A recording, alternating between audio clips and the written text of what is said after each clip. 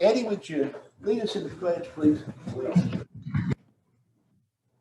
I pledge allegiance to the flag of the United States of America and to the republic for which it stands, one nation, under God, indivisible, with liberty and justice for all.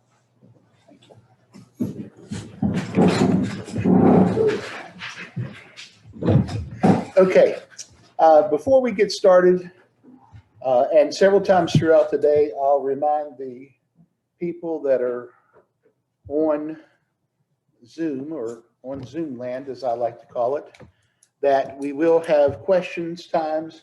You'll have 2 minutes to speak, to ask your questions, and then we'll cut it off because there'll be several people asking multiple questions throughout the day on the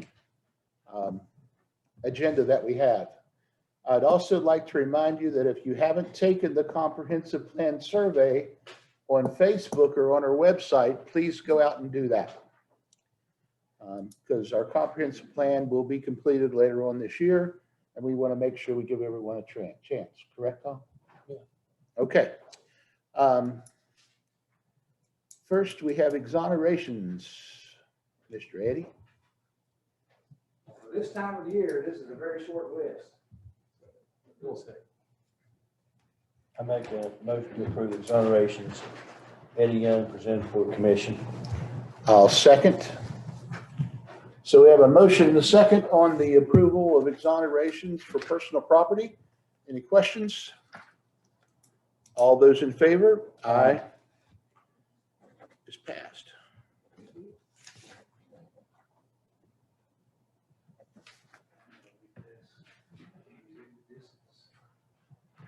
Okay, do you have anything else for us, Eddie? No, sir. Okay, here's, so I don't drop it. All right, Tom, second half payroll. I make a motion to approve second half payroll through 30th. Payable on the 30th? July Thank you, 30th, Eddie. yeah. Okay, I'll second. We've had a motion and a second to approve payroll. Any questions? All those in favor? Aye, taken care of. Vouchers and invoices? I don't have a problem with any of them. You tell. No. Anything we need to be aware of, Ruth, that we're not seeing? There's nothing that stood out. It was only one page, so we were happy. Yeah. I make a Was it motion. front and back? Yeah. Okay. I make a motion to approve the vouchers and invoices. I'll second. So we have a motion to approve vouchers, invoices, player vendors. Any questions? All those in favor? Aye. Okay, prior minutes? No, okay. Real estate settlements?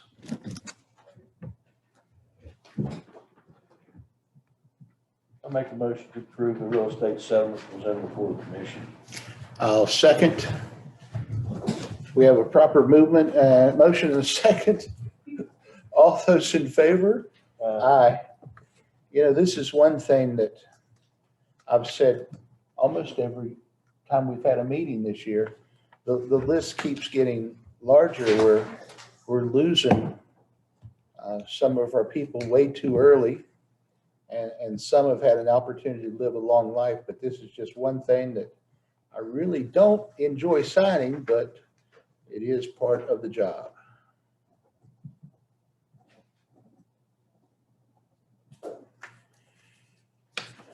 And I'll just hand it to you since you know what I have to do with those. Okay, we are at 5 after. Next is discussion and decision request from Fayette County Health Department for a letter stating that Fayette County hasn't issued bonds in excess of $5 million in the current fiscal year as of July 23rd.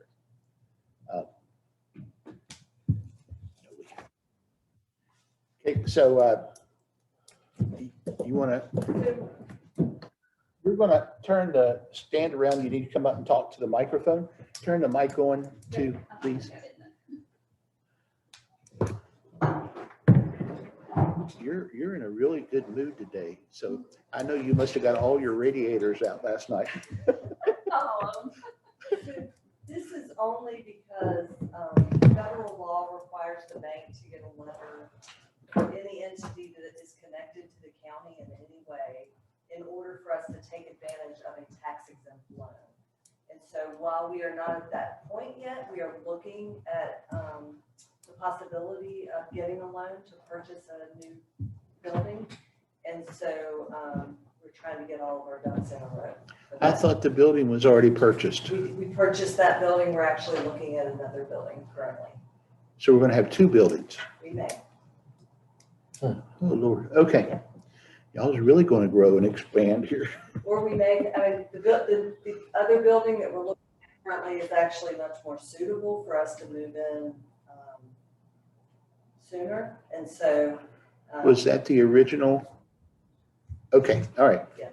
Okay. I know where we're at now. So we could end up with two buildings. We could end up selling the other, the one we currently have. I'm not sure. Okay. So you're eventually going to come back and request the commission to approve some kind of bonds or something. Well, we are planning to get a loan. It's my understanding that this is only a letter, that this does not obligate the county in any way. This is just a letter Right now. stating.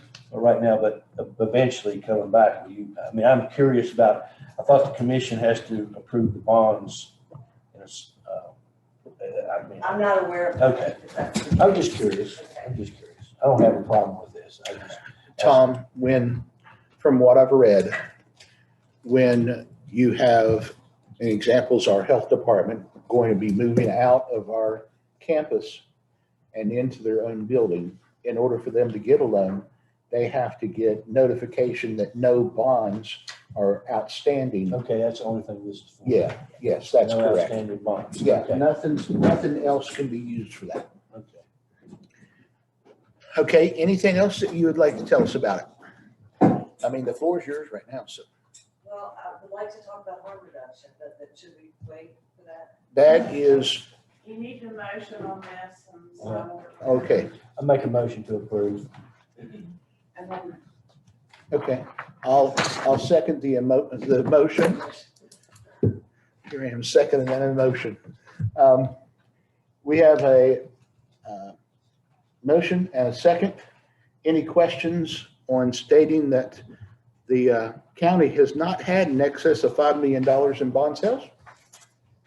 All those in favor? Aye. So you're passed. We have an actual letter for you. Thank you. So would you like me to go ahead and address the harm reduction? I mean, yeah. we can do that now too. One thing that, Amy and Ruth, one thing I would like that people are asking for support letters on anything, I would like for them to actually come in and make the presentation for the support letter. That way, if we have questions, they're here to answer them. Okay? Thank you. All right. Go ahead. Okay. So specifically, I'd like to ask you all, what I would like to ask the commission for is a letter of support, supporting the Fayette County Health Department's harm reduction program, including syringe services. But since I've never had an opportunity to present to this particular commission, I'd like to just review how we started and why we started. In 2017, we were seeing a high number of overdoses, a high number of overdose deaths.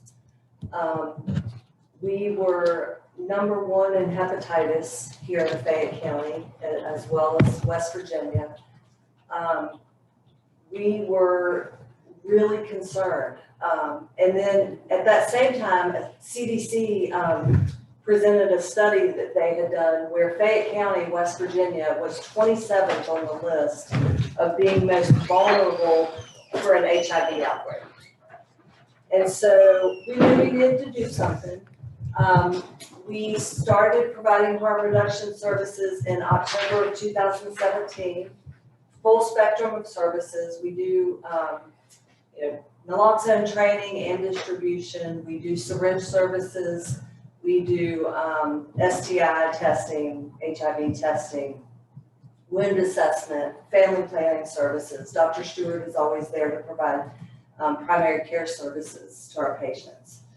Our main goal was to keep people safe, to meet them where they were at that particular time, and most importantly, to keep them alive, no matter what it took. So we have worked really hard to provide these services and to build a very strong program. We have really strong partnerships. We have a great partnership with FMRS, New River Health. When we come up against a barrier, trying to eliminate that barrier, transportation to treatment has been a huge barrier for us. We've written grants where we have purchased vehicles. We contract with folks to transport people to treatment when we have that need, and sometimes we do that ourselves. So we're pretty proud of the program that we've built. Of course, last year was, we were really starting to see some improvements in our rates, and last year was bad. COVID, I don't need to tell you guys where that took us, but it was a really hard year, and overdose rates skyrocketed. So we've got a lot of work to do. But with that being said, last year alone, we took over 100 people to treatment. Over 30 people just in the past 3 months, we've tested over 30 people for HIV. We've given out close to 400 Narcan kits over the past 3 months, including to law enforcement. Every sheriff's deputy received a fresh Narcan kit. So the purpose of and I know that you all are aware of the legislation that was passed and the new rule, and the purpose of that rule is to ensure that all West Virginia syringe service programs conform to a common set of standards and procedures. And as part of that rule, we will have to get a license through OFLAC, which is the Office of Health Facility Licensure and Certification. And as part of our licensing procedure process, we have to get a letter of support from our county commission showing that you support what we're doing here. As well as any municipality. We have a mobile unit. We plan to expand services and go throughout the county. We're already doing that with vaccines and other services. And so if we plan to use that mobile unit and any municipality, we will have to go to that municipality and receive support letters as well. So we're already on the agenda for Fayetteville City Council meeting next month to ask them for support as well. So that is why I'm here.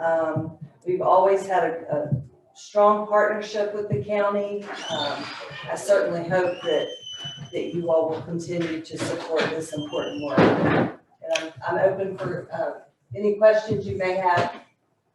On Zoom, it says Terry Harlan. That's actually Dr. Stewart. And so if you have any clinical questions, I'm sure that she will be happy to answer them. You mean Dr. Stewart was afraid to come over here? No, she's out of town, so okay. She's joined by Zoom. I'm just picking on you, Dr. Stewart. So, just remember, I was picking the next time you have to give me a shot. Okay. All right. I know during the legislature time, you and I spent many hours on the phone and on the computer going back and forth. I was keeping you up to date on what I was finding out for you and what you was finding out for me. And we worked together greatly, and we worked hard on this. There were several people who wanted to see the needle for a needle exchange go away. I know the work that your department has done. You have done great work there with Dr. Stewart. You both need to be commended for what you've done. And I will be in support of the needle exchange continuing. Of course, we know it's 1 syringe for 1 syringe now, not the 2 for 1. And when you were going to Oak Hill? We don't have a plan yet, as far as presenting to the city council. Yeah. We're not on their agenda currently. Okay, make sure you keep me up to date on what agendas you're going on. I'll go with you. Great. And I'll assist you with those, only if you want my help. Wonderful. Okay, so, I'll make a motion to approve the support letter. to support the letter? Yeah. Okay, so we have a motion. I'll second it. So we have a motion, a second. Any questions on it? All those in favor? Aye. Congratulations, that's passed, and that's one less thing on our. Thank you. And this is Paula Settle. She is our recovery coach.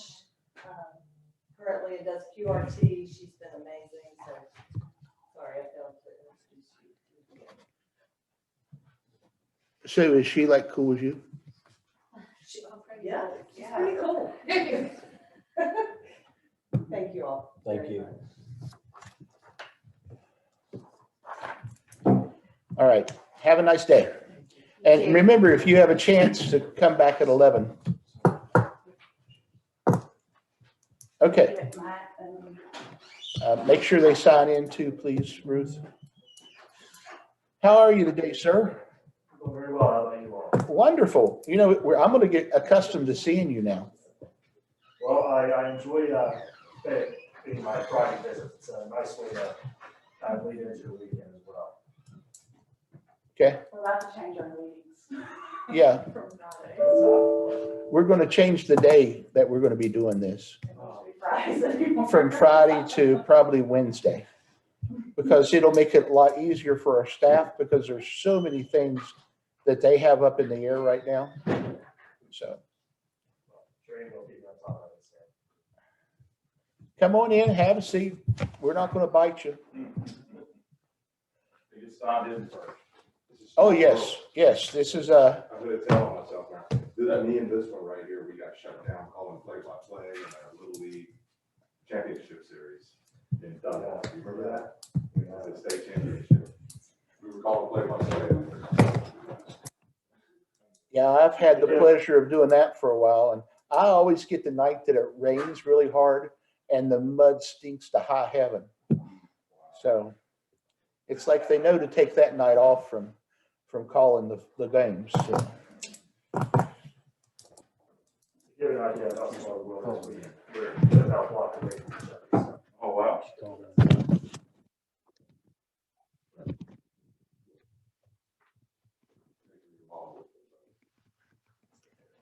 Okay, well, good morning.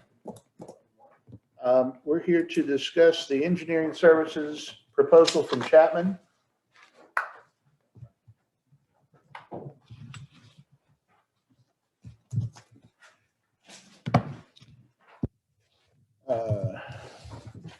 Let me get a few things out of the way here.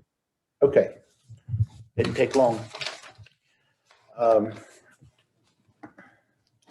So Matt, where do we want to start?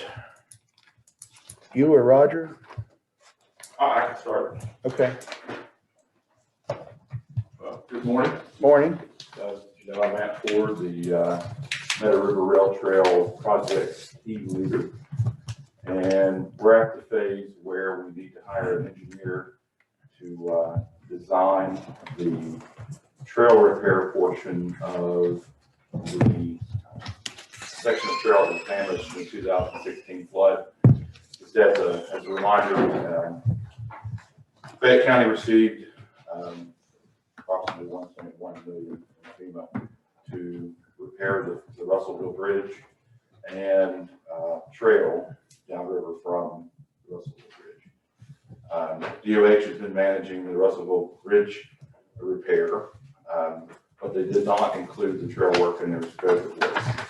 So that's a part that Fayette County will need to manage and see to fruition and get completed. So we're at the point where we need to hire that engineer to get the design done, the plans completed, and then put it out to bid. So we've got a proposal from Chapman Engineering that's done the work on the other portions of the Meadow River Rail Trail, including the Russellville Bridge and the Greenbrier County and Fayette County sections upriver of the Russellville Bridge. You want to give me information about your proposal? Details? I'm sure I can. Yes, sir. Good morning. Good morning. Roger Kennedy, work for Chapman Technical Group. I've been with working on the Meadow River Trail project for several years. We started out with just a TAP grant with the DOH, and then the flood hit, and we've designed and completed the Russellville Bridge. Of course, you know that project's in DOH's hands now, and hopefully get that built. The proposal we have here is for the remaining 11 sites. The FEMA designated trail damage in Fayette County. And the proposal here is set up to take care of that. We would take the work from where it is now, do the site work, develop the plans, bid it, get it constructed.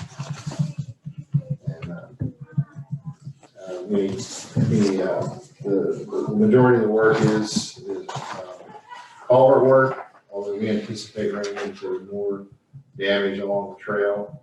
So the estimates, aside from being dated, the estimates low.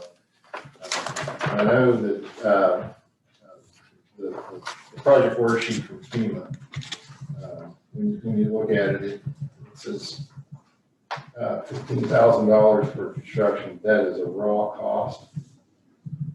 For example, if you look at site number 1, the Russellville Bridge damage, they have a cost of $620,000. That's before the markup of overhead and everything else that goes along with it. So in the end, that 620 turns into roughly 1.1 million. Well, the remaining sites are the same way. I think there was $15,000 for those 11 sites. And the markup on that took it up to 52,000. 52,874. Yeah, 52,874, and those are 2016 numbers. So we're looking at whatever escalation we end up with that. So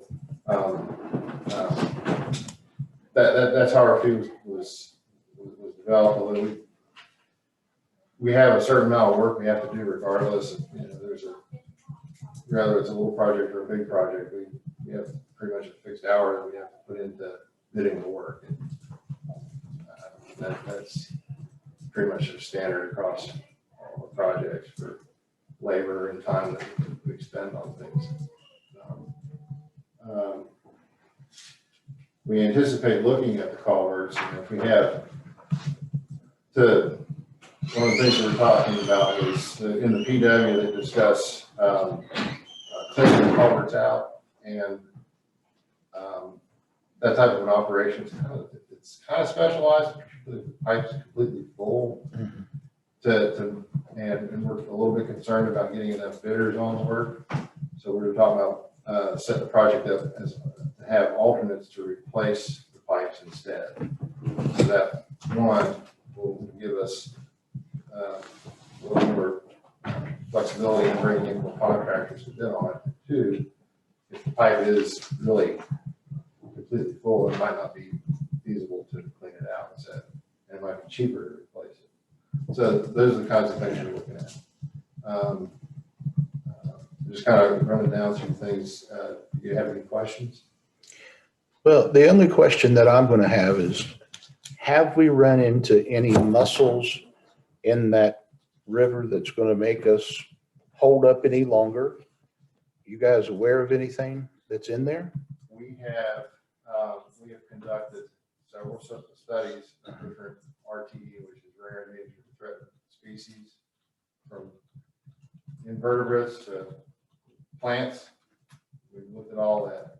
Bats through DOH. Now we do have a bat habitat, so we're experiencing that with the TAP grant into things where we can only clear in the off-season months when the bats aren't occupying the trees. So it's a timing thing with those folks, in regards to the bats.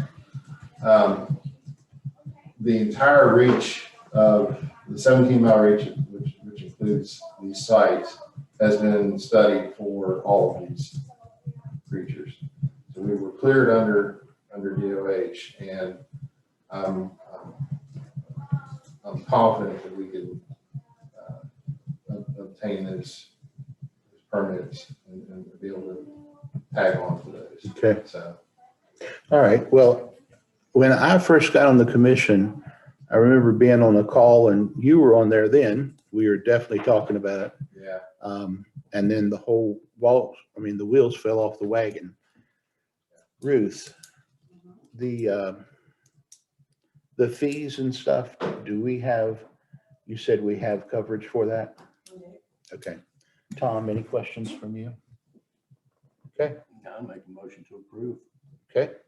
Have a motion. I will second the motion. We have a motion and a second to approve the contract with Chapman. Any questions? All those in favor? Aye. Oh, sorry. Sorry, Tom. Okay.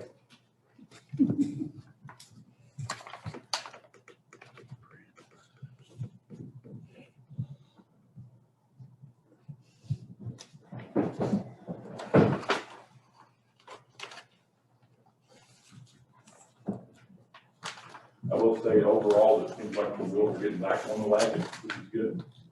And looking forward to a time we can roll a wagon down that rail trail. Absolutely. But Bill's here. If there's any questions about the FEMA reimbursement side, we'll be asking for an extension request, and that extension request will be approved before the award construction contract. Yeah, I was in a meeting with Chelsea and she started talking about the rail trail. And I said, yeah, that's a work in process.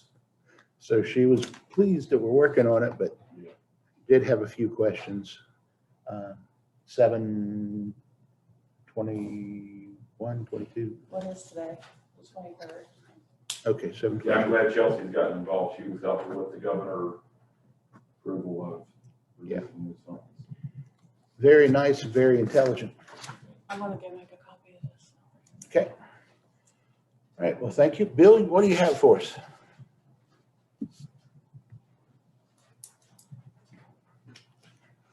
Well, hello again. What I have basically is I share with Matt's enthusiasm, I'm sure yours as well, that this project is moving along. I'm in a Johnny Bench mode, if you will, for baseball reference. But, Okay, that's cool. We have now an engineer online, so I'm desperate. I'm chomping at the bit to get some updated information. We're going to work with them to get pieces we need together to get a time extension request. They are pinging me on the side. The state is when we do this, when I've updated, they know this is happening today.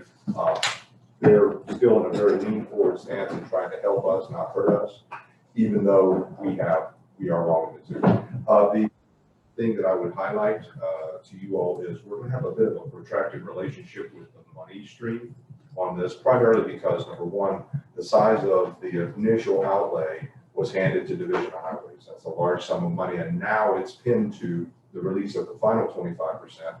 Governor's office feels safe enough to go ahead and release that to us. So the recommendation is to leave those monies in place right where they are. They may hand us, it may want to go one of two ways. When the state releases the funds, we may end up with the other 25% share of the original estimate. So now we're paying bills out of two different funds. What we'll do is we'll work with Division of Highways. It's good they're still involved in managing us with that money to bring a bit of credibility to that conversation. We will be paying bills out of two funds, and we'll work together. We call a ledger, a looking glass view of the burn rate on that. The second thing I would anticipate is we'll work with Roger and Company to come up with perhaps some more updated estimates, because that updated estimate we'll also include in our time extension request. So we're not asking for more time. We're going to ask for consideration of the fact that, to expand on what Roger was intimating, the original estimated unit cost came from, it was a guess. It was an absolute guess. It was an extremely conservative guess based on the origins of those unit costs. Now, many years later, plus with the free market situation, the FEMA understands, and thankfully, we chose an option where FEMA will take the dollar for dollar ride with us on all eligible costs. So I think we're in a good position here in the next maybe 20 to 30 days. We'll have a time extension letter before you for review and approval and send that on to FEMA. The most important point I'll leave you with is, unfortunately, this program remains the same. It's a preferred reimbursement program. So the better, the faster we move forward, acting as if FEMA was not in the room, even though their help is lots of commas and lots of zeros, the better off we'll be. We'll be putting FEMA in the passenger seat where they work best. Okay. Any data or any questions, anything like that? If you would please talk with Ruth. That way she'll keep all of us in tune with what's going on. And she's really our financial eyes and ears on everything. So that would be helpful. Tom, you have anything? No, you're good. Okay. All right. Thank you guys very much. Thank you. Thank you for coming down. We appreciate it. Glad to help.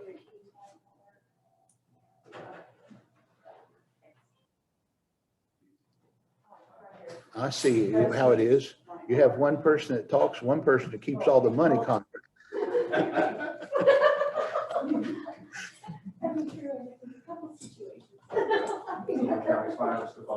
All right, thank you guys. We appreciate all your help.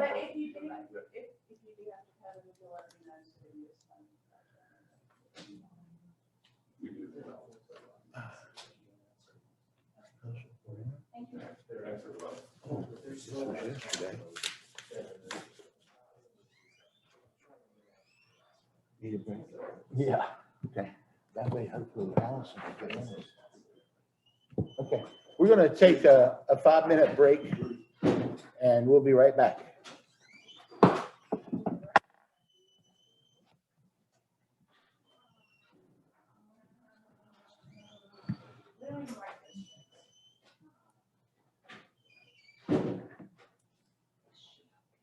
Yes. She's just going to be late. It's cold. I'm telling you, drink a pot of coffee. You won't be cold. John, It turned on itself, Susie. I swear it did. Even though I was thinking, it's time for it to turn on. Susie, I have one question that you can save me time on.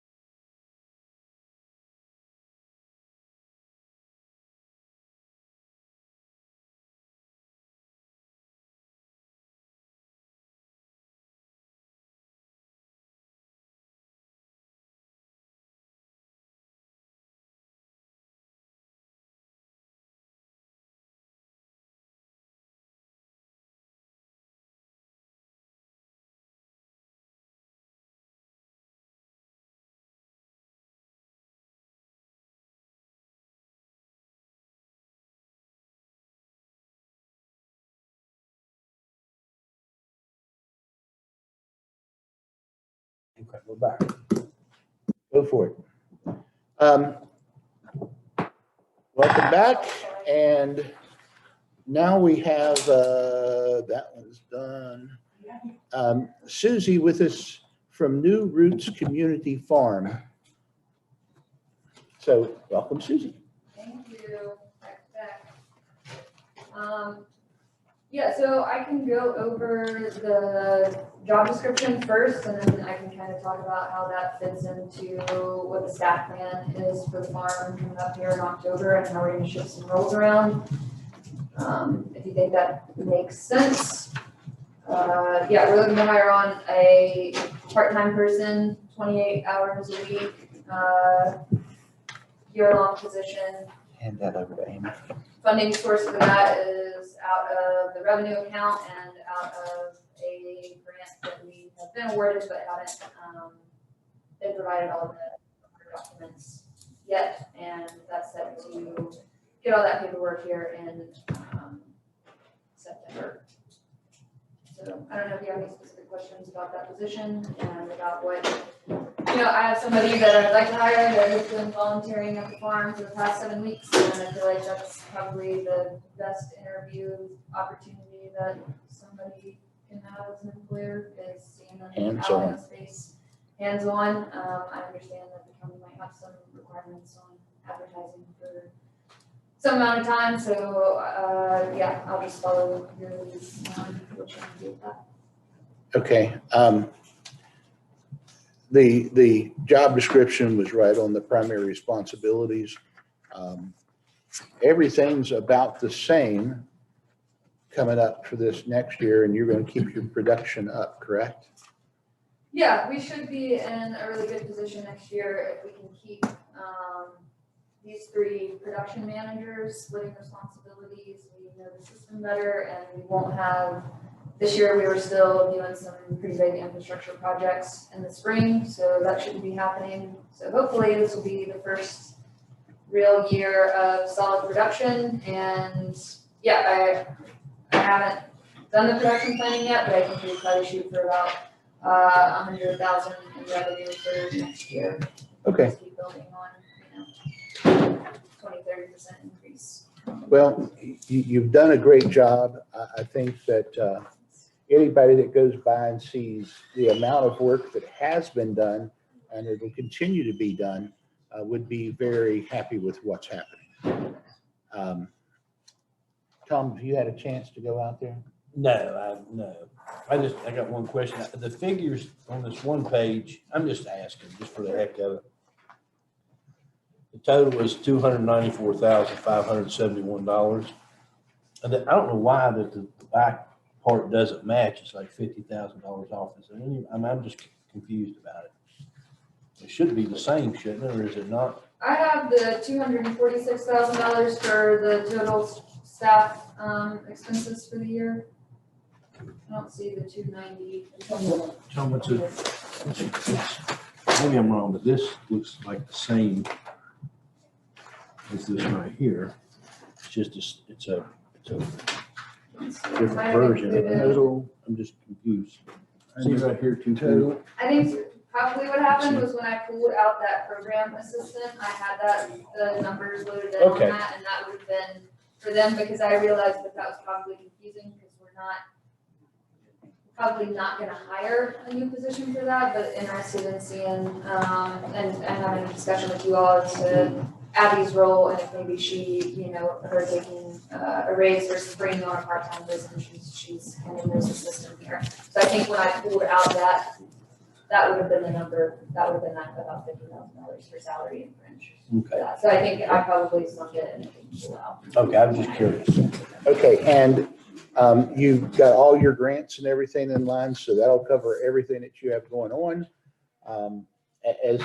Just like I said in the past, you've done a good job, and I think you're really helping to grow the farming by having you out there. My only question, the last question is, I keep seeing all these really nice tomatoes as I go by. Is there any special day that I can come out there and buy some tomatoes? Great question, John. Yeah, there is. Thursday is 1 to 6. Folks can come out to the farm and So Thursdays. Okay. Let me put that in my phone right now. And then, well, I'll see you on Thursday for sure. So I don't have any meetings this time. Tom, any other questions? Okay, I think this was just documents that you wanted us to see what's going on. Is there any motions that you need? Well, looking for approval of the job description, and then if it's possible to approve the hire and set a start date for next week. That's totally up to you guys. We can also, advertise the position if that is county protocol. I don't know if that's a question for. Ruth, you're our HR manager. We don't really have that in writing, but it's been in practice recently. She's been doing the position already. She's So, been volunteering. Tom, what's your thoughts? And all reality is because of the work environment that you want to have. Yeah, I mean, right, we've posted this position like 3 times and struggled to get qualified candidates every time, and then we hired for it and struggled with people in that position. How are you posting it? We would probably just post it on Indeed and social media. Okay. Go ahead and publish it on Indeed, and if this person's interested, have them answer the ad. Okay. That way we stay consistent with everything we've been doing. Okay. Sounds good. Yeah, we go.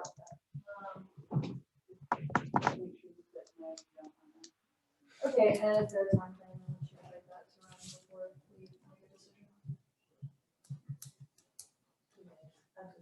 Okay, I really don't. Okay. So Tom, we need a motion to approve the employee description. Make a approve the employee description. Okay, I'll second.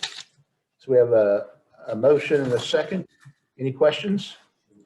All those in favor? Aye. Okay, that passed. And then once you find your person on Indeed, Indeedly bring it back. okay, Well, and, you don't have to, I mean, I can send it to y'all as long as you don't have issues. Okay, any other questions about the stock plan? no, Okay. I've been out to see him in practice, so. Alright. Well, I'll see you next Thursday. All right, thank you. Thanks. All right, Mr. Perry?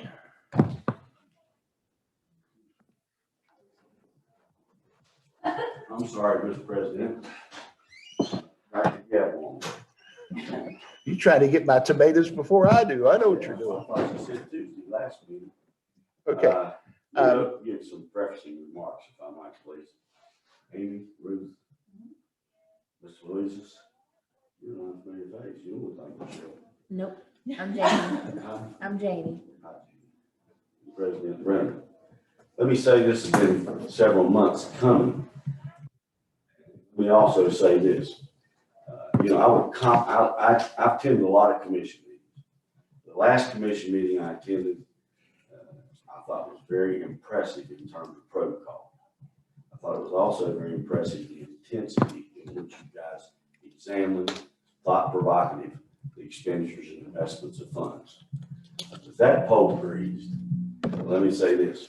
I have brought for you this morning copies of what I think may be applicable to forthcoming COVID funding or stimulus funding. So I will give you a copy of, which has to do with household assistance food programs. Fortunately, Allison's not here. You just leave a copy on her. I was going to. I got you, Ms. Ruth.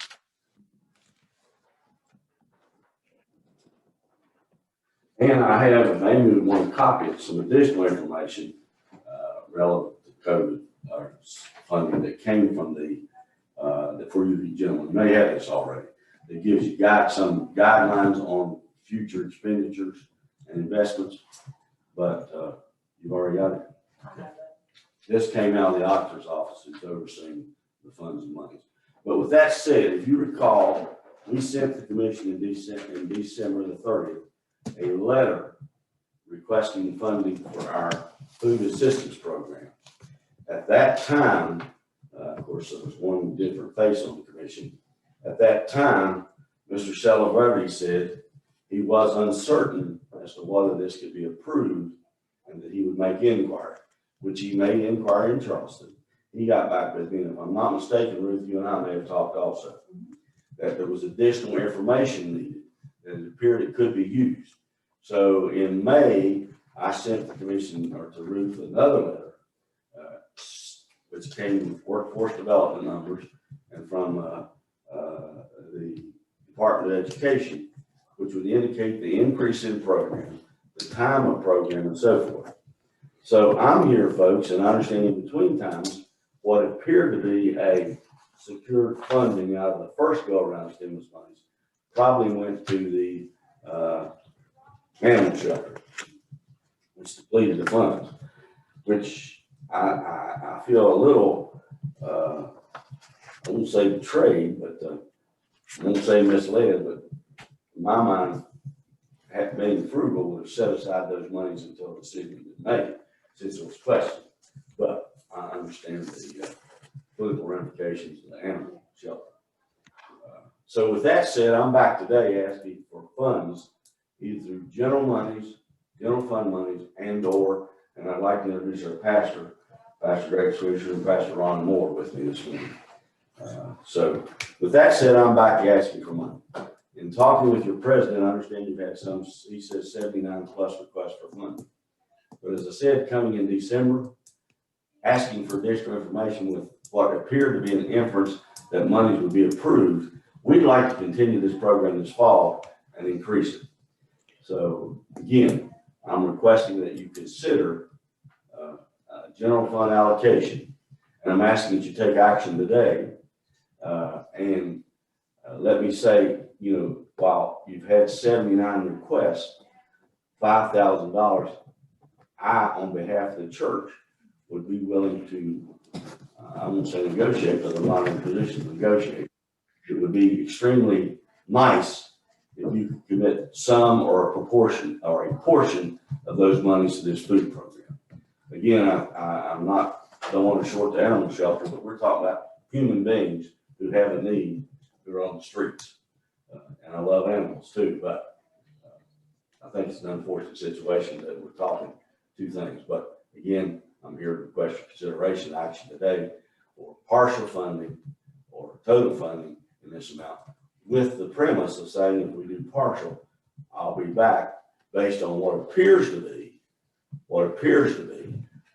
monies that can be used for program. I don't quite understand household assistance for programs, but I'll get back to the auditor to give you further clarification on that.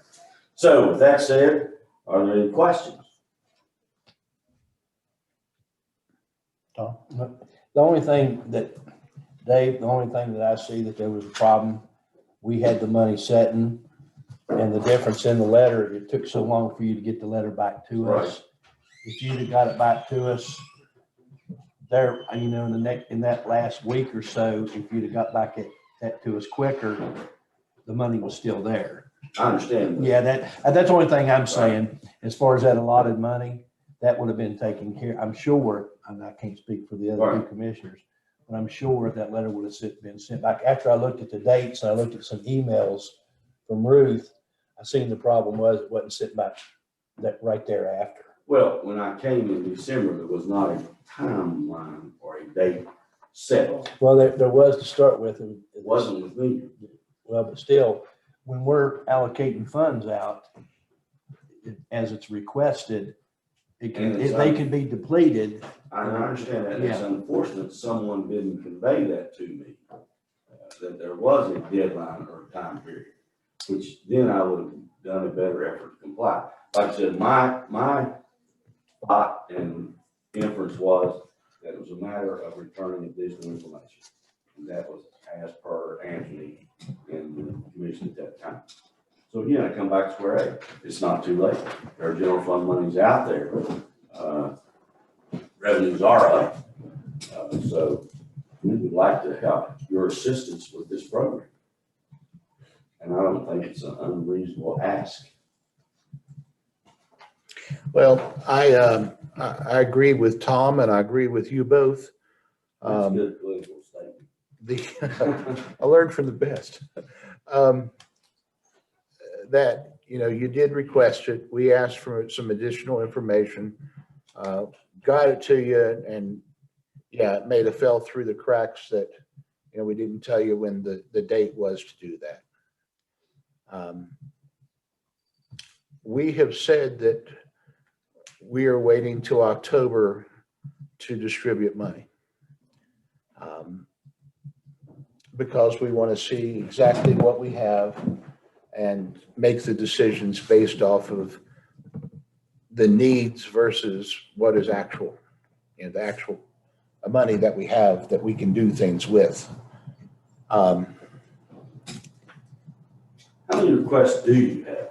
I know in discussion informal. Oh, there's several. I mean, we've I had, have a lot, and it's like, yeah, but some of them have been thrown out because they can't be used for that particular thing that they feel that they can get all the money from. Exactly. I didn't say that. But it's $5,000.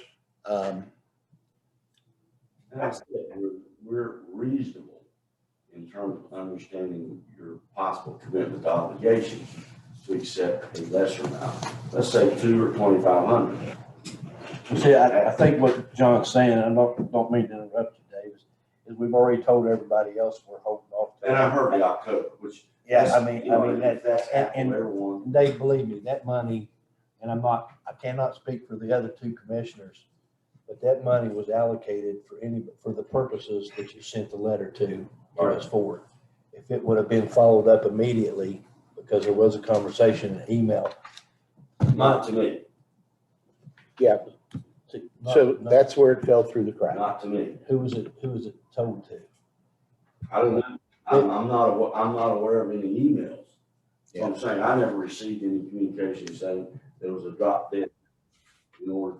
There's not a drop dead date. If you needed to get the letter back in differently. But again, I never got a specific date. And, Well, I mean, what I'm saying is, but you did get the letter in differently as requested. yes, as I was instructed by Anthony and Ms. Lanier. Yeah, that's the only thing I'm saying is I don't think we committed to just holding the money out until you sent the letter. The inference was that you would, and the inference in discussion with Anthony is that it would be there once we. And again, it's not there. I accept that. And again, I would say I understand October. I understand you will reconsider us in October.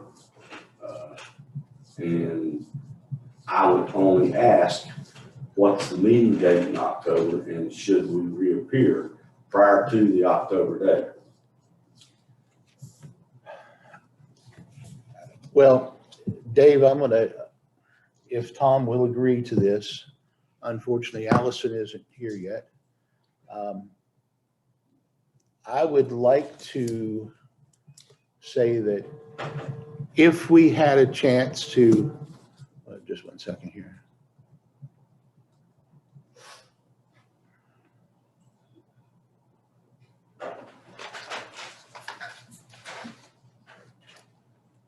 I'm lost. If we had a chance to. Thank you. This isn't something that you're doing right now? We would start it probably in October. In October. Or before. We started before, and we continue longer in the spring. Now, are you guys still doing that one Saturday a That's month? what this is all about, yes. Okay. So if the commission says maybe come back in end of August, since you don't do it till September. Right. To present. Come into September to present again For for the October consideration. You have the September date. Well, dates are changing our It's a calendar. Wednesday. yeah, it's a Wednesday. yeah, I told you about that. Yeah, that was discussed. I think we're going to talk about that today or next. Yeah, week or something. Let me also give an opinion. The last meeting we discussed going from 2 meetings to 1 meeting. I think that would be a disservice to the public. I think it's important the public access you guys. I like the protocol I'm getting here, but from a constituent perspective, I know your responsibilities are there, but I also know that you have a certain obligation to the constituents to make yourselves available. With that said, let me also compliment Allison. I hope she would have been here. But I understand she was the lone ranger who voted not to charge the rafting companies $50 for buses on the Bridge Day Commission. I'm not aware of that. Oh, hi, Sharon. Which I think we shoot ourselves in the foot with a program such as Bridge Day.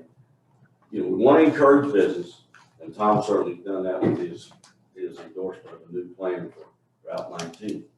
And at the same time, and $50 is very minimal, and it won't break any of the rafting companies, but in consideration of the program, in consideration of their involvement, and I've heard this already, folks, but I would compliment her on her vote.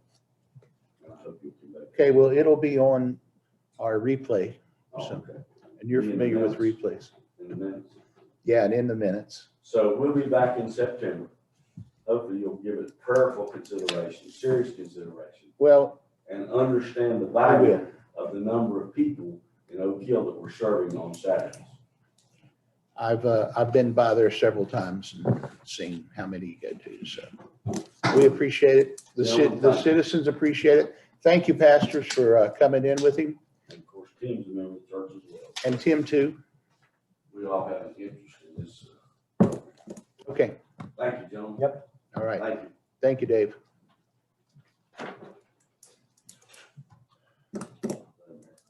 All right, You need to take a break? Yeah, if you don't mind. okay. Tom's going to take a break Real quick. and we'll be back. Real quick.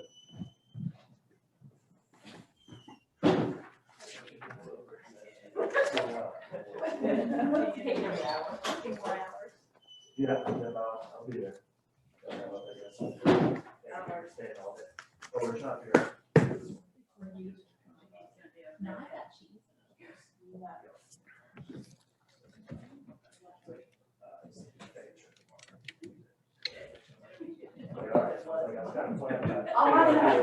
That's why I'm like, you're right. No, it's what? Angela. Yes. Is that what you?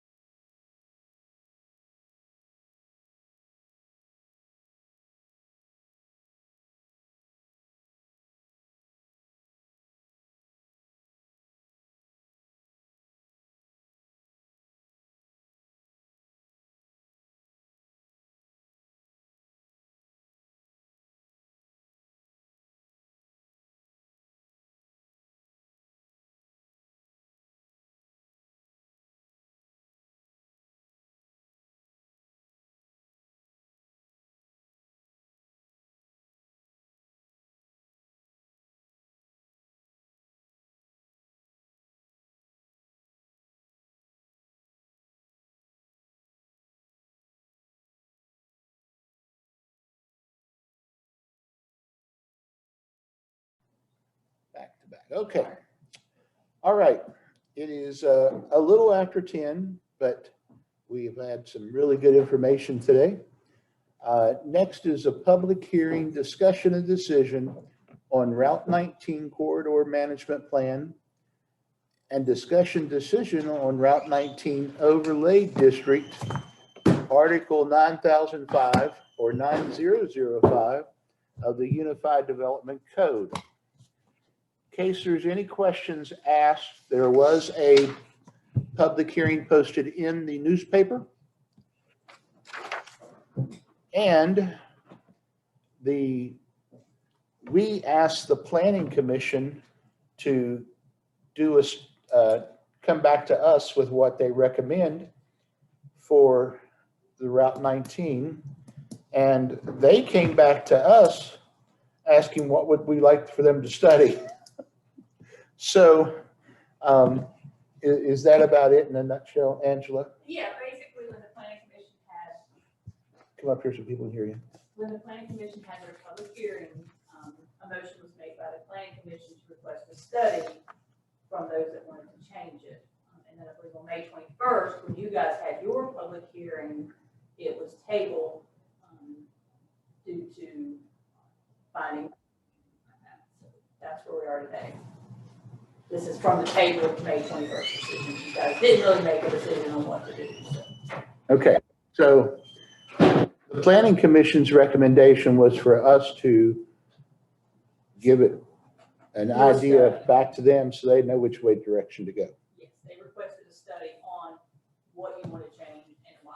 It's basically what their recommendation was. Okay. Any questions on that, Tom? No, I understand it completely. Okay, so we're going to, Tom's going to take care of this one since this is his baby. It's my baby. I just want to say a couple things. See, I wish there was more on Zoom than what they do. Can I interrupt you? Yeah, go ahead, John. Okay, for the people in Zoom land, I just want to remind you that if you want to ask a question, raise your hand. And you'll have 2 minutes to ask your question, and then we will go from there. It will be timed, and when I bang the gavel, that means that your time is over. So.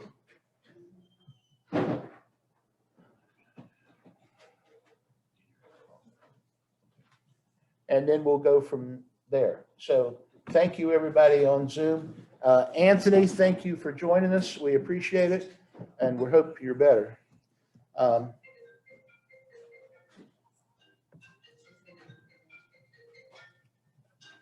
Mr. Perry, that's $5. That's what. That means you only need 4,900. 95 more.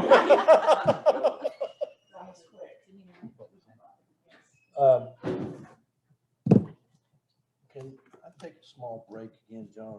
Yeah, go ahead.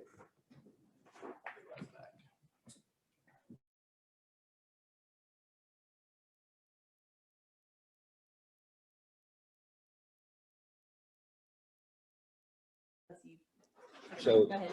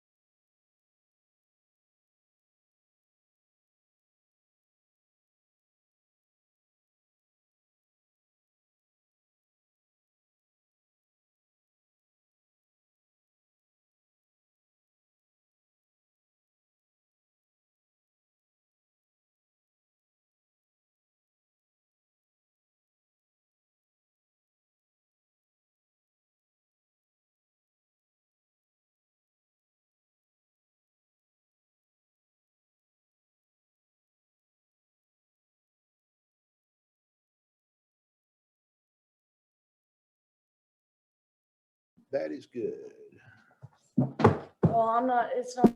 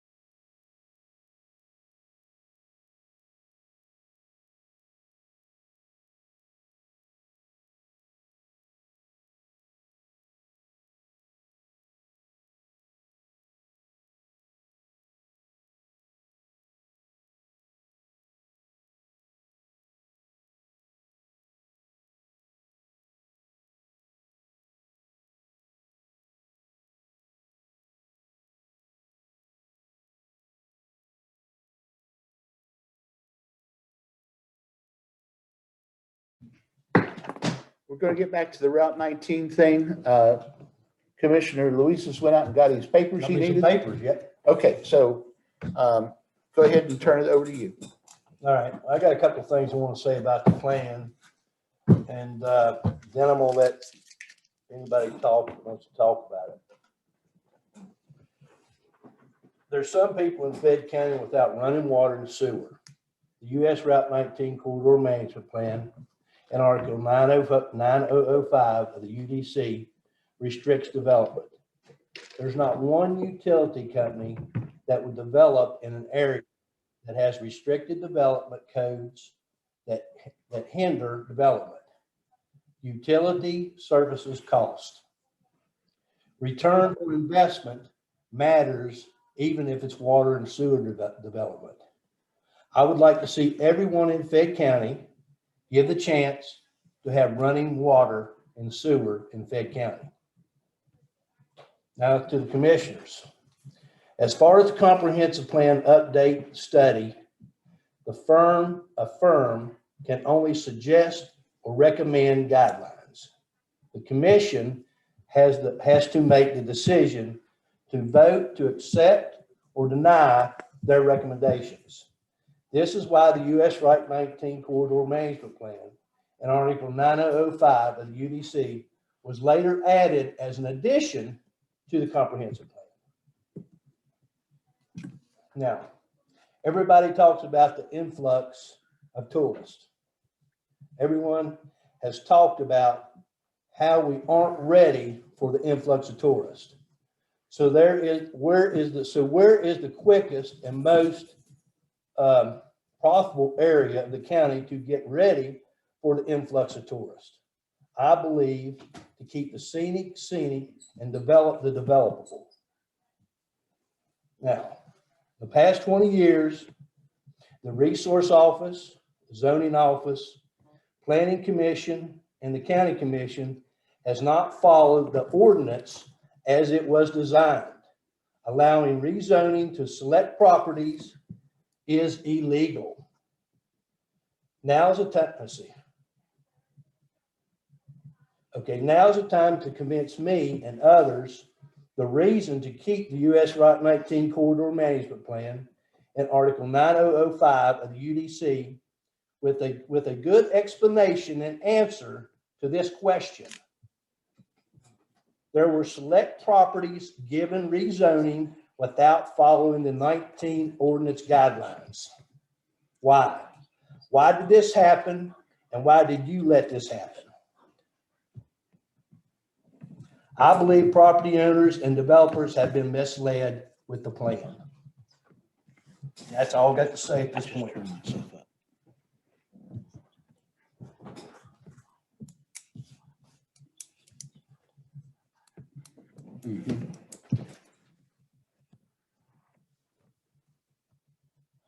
Why don't you, Nothing else to why say? don't you open it No, up to, I'm wanting the Public, people to yeah. answer the question, why did everybody not follow the Route 19 Corridor Management guidelines in Article 9005 of the UDC and why properties got rezoned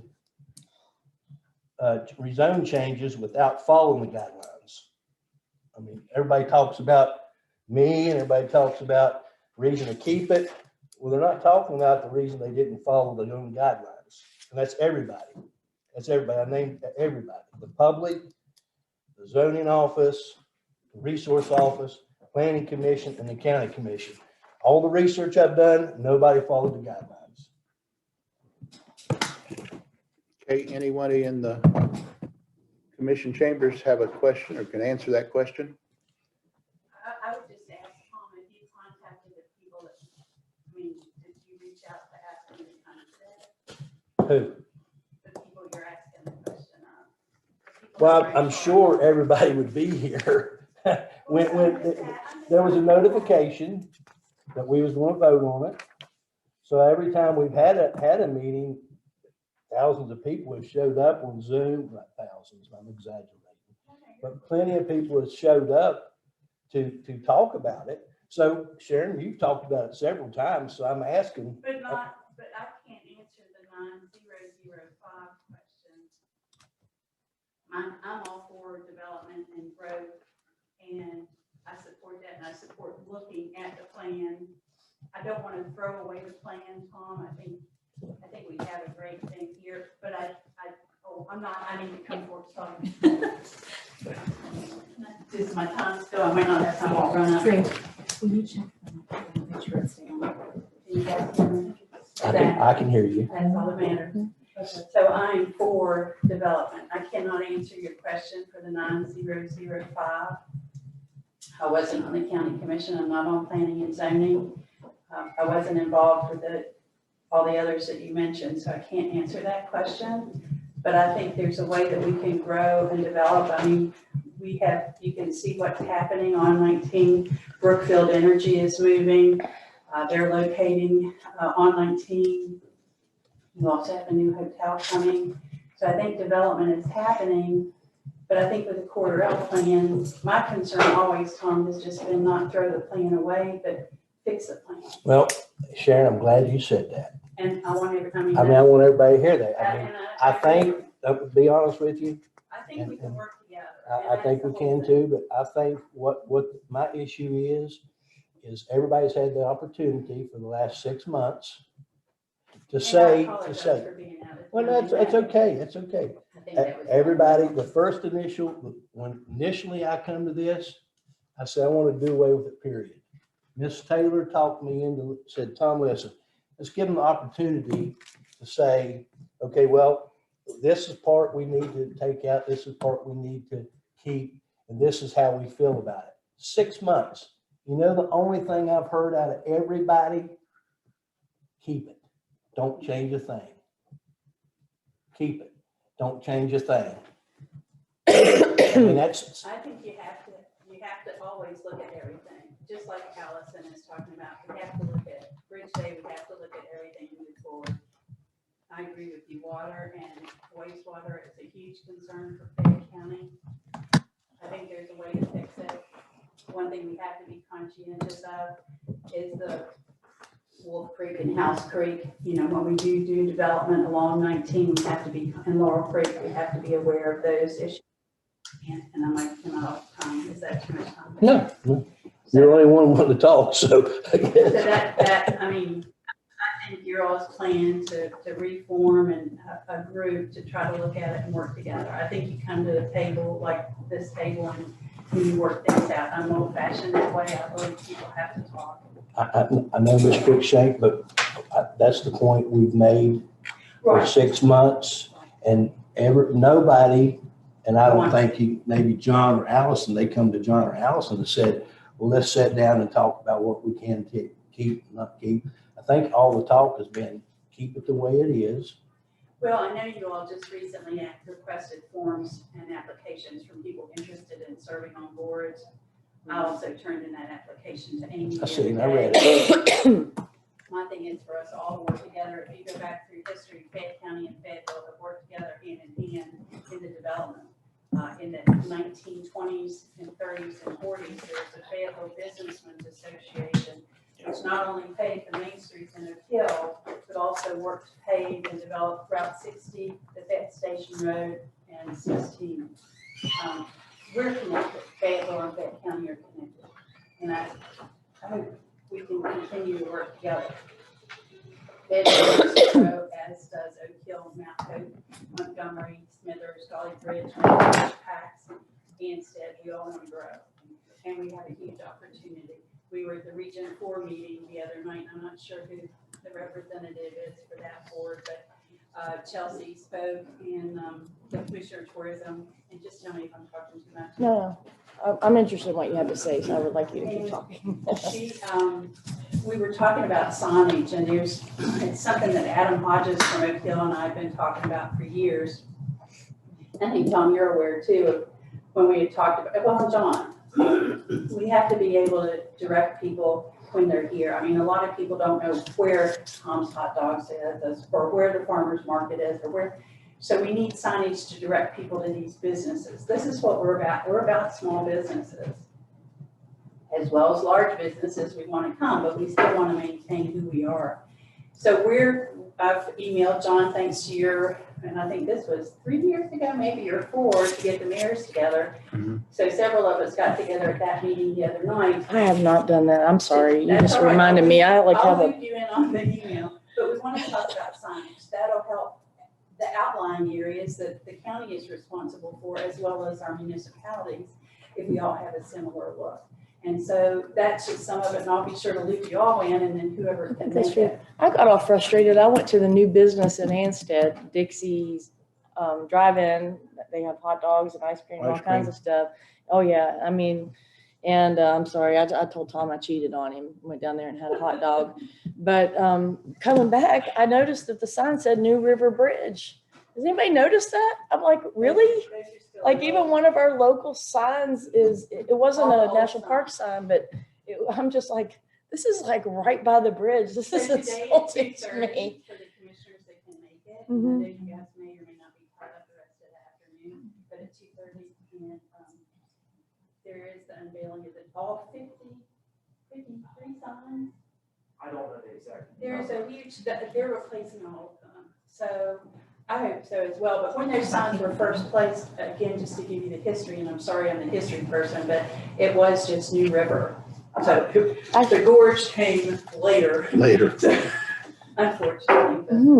But Okay, But well, it must be a really old sign. It's one of the green ones. It's not one of the national yeah, park signs, that's one of the original. but it's still like when it changed and when it was National River, I mean, I just thought, really? Like this Yeah. is here in this, I Unfortunately, wanted to knock it down myself. Unfortunately, there weren't those federal dollars, but Tom, I won't pull up anymore, but, and I'm sorry, I can't answer the 90005, but I'm willing to work with you guys. if Do you want to should know what the decide. 9005 is?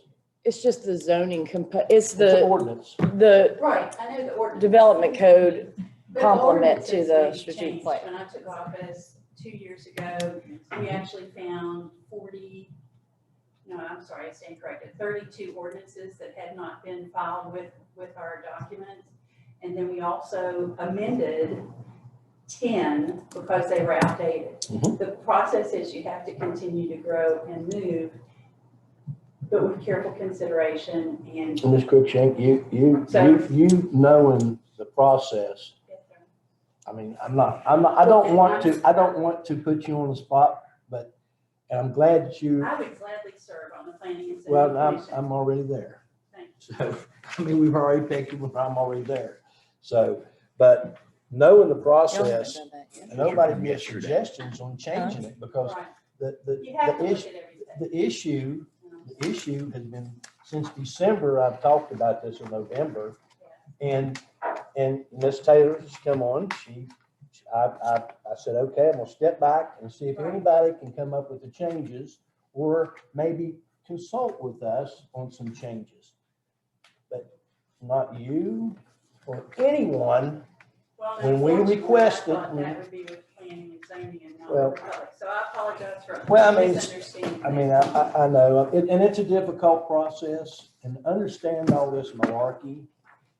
I mean, there's people out there still don't It's understand. cumbersome. It really is the way it's, Until the you way it's set really up. read it and research and involve yourself in it, you don't know it. That's why I think everybody was speaking against this, and I thought, everybody's speaking to keep it, and I said, well, they don't even understand what's going on, or they're being led by the hand by somebody that don't know what's going on. And so that's what I'm really been bothered about, and especially. I would encourage you all then to have your new committee and go. I know that's what we did, go into the ordinances and actually read them page by page, because you're gonna have to have somebody, and I apologize, I thought that was occurring. But then to look at things and realize they're not, we couldn't even do in the town of Fayetteville. So that ordinance has been amended and corrected, so we can, but it was written in 74. Well, see, this was, the comprehensive plan, the firm that, in my opinion, now correct me if I'm wrong, I'm guessing on this one because I haven't researched this. The firm that originally done the comprehensive plan did not implement or say that this needed to happen with the U.S. Route 19 Corridor Management Plan. People come up with that to add to it. The management plan, the Route 19 management plan was actually done before our current comprehensive. The current one, yeah. I have a question for you before you sit down. What does the town do? Because I'm guessing the town doesn't have a corridor management plan or similar document like we do at the county level. We have tried to adhere to the green space, so, and I wasn't involved at the development of Walmart when it happened, so it was kind of a mishmash of that green space. There's a little bit of green space, but there's not as much as we would like. They did do the low impact lighting, so those, so you don't have the light pollution. They did work with us on that, or with the people that were in power at that time. Signage can only be so high. Fayetteville does not have billboards, but you can have signage up to a certain height, and that is what's visible there at the shopping center. And that's basically ours. So basically on the right side of Route 19 would be under Fayetteville zoning, from Appalachian Drive to Keller Avenue. Excuse me, allergies. I feel your pain. Did that answer anything? Yeah, I The did. other side has been, but steep, I mean, spherical steep, and you have the property on the other side, so that's county, right? No, it's in the municipality. The part of Tomco is in the municipality, Fayetteville It municipality. is in the municipality. Yeah. Okay, so it would then be in the Fayetteville, so, but then those. It was taken billboards- it was requested and taken in by Fayetteville. I don't remember who. it No, is. Tomco Enterprises, Stephen. Oh, they requested. Yeah. Yeah, she was wondering who. But. It was on the other sign side of it. And Allison, that's basically the same thing. So, but your council has the ability to kind of override stuff and approve stuff, right? I mean, like when things are submitted, how does that process work? If you want to know, we're currently in the application of redoing our zoning and planning and zoning ordinances. And I'm happy to share those with you guys if you like, or you may already have them, I don't know. I've heard about it. And you probably have your own to look at. I've heard of it. But we are in that process. Planning and Zoning Commission is the one that works through that, similar to what you all had in place. And then you have to have your public hearings. And then, of course, council has the final say to approve or disapprove. If council disapproves, they give it back to planning and zoning. Planning and zoning has. You got one? Okay. Unfortunately, but thank you. And so then it goes back to planning and zoning. It continues to go back to our planning and zoning until they get to where it's acceptable with council.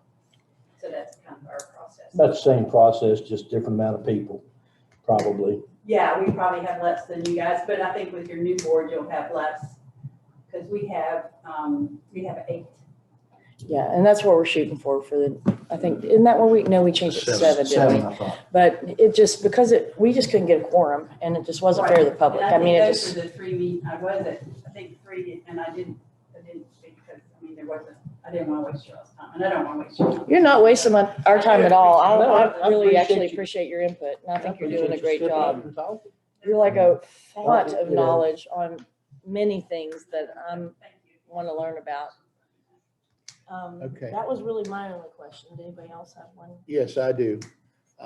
Tom, where you said keep scenic and develop the developable. Those are two good things to hear. And as a commissioner, I will not approve any more billboards on Route 19.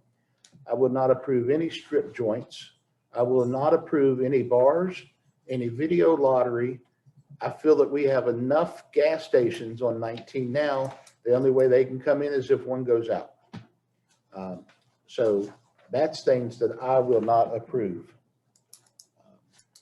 But May I approach the bridge? Yes, sir. yes, Please. sure you can. Please do.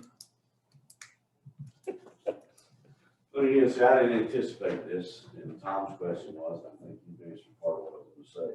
If I recall, the origination has started with someone, an expert out of Maryland, who developed most of this. At that time, it wasn't, there were public hearings, partially attended, but basically, local people were left out. There were certain interest groups outside the interest groups that were very active in the development of this, or acceptance this plan, not the local people. Let me compliment Tom and Allison and John in taking this issue up. And when I was in government for 16 years, it doesn't hurt to revisit anything and everything, and you should. We're in the process, as Sharon said, doing much change in the city of Oak Hill. Most city ordinances, particularly Oak Hill, is predicated on this point. There's been nothing else presented for a number of years. So I very much, and I think having been in the legislature during that time, I played a great part in the federal adoption with access to and from, so make that happen. But as Thomas said, I think for too long, we've done too much spot zoning. That's what it's called, spot zoning. Spot zoning. That's exactly what it's called. Which is illegal. I know all about it. But I think the plan is too restrictive. I think it doesn't lend itself to growth and development.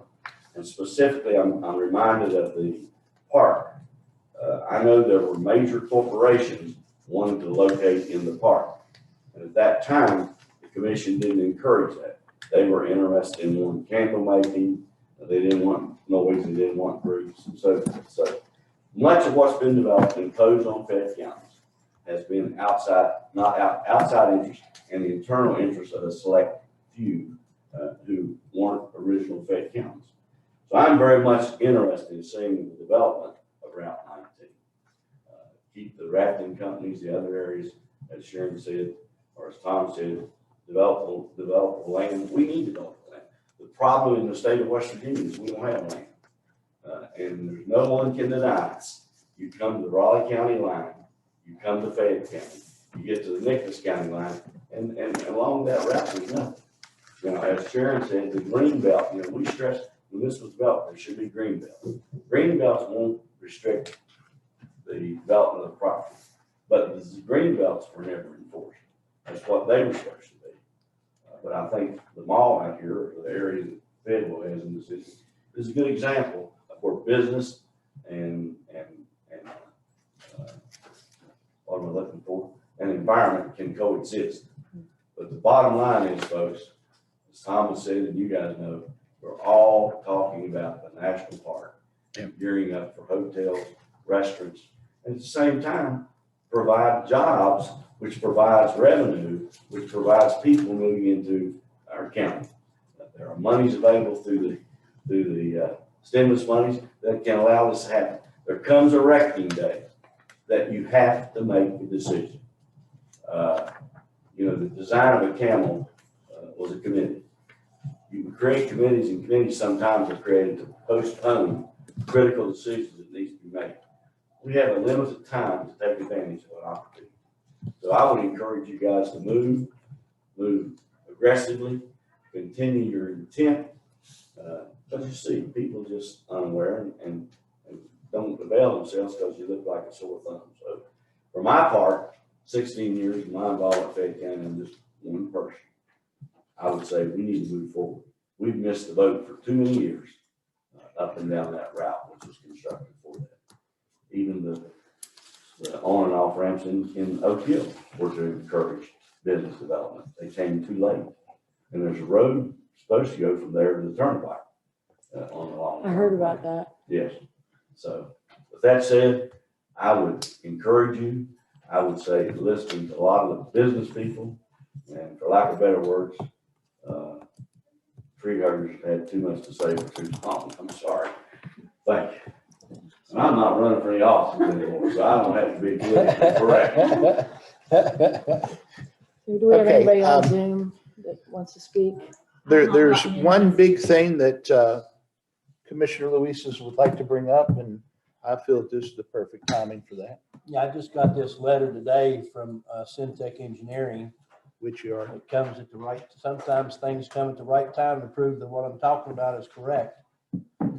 And no matter what, if it's removed today, the commission still makes a final decision on any rezoning, just like John said. If he don't want to vote for a strip joint, Billboards. whatever, we don't have to vote for it. Everybody can come and speak in a public meeting, say, no, they don't want that. Removing this gives landowners and developers the opportunity to put forth a plan on rezoning for development. It restricts development just like this right here that was sent to Angela Tuesday for a Dollar General that wants to go in out of the intersection, and they cannot, at Glen Jean, they cannot meet the requirements set by the U.S. Route 19 Corridor Layover District and Article 9005. And that's 127 questions. Yeah. So, I mean, they're going to ask for a waiver. And really, they shouldn't ask for a waiver because people has got rezoning by not following Article 9005. That is why I'm so adamant about getting rid of this. And Ms. Cruikshank, we get rid of it. This firm that we're hiring comes in and says, well, you need maybe do this. I'm not going to fight too much. The 905 is ridiculous. Ridiculous. It all can be worked out, but I think we need to do away with this. And we got 8 months. We got 4 months. 4 months. They're going to give us a comprehensive plan. We'll look at it. We'll go from there. But I think this needs to be done away with. We need to send a message that we want property owners not to be misled. We want property owners to have the opportunity to get rezoning to develop their property, not be selective. So that's all I'm going to say before I make a motion. If anybody else wants to talk. And Tom, I just want to thank you for saying that to protect the scenic and protect that, the watershed, I think that's critical. And I think that's the big thing, is to protect what we currently have as scenic. And I've always said that. I mean, I from when I ran for election, I said that certain parts of the county can be utilized for certain things. And believe me, that people with no running water and sewer is not right to some of the people across the river. And development will bring the ability to be able to develop property will bring utility companies to spend the money to put in my opinion, because you don't, if you can't get development there, you're not allowed to have development. Who wants to spend the money on utilities? What utility company or business wants to do that? And again, keeping that scenic or green space, I think is always. Yeah, and I agree with that. I mean, I've said it Thank from, you for yeah. enforcing that. yeah, I wanted to make sure I said that in my little words here. And then I'll add one thing. I didn't even edit his speech before. No. I got up at 2:30 this morning. and Managed wrote to communicate it all by himself. Yeah, we were talking earlier, and out of the people who have built on Route 19, none of the questionnaires were completely filled out, which isn't right. For the ones who did completely fill out the questionnaire, they were turned down. No good So, deed goes unpunished. That's, yeah. that's the rule of the world. So, and then having the letter on this Dollar General, it just shows that we need to make better decisions as a commission in order to keep the county moving forward. So, Allison, do you have anything to add before? Well, I just basically a statement, because I'll just say right now, if Commissioner Luisa moves to eliminate it, I'm going to second that motion. And the reason is, as I'm about to state, one is, as both of the commissioners pointed out, we still retain the ability to reject any, unsavory plan. We are all interested in keeping the quality of life the way it is here, because that's what attracts people here. That's where we all grew up here. And also, I do feel like it's been unnecessarily restrictive. It was selectively enforced. Now that can be fixed. I mean, we could not selectively enforce it anymore, of course. But ultimately, the Planning Commission came in and recommended that we have a study done. And thankfully, the NRG RDA has agreed to fund that study to the tune of $250 million. So, or $1,000. No, 250 is the baby dog fund that we now makes us have to pay for National Guard, FYI. But anyway, it's funding that, and it's going to include Route 19. So I feel like we are taking we took the recommendation, accepted the recommendation of the Planning Commission. We're having the study done, and as Commissioner Luisa says, those recommendations are going to be, given to us and implemented before the end of the year. And at that point, we are going to, look at the zoning and make sure that our zoning regulations are comport. So with regard to those, that the 9005 component of the UDC, I feel like we're just going to have to wait for the strategic planning recommendations and then make sure our zoning documents are updated accordingly. But in the meantime, I really don't think a lot's going to happen between now and December when the plan comes in. And anything that, is obnoxious, as you mentioned, Mayor Cruikshank, Fayetteville has been able to do it without a cumbersome document process, because you can talk and you have some general ideas in mind and standards that you want to follow.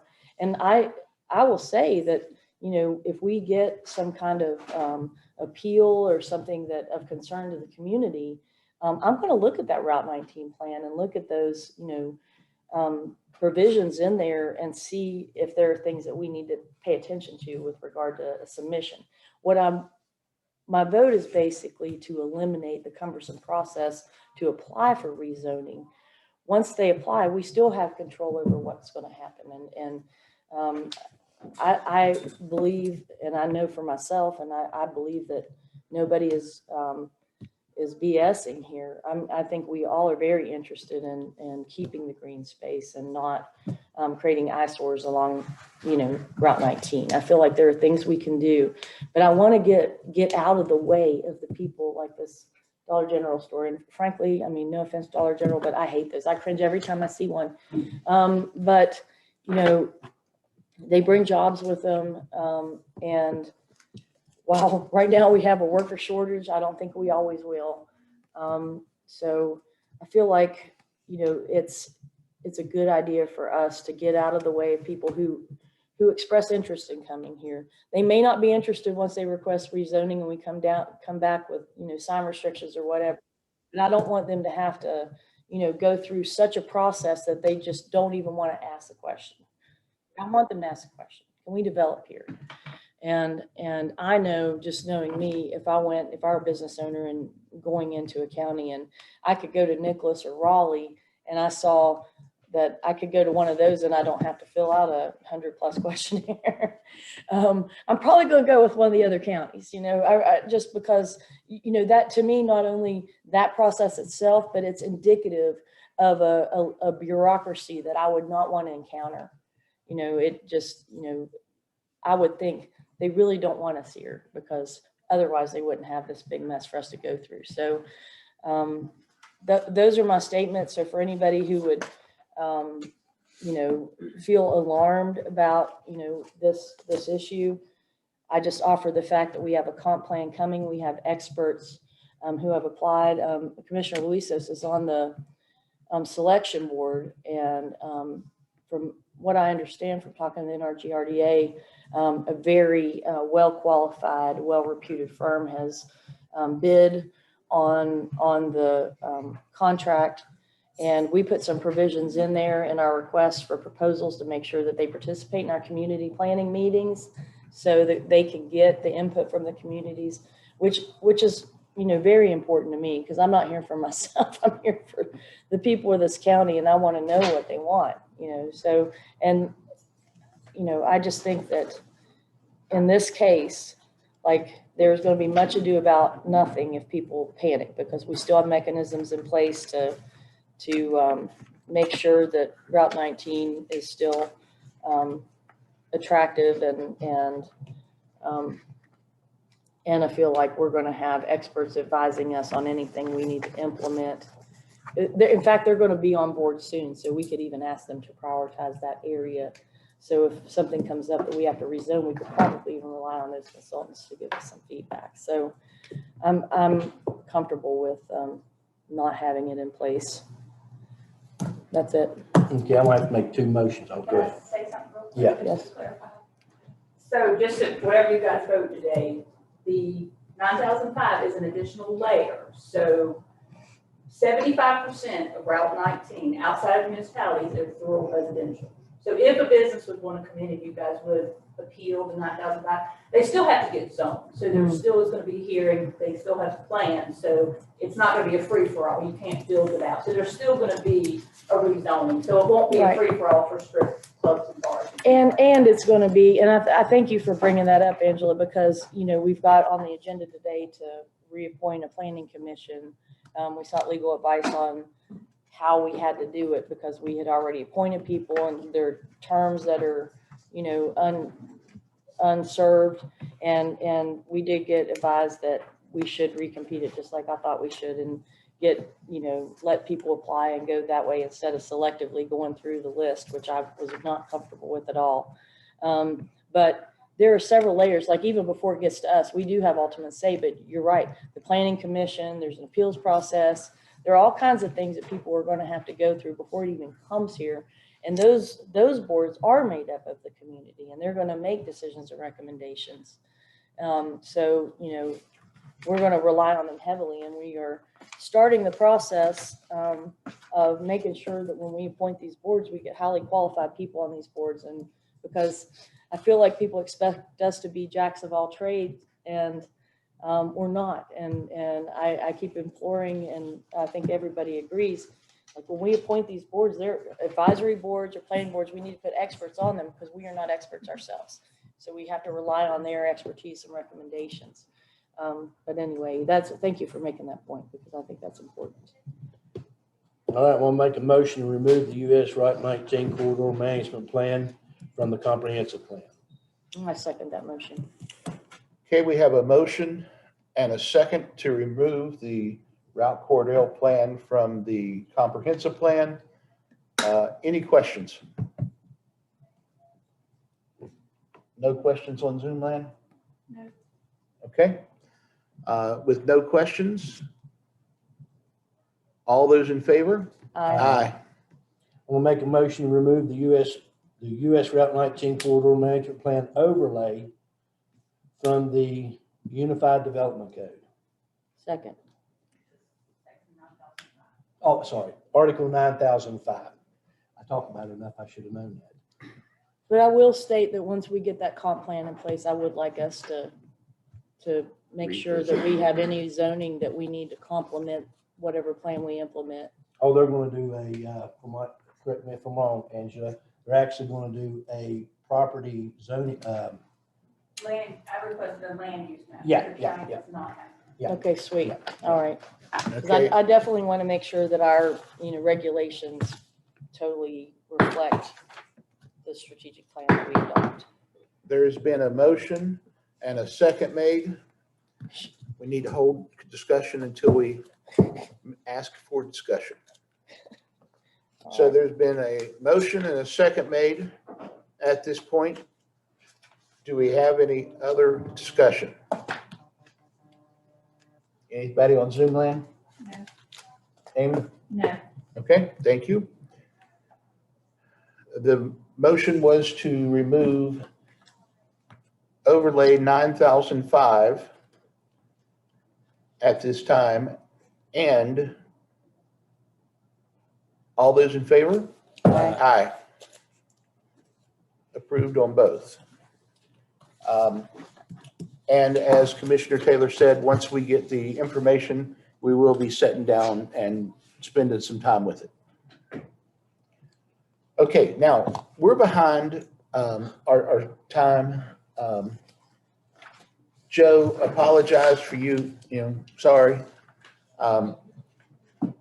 Is there anybody else here that needs to come in?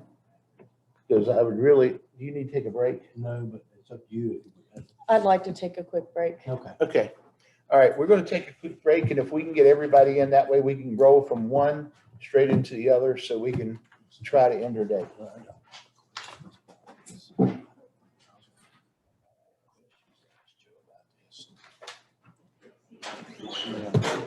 Sharon, are you about to leave? Let me get you.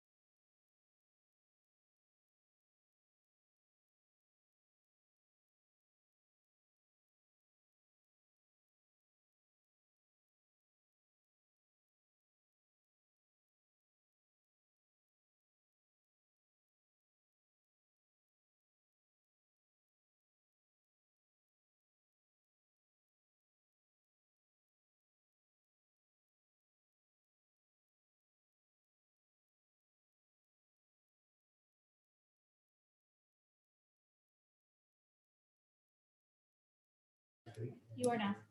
Are we gonna, do you wanna just vote to remove it or to table it to a different date or? No, I was gonna go ahead and approve it, and then I'll just meet with him, talking about the fire. I feel like we need to be informed Yeah, more, yeah. Yeah. And that's on why, that. yeah, that's what I was telling him. Yeah. Okay. Okay. Because it's a year to year. Okay, all right, yeah, everything is actually. Think about it.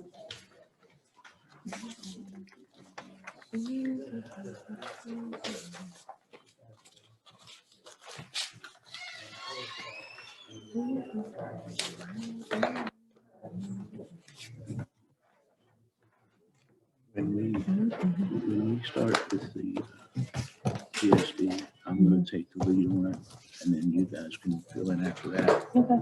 I'll come to you next, or him next, and then we'll go out to the Okay. regular. Oh, Works for me. excuse me, but I have to go do something. Okay. Just one real quick. You're out of sign. Oh, I'm pregnant oh, you right be now. careful now. You don't need I got another injury. I'm all right. I just gotta go and It's undecided on that. do something.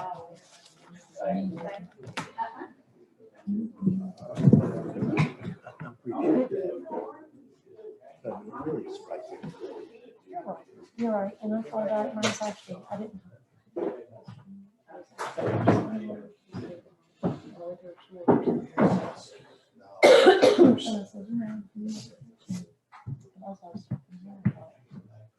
No, don't worry about this.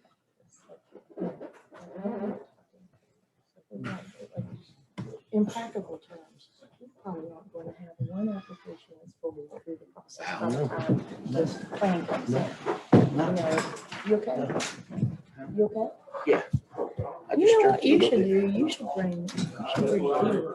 That's what I used to do. When I had the heating pad to just keep your muscles loose in your back. 'Cause I used to do that when I was at work, when I had a back injury. We can plug it in right over here. You know, at least it'll keep you. Is there hooking? Well, there's one over here, so we'll just get an extension. Yeah, I recommend that you do that. I think that'll help. Man, it feels like sticking in a knife. I understand, because I had a really bad injury for a long And it time. was on the right hand side, but You now guys it's been to the left. You're having some muscle spasms.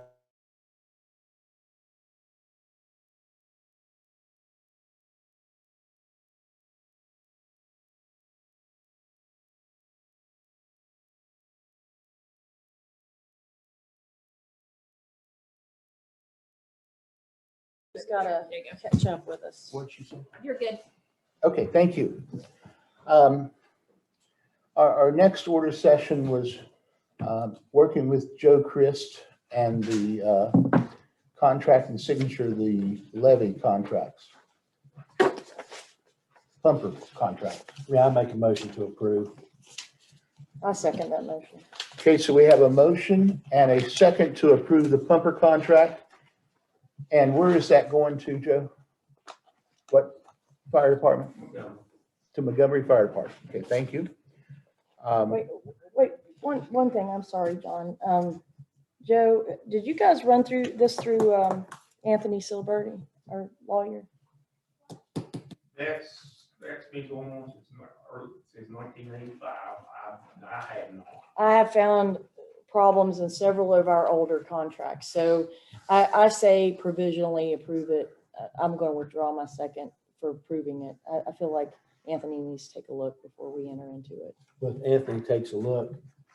Then I'm fine with it. If Anthony's fine with it, I feel like we can get stamped. stamped. Then aren't we doing a meeting Tuesday? Yeah, we can do, well, it's too late to add it, I think, to Tuesday, Is it but too late to add I it? feel like we can vote to approve it if Anthony has no problems with it, and if he does, we'll just get it on the next agenda.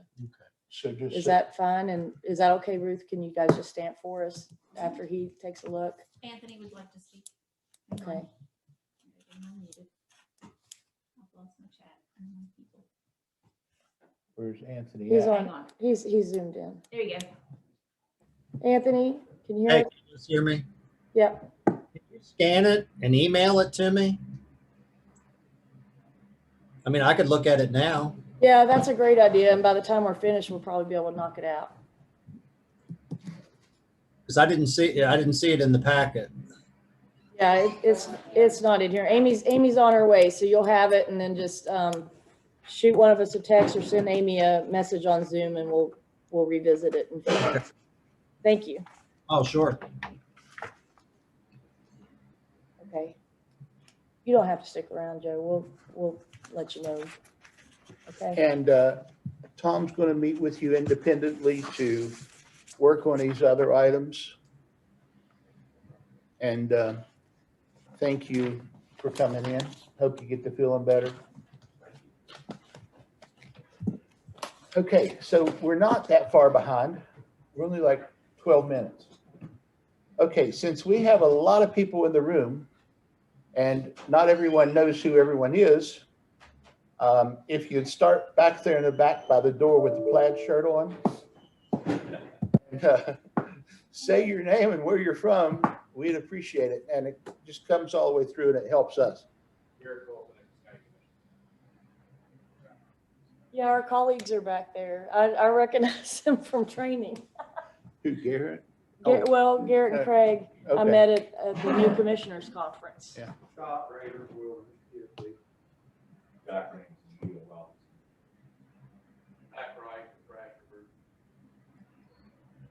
What does your group do? Engineer. So, I mean, do you work for the PSD or We work with Gauley River, we work with people. several? Okay, I'm just trying to, figure out what everybody's role is. That's as important to me as where. So there's not a lightning bolt that's going to hit you guys since you're sitting side by side? We probably scoot part a little bit. Okay, all right, I'll change, I'll switch it. okay. Ron Schaefer, Mayor of the City of Somersville. Carl Harris. Welcome, Mayor Schaefer. Commission, Norfolk PSD. Tom Oxley, the Thrasher Group. Leslie Taylor, Region 4. James Corbett, Somersville Water Works. Ben Spurlock, Senator Joe Manchin's office. Lanier Phillips, Commissioner Gauley River. Ralph Arthur, Commissioner Gauley River. Ed Elliott, Commissioner Gauley River. Stephanie Frank, Gauley River, PSD. And Tammy Wood, Gauley River. Jim Couchapole right here on behalf of Gauley River PSD. John Tucker with Region 4, Planning and Development Council. Tom Luis, County Commissioner. Sorry. Okay, there's more than one joker up here then. Okay. Again, if anybody has a question on Zoom land, they can raise their hand. We'll give you 2 minutes to speak and we'll go from there. This may be a short thing or it could be a long drawn out thing, but we are here to discuss the vote of no confidence. Can I, Gauley River. let me know when I can. All right. So may I ask who will be answering for Gauley River PSD? That'll be you. Jim Couchapole, right, so I'll be, Okay. to address the commissioners if I could. Okay. I'd like to say something really quick, a couple of things. One is I want to apologize to the commissioners at Gauley River because we really should have given you notice and invited you to the last hearing and we failed to do that. We're trying to do a better job of reaching out to people rather than just putting stuff on the agenda and assuming they'll show up. I know that all of us, we just once was brought to our attention that we hadn't invited you to the meeting where that was put on there, that we were, thought, it was kind of a head smack, why didn't we do that? And we should have. These are hearings and we need to hear from everybody. I also want to say to my colleagues that I have learned that their legal counsel was with the Public Service Commission, right, at some point. So he has a good deal of experience. I was very pleased to hear that you were going to be here because I felt like with your background, both as an attorney, but also with your background with the PSC, that you could really help us understand more than we otherwise might have. And of course, our former prosecutor, Mr. Harris back there is very knowledgeable as well. So I'm very pleased to have both of you here. Okay. Senate Bill 234 went into effect on June the 12th, 2015, giving everybody 2 years to go into effectiveness to have their balances on their renew, replace, and capital maintenance. Are all three accounts up to date? The working capital reserve requirement was established by statute, and the PSC administers that. They've changed their policies on how they administered it. Initially, what they did is they rates for utility where the working capital reserve would be funded up over a 2-year period, and then the rates would drop. There's no revenue in them for the working capital reserve. And so the rates would drop after that 2-year period. We filed a rate case to have that working capital reserve established under that policy. And then the rates dropped off, okay? The PSC in February of last year adopted a new policy where the working capital reserve is funded on a continuous basis. It never drops off. We just concluded our fiscal year for June 30, 2021. We're in the process of having our annual report prepared for that year. And when that report is completed, we will file an application to the PSC for a rate increase. And in that rate increase, the PSC will apply its new policy where they will put revenue and rates for that working capital reserve on a continuous basis. Okay, but at this time, are those three revenue accounts or 3 accounts set up 100% according to Senate Bill 234? We have a separate bank account for the working capital reserve. Renewal and replacement doesn't require a separate bank account, and we do keep track of that fund. And then I'm not sure what the third account is to which you're referring. The revenue and replacing capital maintenance. Yeah, those are just 2 accounts, renewal and replacement and working capital reserve. Okay. All right. So yes or no, do you have the money there right now? We do not have the money. They are not fully funded. In our last rate case, I mean, the PSC knew that they would, that funding would stop, and then it's also expected that you would draw from that account as needs arose on your system to repair and replace capital items. Okay. Currently, the minimum bill is $50.10. 3,400 gallon rate is $55.42. 4,000 gallon rate is $65.90. 4,500 gallon rate is $73.80. Your medium household income is 1.87%. You're currently ranked 334 out of 367, meaning the higher the number, the higher the rate that they have. At 1.87, generally a benchmark is 1.5. But with needing to do another rate increase in order to keep everything going, how close do you feel that you're going to be, or will you be one of the highest rates in the state or in the county? I mean, we acknowledge our rates are high. This PSD has done what PSD should do. They've been aggressive in extending service. We have a system that goes from Gauley River to Summersville to Mount Olive Prison. And that's because our community values municipal water over well water. Well water is very unreliable. We have very few protests to our rate increase because people appreciate the water we provide. Yes, those rates are going to go up further. Our rates, we run an efficient operation. Our rates are dictated by 2 things. Our debt service on our bonds that we've undertaken to extend water service. We pay about $484,000 a year on those principal and interest on those bonds. That is what it is. Okay. Now with this rate increase, we're hoping after we do that rate increase in the current interest rate environment, if it persists, after we get our rates increased, we'll look at refinancing. I worked with a district in Mason County that was able to refinance quite a bit of debt and have substantial savings. Now that that our $484,000, maybe we refinance, we get that down to $450. I mean that helps, but it's still, debt service is still going to be substantial. And the other big factor is we purchase water. We spent last year, we spent $670,000 buying water from Summersville and Canal Falls PSD. And that's because we don't have our own water plant. We're not looking to build our own water plant. But that's just, that is what it is. We are looking at a credit refund from Canal Falls PSD because it has serially installed inaccurate meters that have overcharged us substantially. So we will be getting a credit in the near future for that, we hope. And that'll help some, but we still you know, that's gonna help. I haven't run the numbers, 20,000, 30,000 maybe. You know, we're still gonna have a high bill from buying a lot of water from Summersville and Canal Falls. You know, anytime I work with a lot of water and sewer utilities, when you buy water, you have to control your water system carefully. We only have 7.5% unaccounted for water. That is very low. PSC, the PSC goal is 15% unaccounted for water. We run a good system. We're not losing a lot of water. So you have 7.1% loss. Yes. Okay, you mentioned bonds just a little while ago. Are all your bonds up to date? Yes, we have never defaulted on our bonds. You know, our reserve accounts are fully paid. We've never missed a principal and interest payment. The bonds have a separate from, obviously the bondholders want to get paid. That's the primary thing. They also have this thing called coverage. Okay, coverage is, you know, you take your gross operating revenue, you deduct your operation and maintenance expense. The amount left should be 115% of your principal and interest payments. Okay.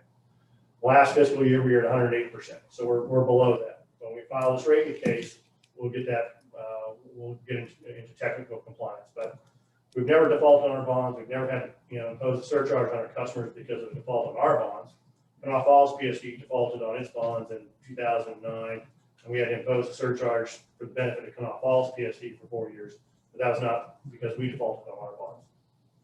Yes, that was before a lot of changes were made at Canal Falls PSD. How many current customers are in the water system? We have 1,250, which is a good number. So the test for viability, you know, the most, in terms of, you know, looking at utilities, the biggest predictor of whether it's going to succeed or fail is customer count. And if you're over 500 customers, you're probably viable. If you're over 1,000, you should be viable, and we are viable. The Bureau of Public Health ranks water systems under its capacity development. There's 3 categories. There's viable, where you got to score over 70. There's marginal, which is 40 to 70. And then there's failing. And 87% of the systems in the state are viable. We're in that viable category. We scored 80 on their scale. Canal Falls PSD scored 65. They're marginal. Which is, you know, it's surprising because Canal Falls PSD is a good sized PSD, and you would expect it would be, you know, be ranked as viable. Okay, well, right now we're not comparing Canal Falls, so we're not comparing anyone else. We just want to talk about this PSD at this time. How many customers do you have in default that haven't paid their bills?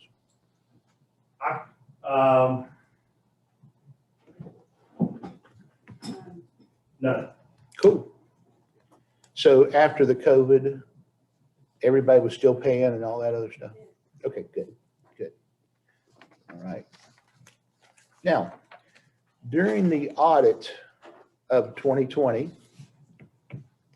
that was dealing with 2020 and 2019 because you haven't done your audit for this year. The first thing that they found was Sarah Kate not doing the duties correct, but they also saved calls is due to half the size of the amount of people working at the PSD. And it was repeated because it was found in 2019. The recommendation was that the district should distribute the responsibilities of approving, executing, and recording, and all the mainstays. Do you have that fixed for this year, or will it be popped again? So we'll talk to the office staff about that. The PSD uses QuickBooks as a software, and with that software, it's impossible to do the closing entries at the end of the year that will meet the auditor's satisfaction. Now, the good thing about the auditor is it's a clean audit. He said the financial statements fairly reflect the financial condition of the utility without any qualifications. So that's the best opinion you can get from an auditor. That was a good audit. That's Rob Lowe's firm. I work with a lot of people. He has the most demanding audits of any auditing firm out there, I would say. And that's good. You want to find out what your shortcomings are. Whose firm is that? Rob Lowe. Not the actor. He said Rod, not Rob. Two of us have hearing aids up here. Yeah. We do. Not me. Okay, well, let's take a look at the year-end financial reporting process. It said misstatement of the financial statements, ineffective oversight of the entries financial reporting, and this could be a condition that the financial reporting is weakened so that they're more remote-like than material misstatement. It repeated from 2019. It said the entry must ensure all necessary year-end closing and adjusted entries are completed so the financial statements are maintained in accordance with GAAP prior to the beginning of the audit. So is that going to be flagged again for this year? Yes, because again, it's tied to our software. And I'll say I represent a number of small PSDs, and this is a common finding. Part of it is just being a small organization. And these accountants want to have, these auditors want to have, 6 different people look at something before it's approved. That's simply impossible with a small PSD. The auditor did find that the PSD board was fully engaged and was conducting extensive oversight and was minimizing the risk that this poses, but it's a risk inherent with a small organization. Okay. The next was insufficient rates. Right. Happened in 2019 and 2020. We recommend the district develop a plan of action to address the shortfall as soon as possible. That was the same thing back in 2019. They even recommended that you do a rate increase. We are going to file a rate increase with the annual report for this year. We are mindful, the annual report for 6/30/20 was kind of close. We thought we might have a better year. We were also mindful of the COVID situation. We didn't want to impose additional hardship on customers. And so we're hoping to see if this year be a better year. We don't think it will be. We will file a rate increase with the PSC as soon as our annual report is done. We have a good track record of getting our annual report done on time. It's due by September 30th. We missed it by a week or two last year, but we're in the regular practice of getting our annual reports in on time, and we will do a rate case once we have that. Okay. Next was debt service coverage. In 2019 as well as 2020, we recommend that the district develop a plan of action to address the coverage ratio shortfall as soon as possible. In addition, we recommend the district general manager closely monitor the actual coverage ratio in relation to the required coverage ratio and report status to the district board on a monthly case throughout the year. Do we have a copy? I'm looking for that document. Do we have a copy? Oh, of that? this one, I'll give it to you right as soon as I'm done. Okay. I haven't seen that. Yeah, that's where I pulled things off. We have this problem will be taken care of with the rate increase as well, where it will, the rates that PSC sets will be put in excess of our coverage requirement. Okay. So we're all dealing with a rate increase that they were told about in 2019, but took zero action to take care of. Again, we are mindful, our rates are high. We are mindful of the burden we impose on our customers. We're kind of close. We're at a level where we're, below coverage requirement, but we're not in monetary default. We're not, no other, threshold you want to look at is, are you below 100%? Then you're in real trouble. We've never gotten below 100%. Okay, well, it seems like the coverage rate has hit not only that, but it's hit the financial issues, some of them, where they could have had more money to fix holes or leaks as quicker than what they did. They came and asked us for money for one time when they had a blowout of a valve. We took care of that. And then working capital reserves, it still says in 2019 they didn't have it, didn't take care of it. 2020 didn't have it, didn't take care of it. And you said now that they still don't have it. Segregated customer deposit funds happened in 2019, again in 2020. They recommend that the district develop a plan and address the shortage as soon as possible. So they're taking money for deposits and using that to take care of things where if they would set the proper rates in 2019, there wouldn't have been an issue. Yeah, no customer has, we've always refunded every security deposit when it came to. No customer has been delayed or denied a security deposit refund. Okay. Tom?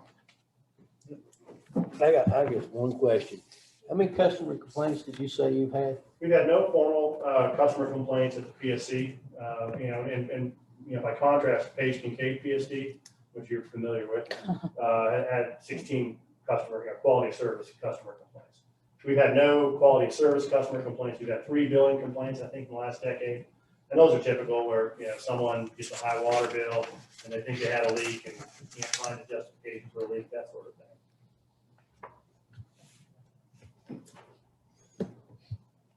That's the only question I had. Okay, Allison? Or do you want to skip for a little bit? I want to skip for a minute because I haven't seen this. Okay. Juanita, I would like to comment on the. if you come up to the microphone, please. Where we have these people out They in can't Zoom hear us land, on they can't hear Zoom. us. I'm sorry. They can't even hear us with these up here. Sorry, I'm saying that. I'd like to comment on the customer security deposits. You make the comment that the money was taken out of the security deposits for other use. That absolutely is not the case. The reason there was too much money taken out of these security deposits was our software. We use Walter Frazier's software, ASI, and they were transferring the amount of money that software said to transfer.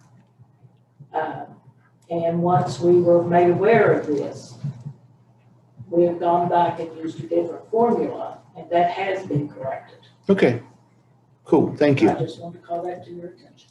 And just like the water issue coming from Canal Falls, I got a call, hopped on it, got it taken care of, and followed up with you guys to make sure that you were aware that, it was fixed and they'll be taking care of you by doing your refund. So, just make us aware of these issues and situations when they come up. And that way it makes it also. Do you guys send your meeting notes in every month? Okay. All right. You've been receiving them, Ruth? Yeah, forget them, they're saying to you, Amy usually. Okay. All right, cool. Thank you. I do have one question that Okay. doesn't relate to this audit. One of the things that came up in the meeting to which we didn't invite you was that that Nicholas County or Summersville and Canal Falls has to often come bail you out of situations, and that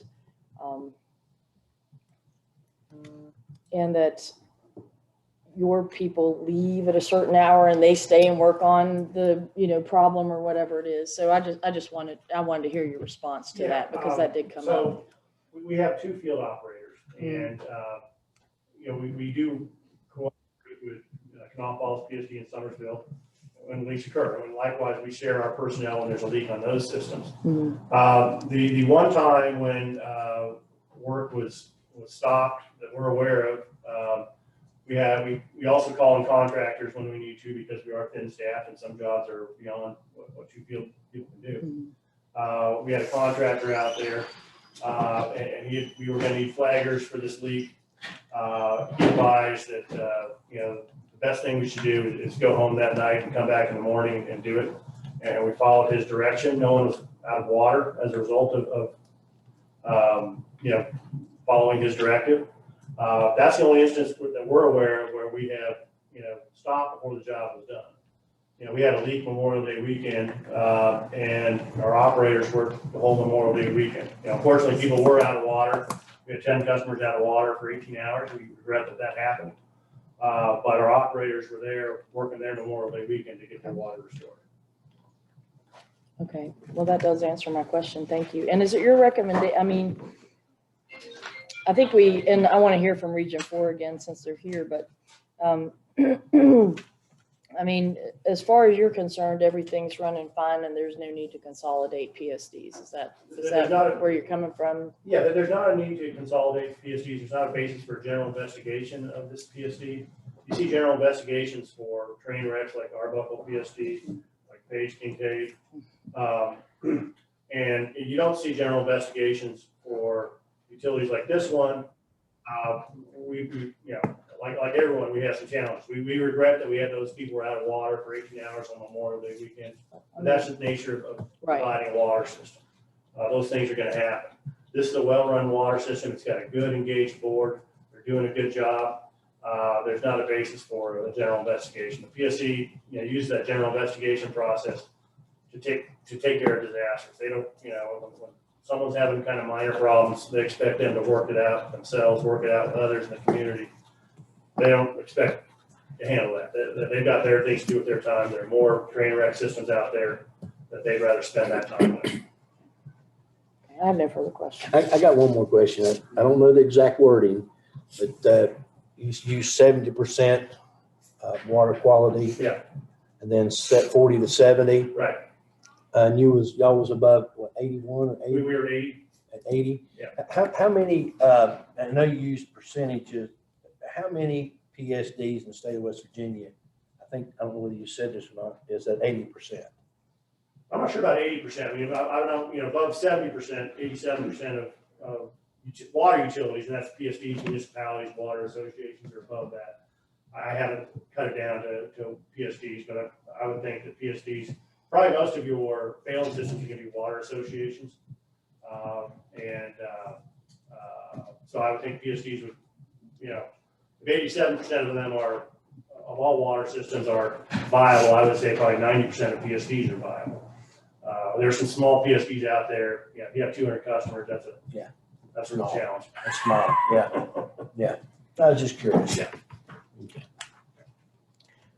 Okay, we have Summersville with the mayor, Wilderness PSD, Region 4 and Kanawha Falls. So we'll go with Region 4 first, or would you like to wait until the end, John and Leslie, to? I wouldn't mind waiting. Okay. All right, Mayor? I was just gonna say, if you're trying to film, we actually post these on YouTube and they're I'm totally aware recorded. of that, some of the ones have not been. You haven't heard the audio very well. But no, it's not that at all, like the May 27th meeting where we were being discussed has not been able to be uploaded to YouTube, and it's not available on I wonder YouTube. what happened. So It's I just correct. wanted to The call file's for our correct for some purpose reason. because it's not accessible, just in case. Okay, yeah, she just said the file is corrupt. I wasn't aware of that, but I just wanted to let you know so you didn't, needlessly do that, but. Okay, come on up. Please tell us who you are and where you work, and Mayor back here directing the traffic for me, so that's good. Scott Rader, Wilderness PSD. What would you like to tell us, Scott? What do you want to know? Well, Tell you everything you need to know. You had, Basically, in a nutshell, seen a train wreck coming as far as service interruptions, extended service interruptions. Things that will affect our water system, our ability to maintain an acceptable level of service to our customers. So, What things are you talking about? excuse me. You said seeing things, what things are you talking about? Since 2015, we've had at least a half a dozen phone calls made to us to ask us to quit purchasing water due to leaks from their system. And we all have leaks, don't get me wrong. That's 7%, that's pretty good. 7%. 7.1% loss. I think I need to take some lessons from them. Citizens Okay. still do too. Okay, I'm not being smart about it. okay, no, I was saying, That's, wow. That's impressive. Yeah. I'd like to just say that's impressive. I'm not, like I say, but anyway, back to what I'm saying here. I drafted a letter for our board of directors. They signed it. They agreed that, what we're looking at is, I do not want our ability serve our customers to be affected by deficiencies from their water system. I think I have that right. I'm a customer too, by the way. I feel that, well, first of all,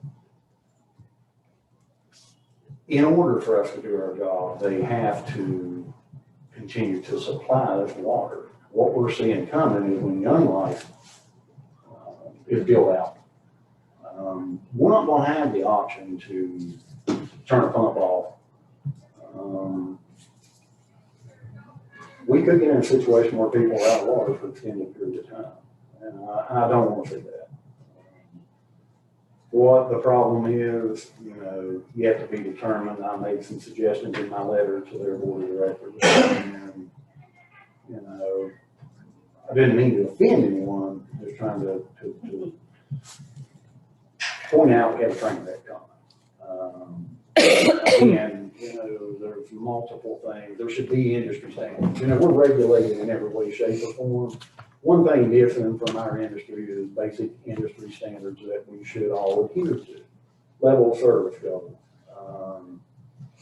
your asset management, leak detection programs, they're all suggested. No one's requiring these things. But all I'm saying is, back then, just try to I want to avoid a train wreck, basically.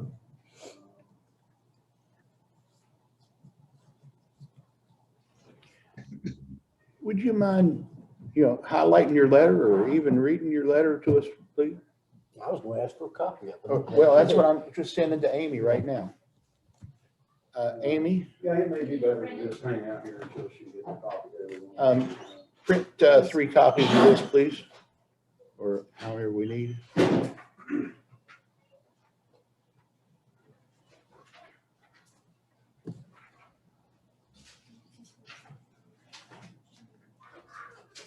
Anthony, I'm also sending you a copy of this. How are you sending it to me? Well, that's what I meant. It's in your mail now.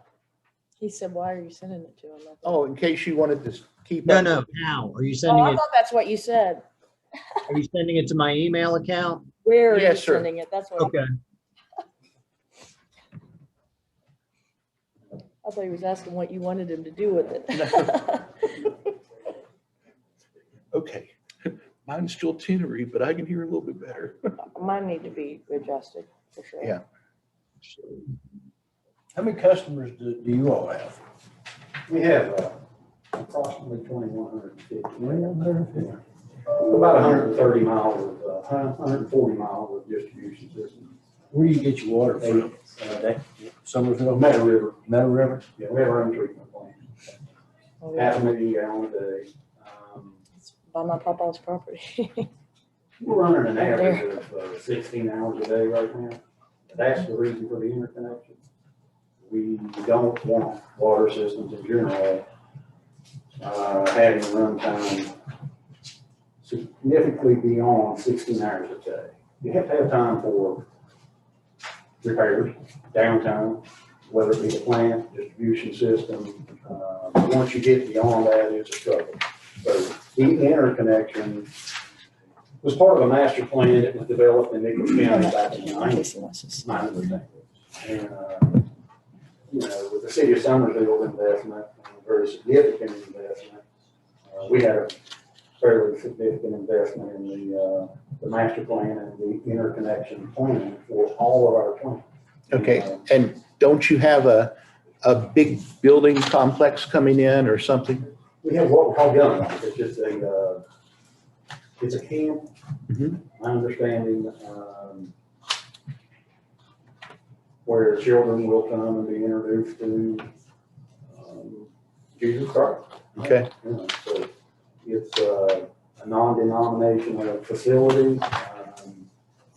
These folks, their estimated water use is going to be 60,000 gallons a day.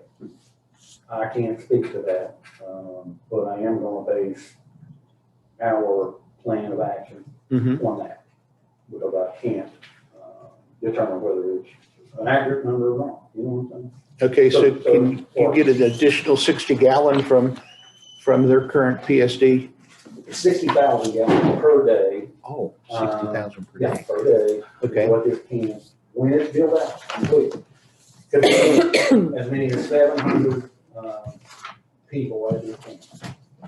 In some months, it's a seasonal one. Kind of we've got down there, it can drop off in the winter time.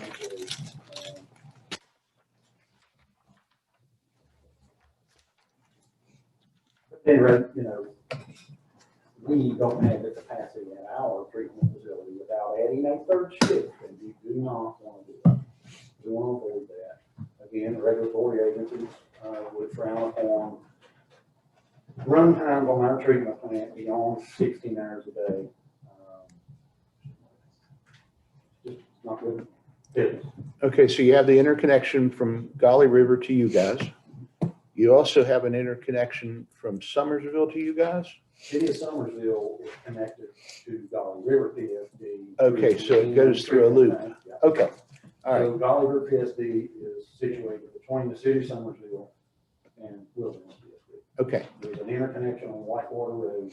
We have a booster station. And, all right. So you're going to need an additional 60,000 gallons a day when this camp is operating. And that's per their specs for right now, until we have an actual camp there to know exactly what the use is going to be. Right. Can you count on Gauley River to get you that extra $60,000 or 60,000 gallons a day? That's the question. That's my concern. I'm confused. Get you the water? Well, I mean, if we're gonna have repeated service interruptions and requests to stop buying water, I have concern. I'm just curious. I mean, they don't have a treatment facility, That's right? right. So you can't get water from them. Yeah, Can you? well, through that interconnection, let's go back. In other words, delete their water. Excuse me. In other words, do away with the water, right? Service to them, service the water. I'm confused about, maybe I'm Here, right here. Let me just run back to it. Okay, one more The city of Somersville has a treatment plant that was designed with a regional treatment plant concept in mind. Okay? When they built their plant, they made it where it can be expanded. Okay? All goes back to funding, guys. I mean, you know, it's complicated, but at any rate, let me just keep it short and sweet. In order to keep from having outlying plants upgraded, the whole concept was that we build a larger plant in the city of Somerville. They will sell water to supply growth to the outlying districts and or municipalities. Okay, you follow me so far? Okay, so Gauley River PSD extended up Route 39, supplying much needed water service to people. City of Somerville, the last extension made was the connection with the city of Somerville. Shortly thereafter, we interconnected with Gauley River PSD. And that was in 2016. Now we can buy water from Gauley River PSD, who is in turn buying from city of Somerville. Have a booster station that's put that about 140 gallon minute. So, the goal was, and the idea was, and the plan was, buy water as needed until such time as the gun license goes. Okay. So we do that. We do it if we, as one of our, look, you got to utilize all of your available resources, and that is a resource available to us if we have a water leak. If we feel the need to purchase water to keep from getting behind, get the dangerous levels in our tank, we'll utilize the interconnection to help support that. well, was Young Life coming about in 2016? When 2016? Okay, so you knew about Young Life in 2016? I think it was in the yeah. Okay. Whether it was or not, let me say this, the interconnection was again designed. The regional concept, regional plant concept was so that we wouldn't be going out here taking public dollars, upgrading all these small plants, put the money in one large plant, City of Somersville, as we experience growth and or cannot function as a separate utility, then they can supply the water. How was you all funded? How was that, the Wilderness PSD funded? Through the loan. I mean, it's like everybody else. I mean, yeah, I mean, Was any you're talking about the interconnection? Yeah, was there any grants or anything, or the You know, interconnection? sometimes there's a little bit of grant money, on that particular project, AML may have contributed a small. So amount. I'm not basically it sure. was funding on the concept of regional supply of water. Yeah, and of course, when we went for funding, that Okay. was part of our Okay. selling. I would too. Yeah, you know what I'm saying? Yeah, so, at that time, again, I'm almost certain, maybe John can speak to that, or Leslie, whether, Young Life, was looking to come in at that time or not. I'm not 100% sure on that, but we wanted the interconnection for two reasons. It gives us operational flexibility if we take that one pressure zone, the Zor pressure zone, where we're talking about buying water and reselling it, takes that load off our plant. We have capacity to expand in our other service area, if that makes sense. You see what I'm saying? Mhm. So again, that was the whole idea behind the regionalization of our water treatment plant. You know, as costs go up and rates go up, it's probably the best way to address it. I mean, you know, from a financial standpoint. So, I mean, boil it all down, you know, I just simply wrote a letter, didn't mean to offend anyone, but I was hoping we could sit down, like we're doing here, identify possible issues, possible fixes for problems.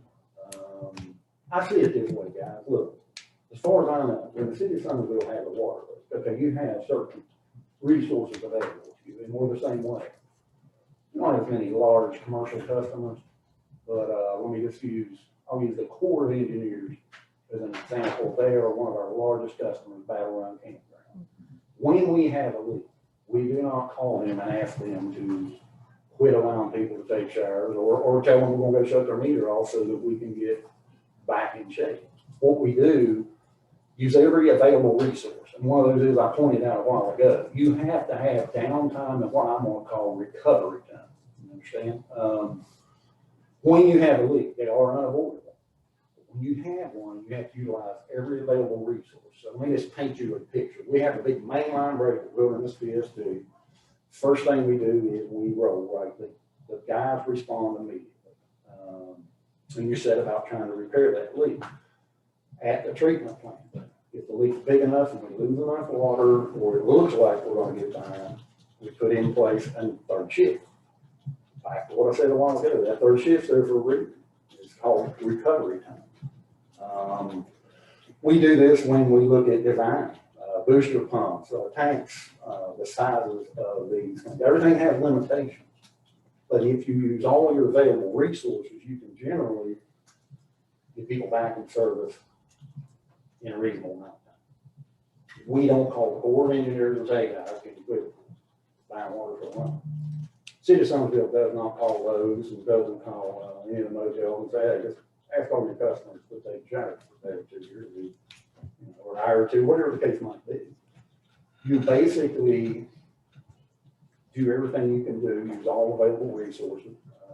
Hey, sometimes we call City of Somersville for a fitting or park.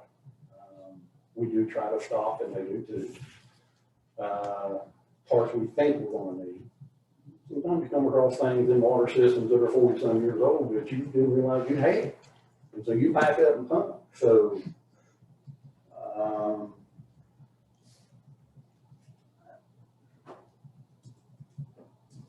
basically it.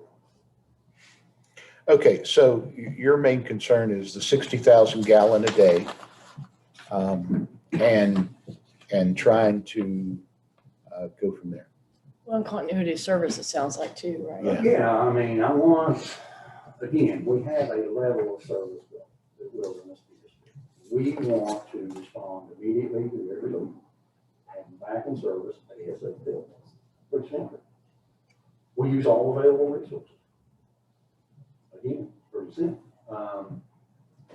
Whether it means running the plant around the clock, and look, guys, sometimes the plant might run a couple of days around the clock to get caught back up, depending on the size of the leak. We have an area within our system we're getting ready to address as a project that we're working on right now where keep it short and sweet, constructed improper. It's plagued us for 42 years. We're going to address it. We're hoping to not have these major service interruptions that not only affect service, but because it's on our main transmission line, we have to put out boil water advisory to people that didn't have a service interruption. So we're trying to avoid that through this project. Interesting. Yeah, in the letter you say that it had been halted for interruptions and problems with the Gauley River PSD. Right? So that Yeah, in this letter, it says you said that, have you got documentation of the problems and Yeah, I'll be honest. I'm naive. I believe that everybody in the water business had the same goal. Didn't really think I would need to document. I mean, I understand from a legal standpoint that it's needed and necessary. You know, you make a phone call and that's it. I don't always document things like that. In the beginning, okay, I was just curious. Well, I mean, in the beginning, I didn't realize that it was going to continue. As far as I'm concerned, I mean, the letter was written in 2020. I haven't seen any changes. Give you an example, and I think this gentleman here touched on that subject. Back in January of 21, there was a leak that occurred between the meter City of Somerville had and the Enum tank, which is Gauley River PSD. All right, no customers were affected. Doesn't matter. I wasn't buying water as needed at the time. Now, they were alerted about the leak on the 10th, which I believe was on a Sunday. And they opted to wait until Monday to come out. Because again, no customers out of service. But what you have to do, since you don't know what you're getting into, let's go back to the level of service. Respond immediately, no matter, because you don't know what your next crisis is. I've seen every scenario that you can think of as far as crisis, and they do come in 3 and 4. I've had a water leak, a fire, and a power outage all at the same time. You know, things like that happen. So you plan for the worst every time. So what we would have done, or the city of Somersville would have done, and did. City of Somersville, when their guys at the plant noticed the leak, they responded immediately, found out where the leak was, valved it off, contacted Gauley River PSD. They waited till the next day to come out. Kind of late in the morning, I probably would have been there at daylight myself. I would have been starting on. I actually would have responded Sunday night. But at any rate, it was the 13th Wednesday before it was back in service. So between that time, the time they were notified of the leak and the 13th, I was continuing to buy water to prevent overtime at the treatment plant, which was the whole idea of spending the money we spent on the interconnection to keep overtime. So they called and asked me to quit pumping.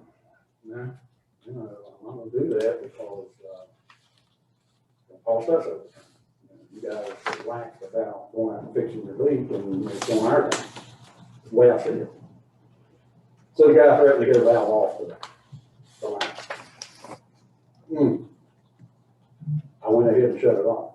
I didn't want my pump damaged. Now I do have low suction cut off switch. I have equipment in place to protect it, but I wasn't going to take a chance because if my equipment gets damaged, then at that point I'm scrambling trying to get it repaired in time.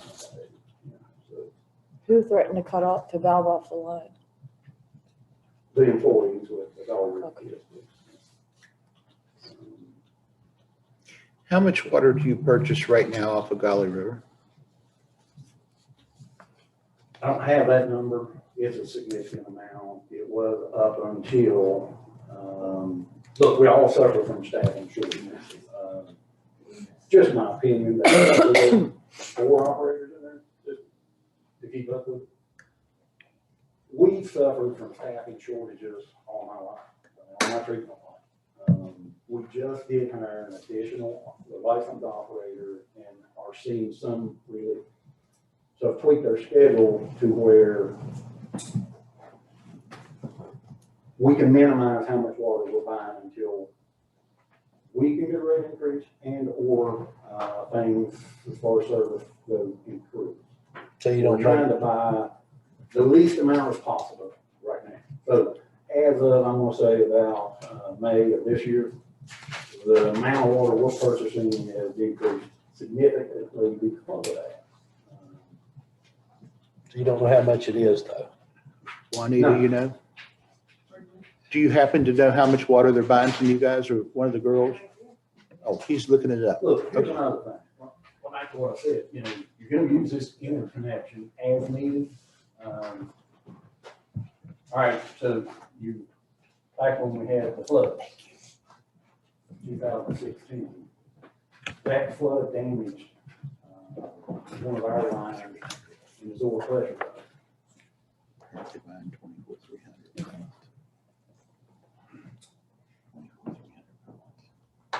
Okay, go ahead. I'm sorry. The flood damaged one of our lines in the oil pressure zone. So we had to separate that pressure zone by 100% of the water for the lower half of the oil pressure zone from Gauley Root PSD. So that year alone, we thought that would be our biggest year. So we had to buy water because we had no way to get the water to the lower half of our system. The DOH went in and made repairs to the bridge and the creek in order to correct the problem. Excuse me, that was, is that gallons? Yes. Okay, is that, and I know it's probably gonna be a stupid question, but John handles the poo and the water. But is it gallon, like a jug gallon when it says, that's not, okay, I had to ask that, because really that's not, okay. It's not Not a whole, I mean, I don't think it's a whole lot, Okay, really. so- I may be wrong, I'm not in, No, 24,000. The oil pressure zone has, I'm gonna say, 400 to 500 customers.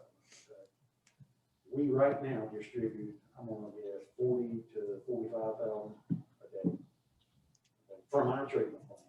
Anything over and above that, if we have a leak, like I'm saying, special circumstances, we may purchase water off of them. Wayne Young only comes in, do the numbers, add them up.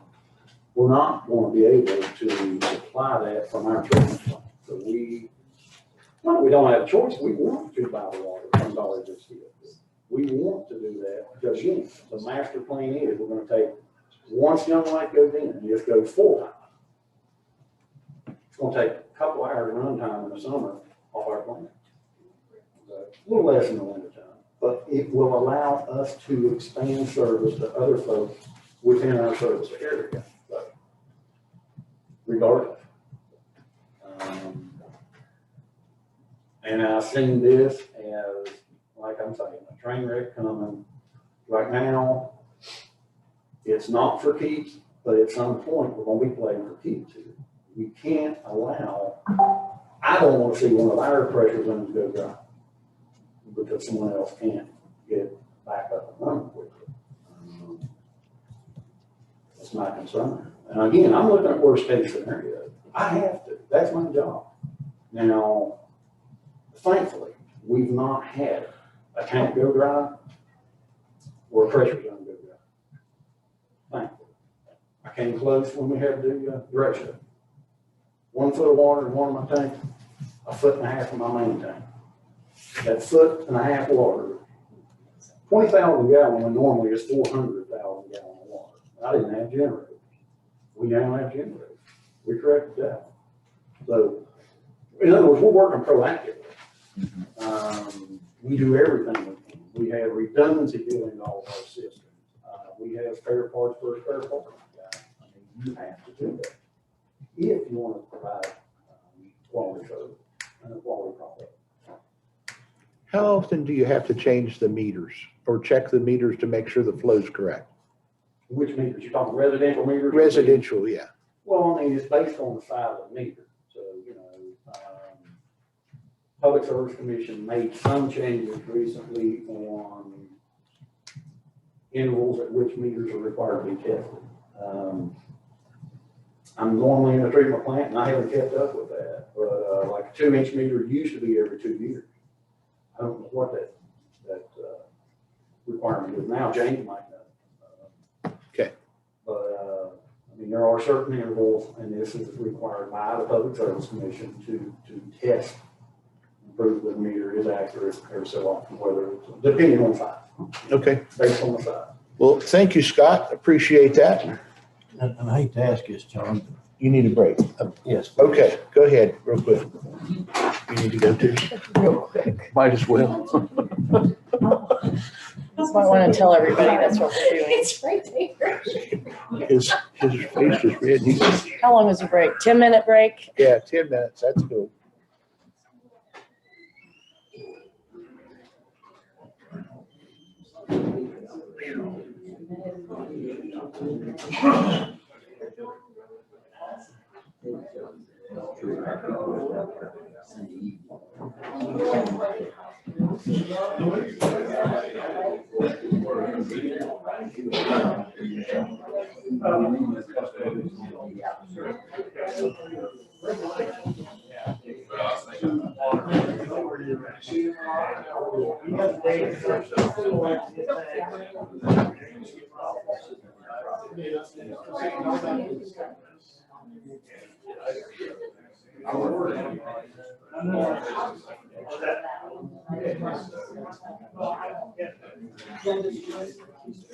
Garrett, you counting down the days?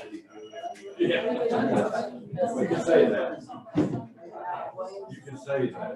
You're counting down the days of freedom. Yeah, about a month and 22 days or so. Getting married. Yeah. That's something to say. You gonna put a house out by your dad? Well, actually, here's my granddad. Oh, so it's right there beside of him. Yeah. I got the house and Randy got the farm. That's what that all was.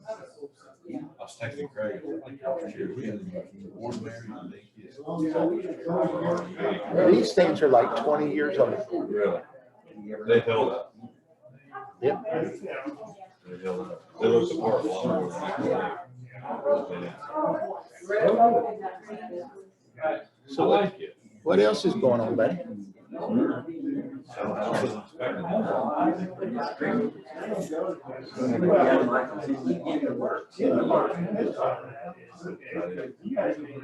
Well, Austin's just overwhelmed with all the politics stuff. Oh, yeah. I don't, I'm not jealous of him being delicate. Before you get you were nothing. That's what Steve meant. I don't know if you ever been angry. No. That's Yeah, no, not yet. You know, He's supposed to be coming to our meeting yeah, he is. next month.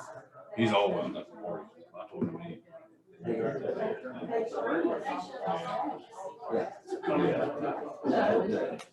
Yeah, I don't need to be.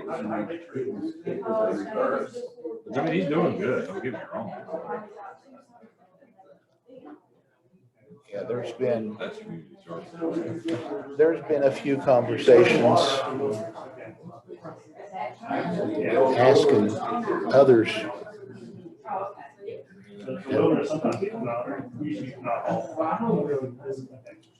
I've sat and I've watched it and I've enjoyed watching it. And I've learned quite a few things. But what gets you is when everybody first goes in, you can tell the ones who are green that don't know anything. And poor old Austin, he ran 5 or 6 bills last year. He's already got 24 written up and sent into Roger, and Roger's approved them. Very good. So. Yeah, that's very good.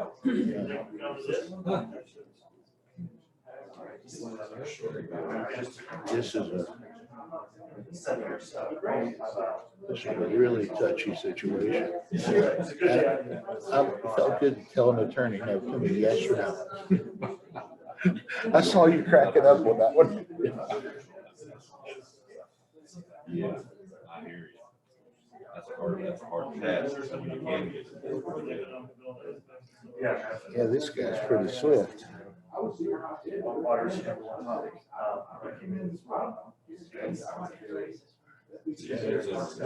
we got it. Well, that's paper, we have. Mayor told us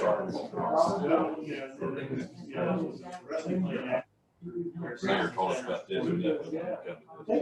Yeah. Just watch the law where two commissioners can't be together.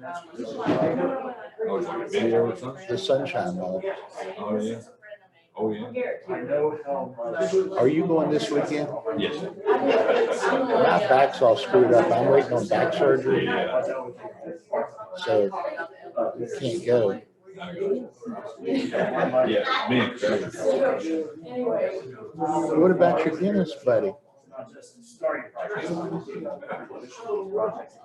I sort of felt that the first time I met him.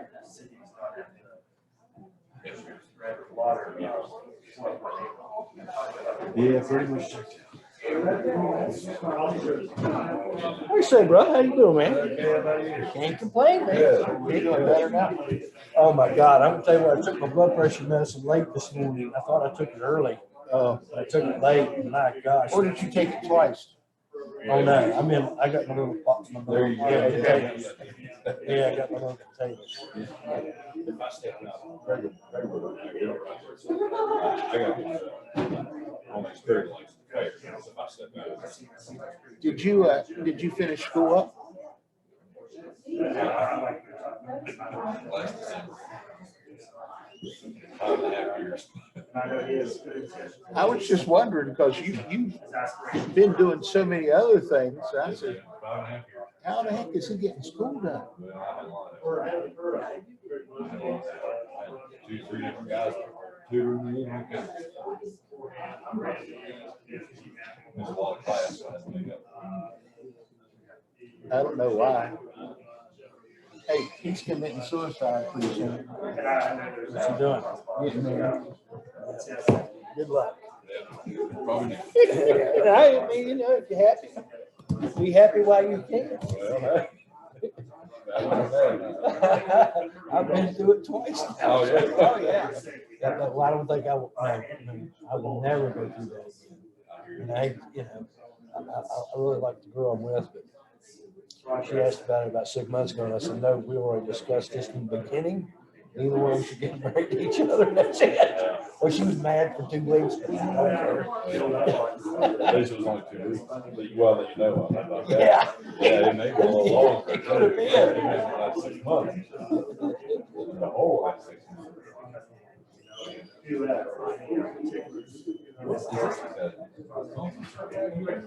No, this is our commission. Oh, back there? There's spiral stair stage that goes downstairs. It's not a confessional, is it? Hey, tell him. Yeah, and all politicians have to go in there. Just let him know. All right.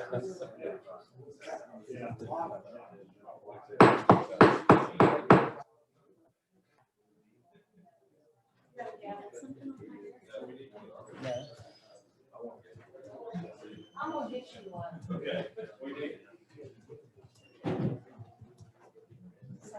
Did you get some?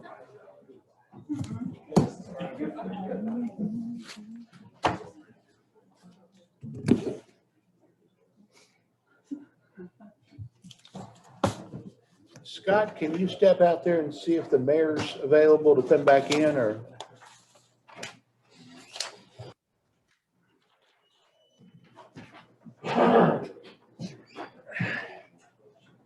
Thank you.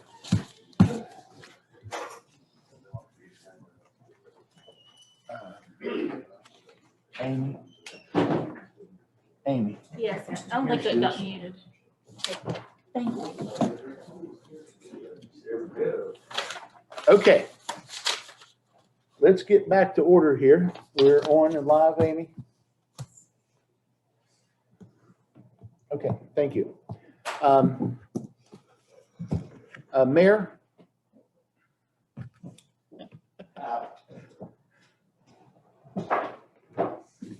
guess it's good afternoon. We started in the morning, now we're in the afternoon. County Commission, thanks for the invite today. Sitting here listening to what I've heard already, I struggle as to, how I respond. First and foremost, I want to say, and you've asked a lot of questions about systems.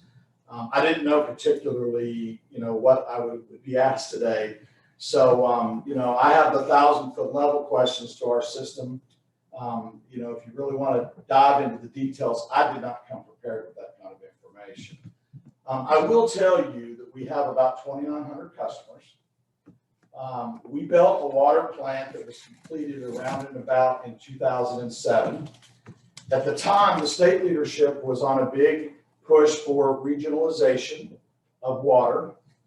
And the matter of fact is and our reports reflect this, we operate our plant at about 33% of its capacity. Horrible situation for a utility. Back in the day, when Summersville first went on the mission to rebuild, we were going to rebuild a plant to facilitate what we thought we would need in our growth. The state at the time said we're going to regionalize. We built a regional plant. So what we did is we built a 13-story building, and we get to rent out about 3.5, 4 floors. So again, and even of late during the pandemic, we've been real challenged with our debt covenants. You look at our latest report, we're right at 115%. It's not just the pandemic that's created the issues, it's the cost of materials and goods to maintain the systems, which everybody in this room is dealing with. So from a financial standpoint, I've never dissected anybody else's. I did roughly jump out and look at stuff before I came to today. But I can tell you that there are challenges for everybody in the business we're in. At the end of the day, today, I don't think it's about anybody in this room. It's about the customers that we serve and providing the modern day convenience of water in the 21st century. So in saying that, I've heard information in here today that I disagree with. I'm not a micromanager, but I am a mayor that has good managers, and I know our systems, and I know the details of all of our operations, not just our utilities. We have a great working relationship with all parties in this room, and we want to maintain that. Honestly, as I listen to the legal representation of Gauley River PSD, I would never say that intentionally there's misrepresentation, but I will tell you there's information I disagree with. Now, at the end of the day, I don't even know if the right parties have sat down to talk about some of the issues that are about the system. I don't know. I just asked a board member in the hallway, do you realize that we monitor, Summersville does, the telemetry on your Eman tank? I don't know if they know that, but we, a lot of times, are the ones that notify them that they have a leak because of what we're pumping into their tank. Now, we have a great working relationship with all of them. And I do believe, and I also know that the previous, there have been issues about not being able to open the valve and get our bulk water to Wilderness. And at the end of the day, whether it's 24 gallons or 24,000 gallons, for us to keep from raising bulk rate to Gauley River PSD, we got to sell all the water we can sell to maintain our system. And so, and also the Young Life Camp. I happen to know a lot of details because I've been a big advocate for that and helping land it in Nicholas County. And so there is at a time, Scott used the number 60,000 gallons. That's the number they float now. I'm not the engineer working on the project, but I know if it's, again, whatever it is, we have the ability to supply that water, and we want to supply that water. And so there are issues that we have to fix to make sure that that can happen. And there have been battles and heated battles I don't know if you all would agree with that on the valve, on and off. I'm aware of it. Between the two level of the workers, there have been issues on the valve's open, no, we're going to valve you off. And it's not a fallacy, it's the truth.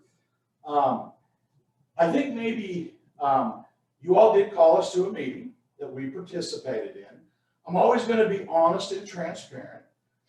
We have helped Gauley River PSD a lot with leaks that they've had, okay? And when I say help them, we've never fixed them. We've helped them find the leaks. And we will continue to do so. Because at the end of the day, that's what we want in a partnership. Actually, what I think it is, and what I've always said, I think to some extent it was the skill level of the people that were working the system. Just quite frankly,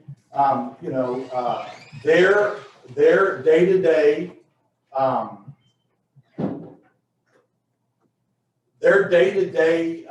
and again, I want to be very respectful because I don't manage that system, but their operations from the standpoint of the workers is day and night different than ours and how we go about it. I will say that on some leaks, we have been helping them on, and they do go home at the end of the day. And also, I know, whether they know it or not, they had an employee that says they shut their phone off at 4:30 and are not going to take calls after that time. I know this stuff is factually. The guy that runs our water system, Superintendent James Corbett, who happens to be here, he's also a customer of theirs. He lives down and actually buys water from them. At the end of the day, I think, of course, I had no idea exactly where you were headed. I understand that you've had a vote of no confidence. I really think what the deal is, first of all, the city of Summersville wants to sell more water. If you really want to go back into history, Red Daring, who was a man I admired because he brought this convenience, modern day convenience of water to a lot of people in Nicholas and Fayette County that otherwise would not have happened. But even if you go back to this project to the beginning, I was never an advocate to let Gauley River PSD have the Nicholas County end of this project.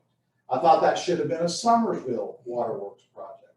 Politics plays a role in everything. And so that's why we're here today. Ending, what I want to say is we want to be a part of the solution, not the problem. And I really think that what would be best going forward today, hearing what I've heard and knowing what I know, is that we have a round table and we sit down and everybody be transparent with everybody on exactly what the issues are. And I just think going forward that would be a big help. And then you can get to the bottom of, realistically, can this happen and will it happen? I tell you, I really like that.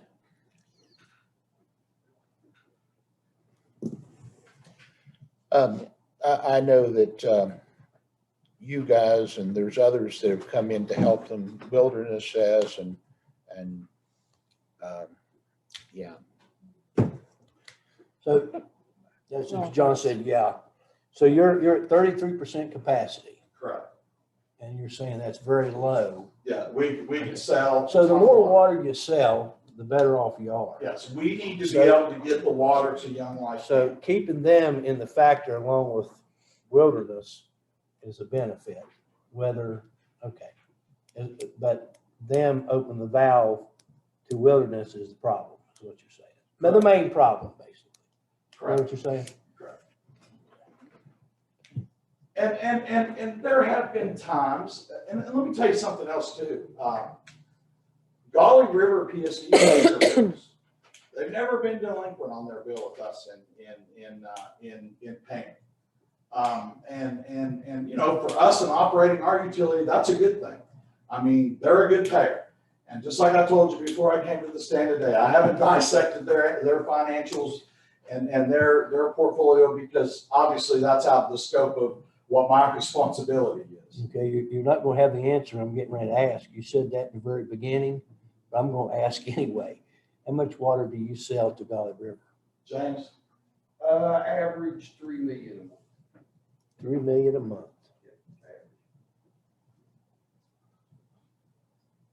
And then Wilderness buys 24,000 a month. Yeah, right. Okay, They take 24,000. that's a big difference there.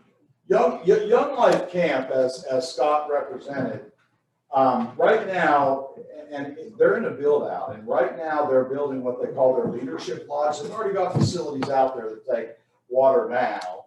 And I know that Scott it's been a true struggle. And then even the whole idea of us giving him water is to help him when he needed it for a system that he has now.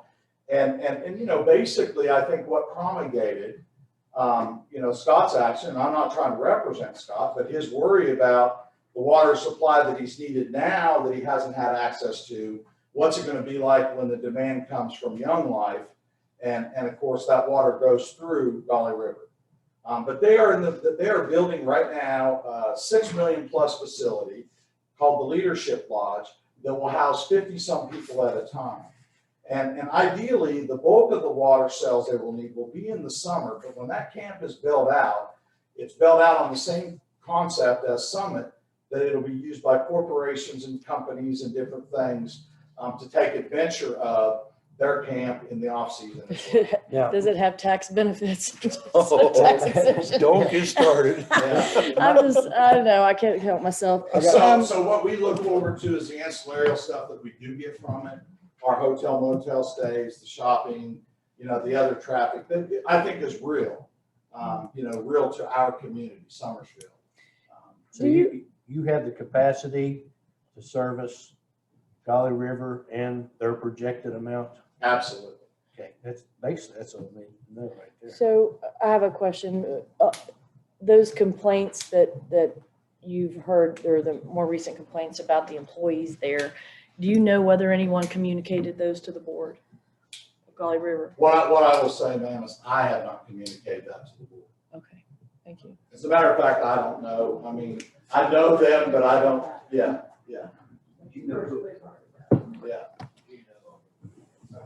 Okay, I don't have any other questions that you haven't already covered. How about customer complaints? Have you had any customer complaints? You mean Summersville customer No, complaints? no. Gauley River. Yes. Have an idea of how many? Again, we don't log it. You know, we send them to Gauley River when they complain.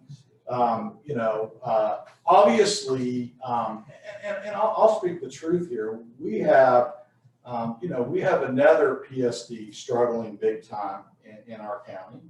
We're not here to talk about them today, but you know, it's you know, I understand the complexity of, you know, and really the whole concept, I think sometimes the difference between a utility like Summersville, where you have paid administration to run the utility, and a PSD, where thank God you got people that will volunteer and sit on those boards. I think it brings great challenges, especially as we go forward in society in the way there's nobody lined up to do this stuff.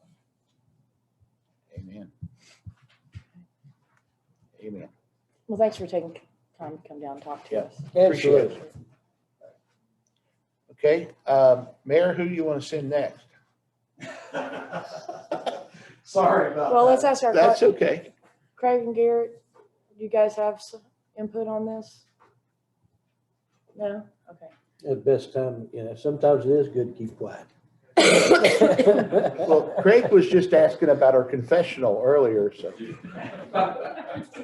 That's, I do waterboarding in there. Okay.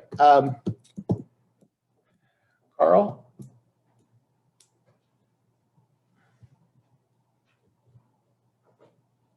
I don't have a lot to say, which is unusual for a lawyer. Indeed. We got involved in this originally, and I don't remember how long ago, it's been a few years now. We understood that Gauley River was interested in merging with Canal Falls. We kind of scheduled a meeting, went up, and the impression that they were left with was that we were trying to take over, which was not our intent at all as a board. We thought they were interested in merging for whatever reasons. We wanted to look at it and see. So we went up and had a meeting and came away not knowing what the idea was at the time, but they thought that we were up there trying to take over, which was not our intent at all. We had a meeting subsequent to that and a discussion with the mayor and some other folks about helping.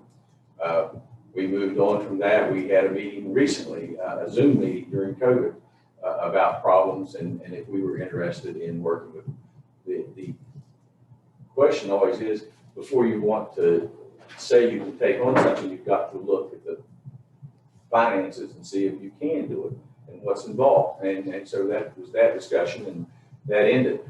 I don't know what their situation is in terms of, and I'll take the attorney's word for what he's told you, that they're okay.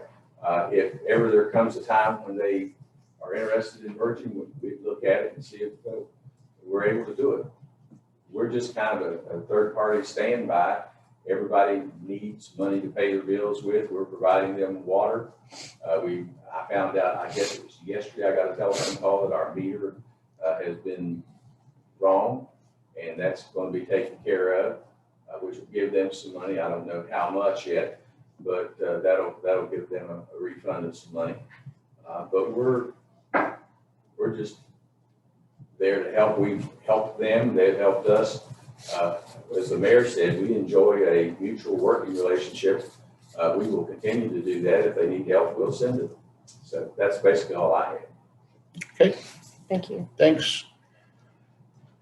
Leslie, welcome and thanks for coming back out after 2 years of hiding on. Is there anyone else from the PSDs or before we get to the kind of the overview? I was gonna let the girls from the office talk because they're out there facing the majority of it. So ladies.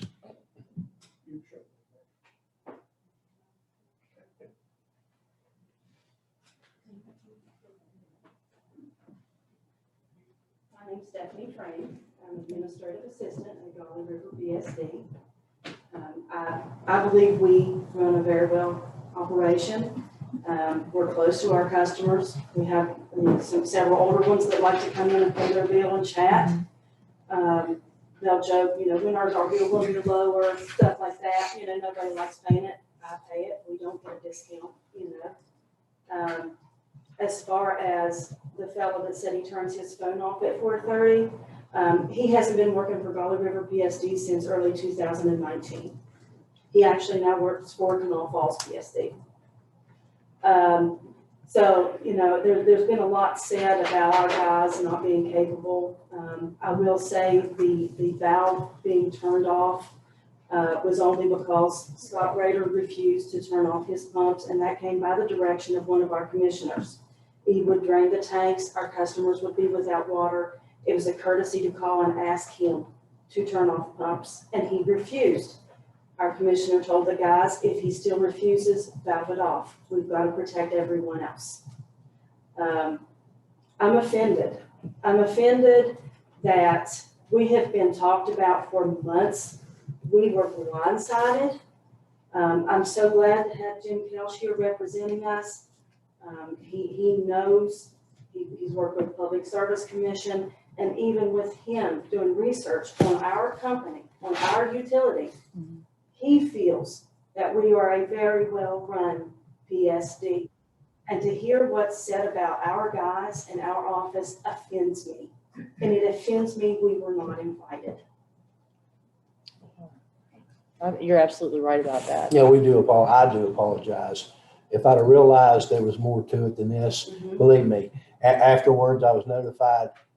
I actually brought this back. I contacted Ms. Taylor and we felt that you needed to be involved in this. All parties need to be involved. And we even postponed it once because we didn't feel like there were enough people here, and we thought everybody would, be here. And we just, this was a lesson learned for us where we've made a concerted effort for every issue on the agenda to make sure all the key parties, we even added on our form to get on the agenda who needs to be informed, who are the key players here. Because it is like a court and you should have, but this is a court, you should have both sides and hear everything.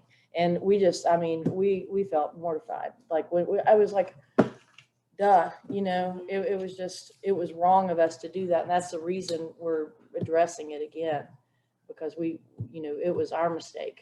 It really was. And so, I mean, we deeply apologize for that. And I didn't know that we had a corrupt file on that, but we do have minutes, so I can make sure you get a copy of those. Okay. I was requesting, she did get that for me, but I just wanted to video today just in case, you know. No, I understand. Yeah, no, I would too if I were you. I mean, we definitely, we betrayed your trust. I mean, yeah, I understand why you would want to do that. I would like to respond to one thing from our audit about the segregation of duties. There are two of us in the office, myself and Tammy Ruth is our office manager. As far as opening mail, posting payments, we regularly switch, we do it together. If my journals, my cash receiving journals, she looks at those, there's, both of us see everything. And then on our board meetings, our board members get a copy of our distribution journal, which everything goes out, broken down into different categories, our accounts receivable journal, and they get bank statements, they get copies of checks, they get copies of time cards. We try to separate duties as much as we possibly can. I mean, we can't assign different duties because there is only Just two two of you there. So we work together on quite a bit. Yeah, well, that's why they even mentioned on there, it's because it's such a small office that you guys can't separate things. Right. It's Unless just not possible. there's somebody that works night shift that you don't know about. So, you know, she'll come in, I'll do your deposit today. Okay, she counts my drawer. I mean, at any time, you know, either one of us could be doing a deposit or taking payments, opening mail, verifying what's in the Dropbox. You know, we try to share with those responsibilities as much as possible. Well, I think that's one that gets hit on every PSD just about, so. I mean, it looks like a bad mark on our audit, but really, we really do our best to try to make sure we are very transparent in everything that we do. Yeah. Did you have any questions for me? Yeah, so, no, I'm good. Well, Go ahead, I'm sorry. I do, because you responded to the complaint about the one employee turned off his phone. Have you heard any other, I mean, do you have a response? I know that you're not running the place, well, you probably do run the place, but yeah, I was going to say, I know who's the most important employees in an organization. That's where the information comes in and out. And so have you heard, like, do you think there's any truth to the leaving at 4 p.m.? Because that's been the consistent complaint that we've heard, and not from Somersville. That's the second time I've heard it, because at the meeting you weren't able to watch. We have time cards to prove the opposite. Okay. Our guys work until the job is finished. If it's midnight, it's midnight. If they're in a blind curve and it's more feasible to have our flaggers out in the daytime, we will wait overnight. But if it's possible, it's fixed then. We supply them with company cell phones. We can reach them 24/7. As a matter of fact, from Clough Falls, Carmen, in the plant, calls Dale midnight, 2 o'clock in the morning, hey, I need you to turn off the pumps. Our tanks are low.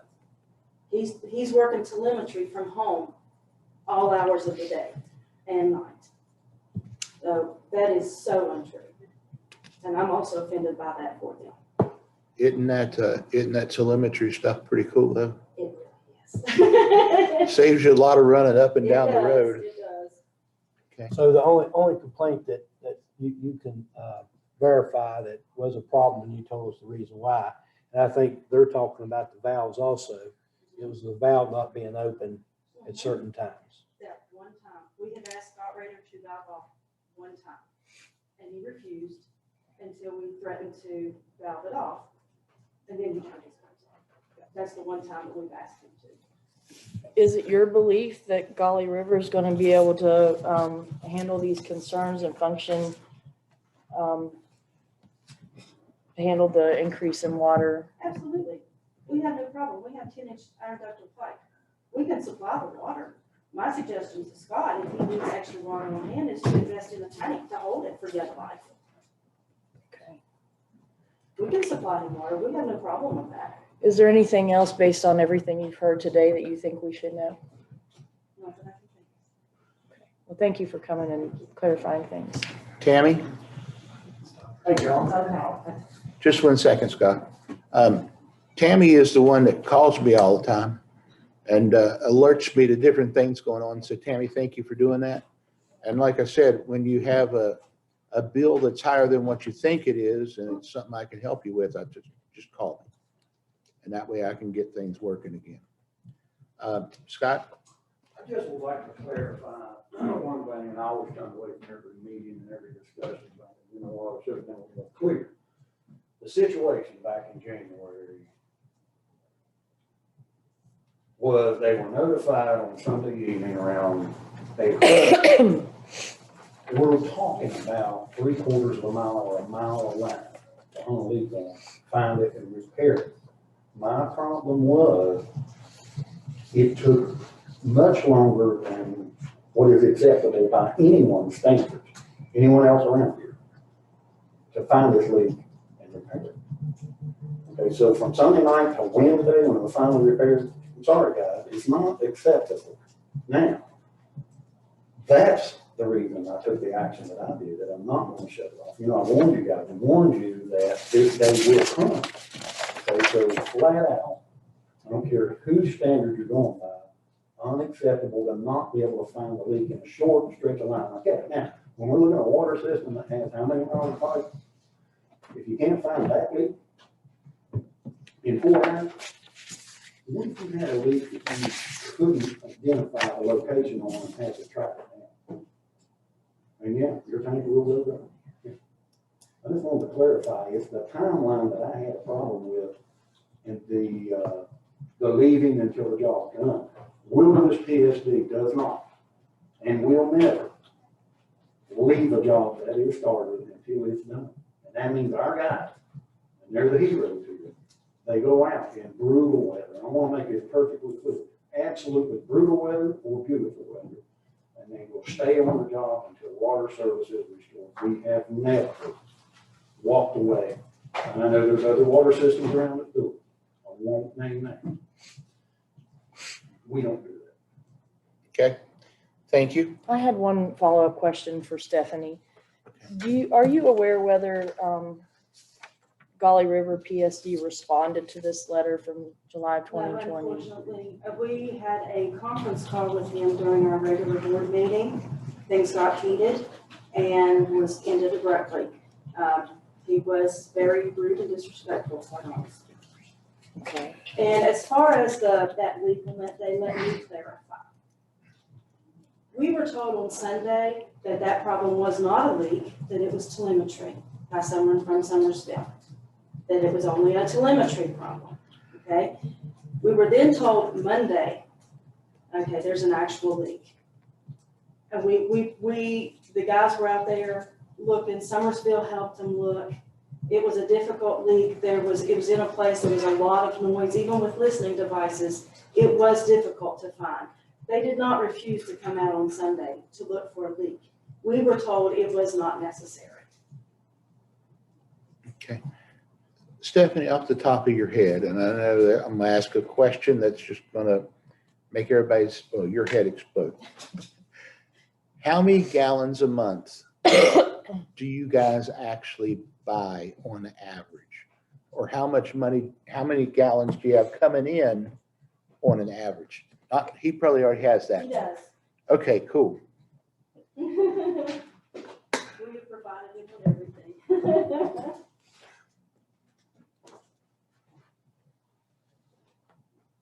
I brought everything except my glasses today.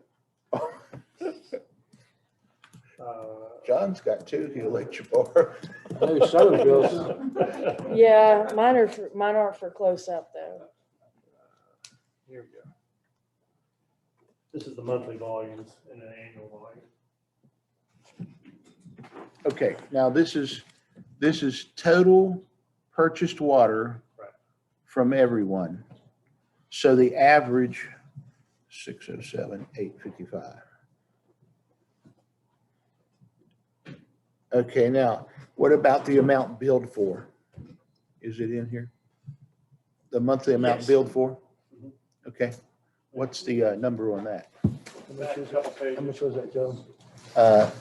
607,855 gallons. Well, is that the dollars? You know, the gallons purchased is 151,033. 151,083. Oh, wait, I think it's 083. I don't know, my eyes. Okay, Mhm. Yeah, that's correct. all right. I looked at the wrong column, my bad. Yeah, Um, I would have pulled it from that column too, actually. We just, we're, 151,000 gallons a month? No, that's in a year. That's 151, that's 1,000, that's 151 million gallons. Okay, I was gonna say, that's why I kept having to look. I know everybody back behind you, you should see You the know, looks on the Summersville faces. said they I'm sold like, them 3 million gallons a year or a month, right? So, and I kept saying that just, yeah, I was gonna say that just, something's not adding up right. That's why I questioned it. okay, I'm getting it.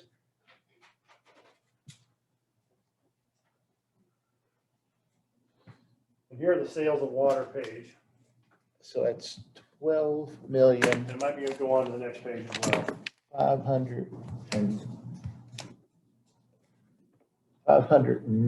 590,250 gallons. Okay, now we're getting better. I would like to add something to that. Which one is The it? average is going to be incorrect. This is the average, It's going to be incorrect. okay? After I retired, the manager that came to Gauley River and Canal Falls failed to have the master meter flowed for 4 years. When it was actually flowed, the master meter was running 15% high. And the master meter that it was replaced with is running almost 11% high. So that's gonna throw that average off. About 25%. Well, that's what I was going to say. That sounds like a more natural loss. Because I was getting ready to say, and it's just me as a funny ha-ha, don't take this seriously, but I was going to say, if you prove to me that you only have 7.1% loss, I'll leave you alone. Because it's not possible. I was gonna say, You go to the yellow tab there, that'll show you the calculation of 7.1% loss. There's a difference between unaccounted for and accounted for. So we have leaks that are accounted for. But our unaccounted for loss is 7.1%. Okay, but leaks is a loss also. Well, fire departments are part of your accounted for loss, fire department usage.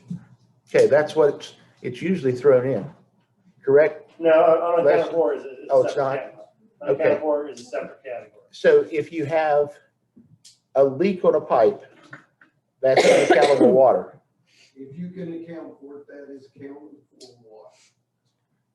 Everything you can account for in your system, hybrid flush and fire department use, that's accounted for water.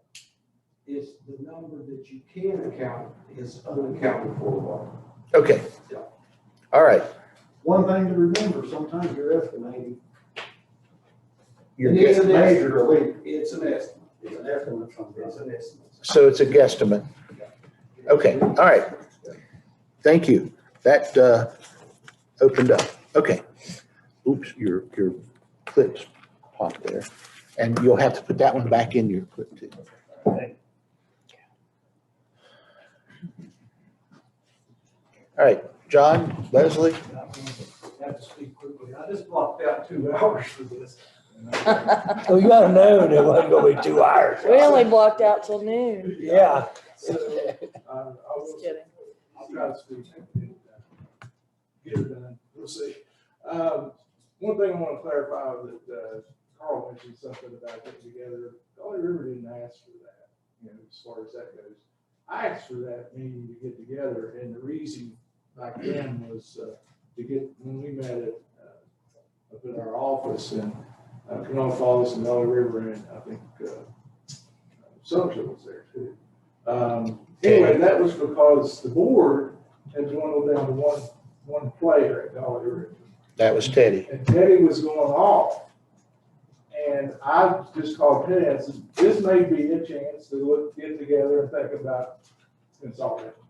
And everybody hates to hear that word, call it merge, do whatever, but that's where that came from.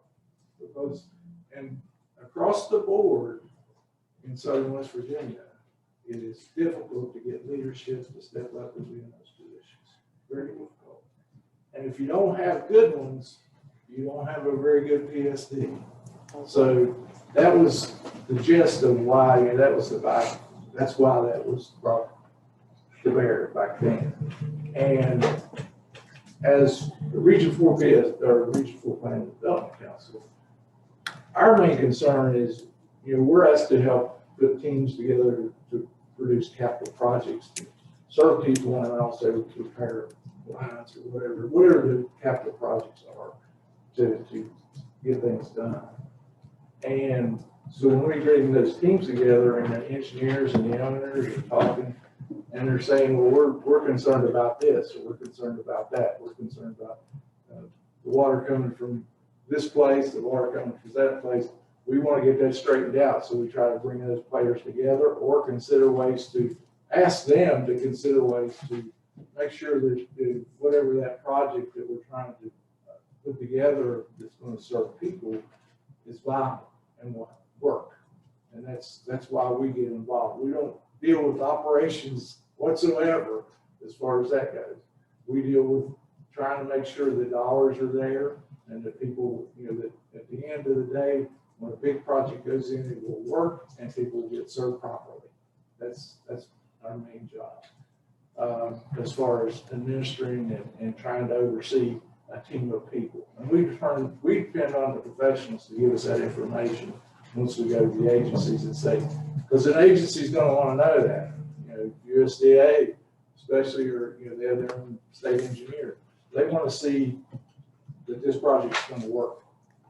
And that's where we come in. So there, Juanita and I were talking a while ago. I mean, a couple of years ago, or 2018, I was on record right here saying, consider consolidation of some of these PSDs because they struggle keeping their leadership and they struggle with keeping capacity with people in general because our workforce is tough to get. I mean, it's difficult. We have difficult workforce challenges throughout all sectors.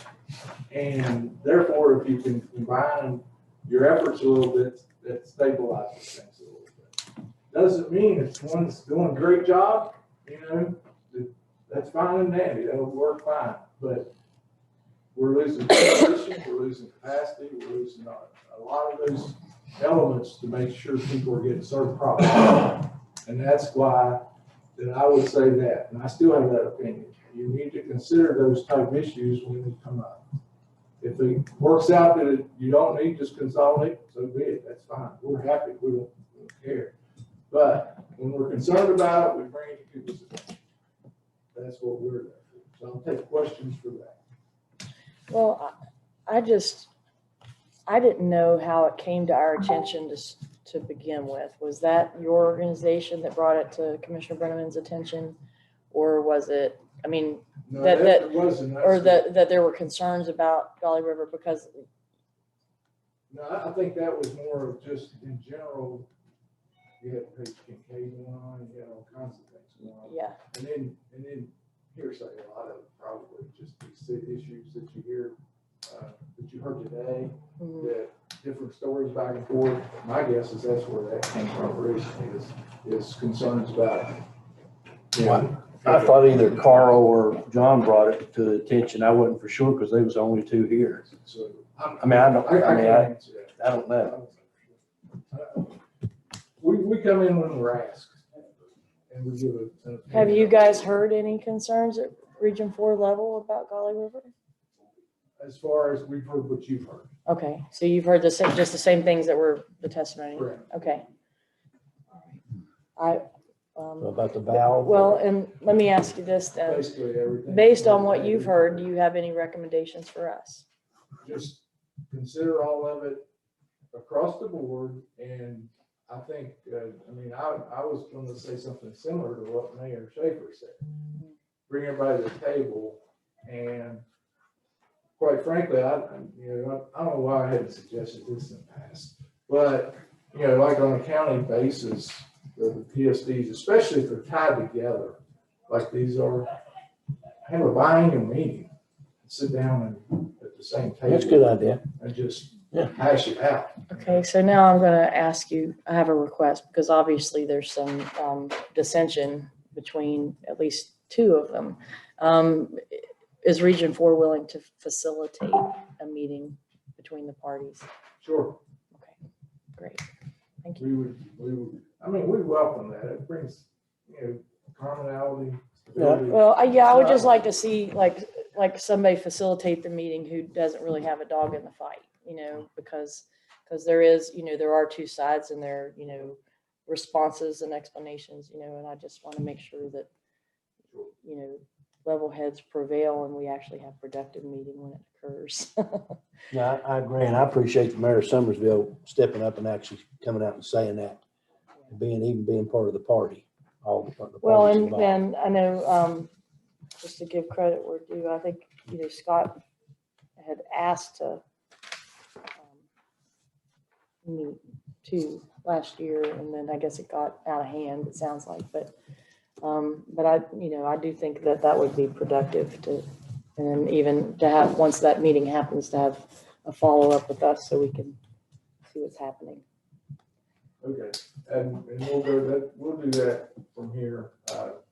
We'll get everybody, try to schedule. Thank you, appreciate that.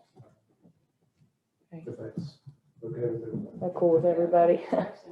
Okay, so does anybody else have anything for us today? No, I got one more question. Okay, you do. Real quick question to Wilderness. You purchase all your water from Gauley River? No. Okay. No, we have a treatment plant. Okay. We operate 16 hours a day. We have the capacity to do a half a million gallons a day. But again, we do not want to run any more than 15 hours a day as a rule. Okay. To allow for downtime, for maintenance, and for Okay. stuff happening. All right, just making sure. Yeah. That's it. So that's it. That's everything I have. Get to my next- Yeah, get out of here. Mayor, John, you can, I don't have anything for John, do you? Okay, No. John, go. Mayor, you you have one of their tanks that you guys do the telemetry on? That is correct. The Eden tank, we monitor the telemetry. Okay. How can I put this? Is there any way to, I understand how telemetry works, but is there any way to figure out how many gallons they're down? That you need to say, hey, you guys need water in this tank, and you flip the switch on or whatever you do? We do. We let them know. Okay. No, actually, the whole setup of this tank is, it works off of telemetry. There's a valve at the tank. We actually fill their tank for them from our plant. We turn it on and off. We fill their tank, and then when their tank's full, we shut it off. When you say we, is that, Our tank plant. which one are you with? I'm sorry. He's Summersville. Okay, you're with Summers. He's our. Okay, I'm sorry, I was just trying to.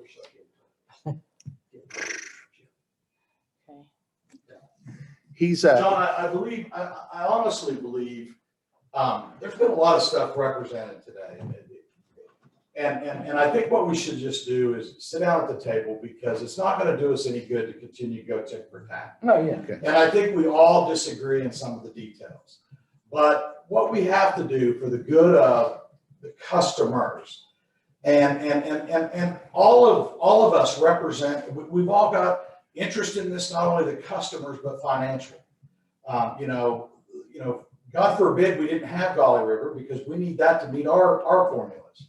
So really what we should do, because as I've said, and I feel confidently and transparently that I'm representing the facts the way we see them. I'm not accusing anybody of misrepresentation, but the facts aren't all the same in this room today. And so what we need to do is get beyond the past and figure out a solution going forward. I will tell you that obviously being a guy that's responsible for the bond debt of a regional plant that's not servicing a region, I'm a guy that's for consolidation. Now, I didn't try to take you guys, and I haven't beat your door down to take you.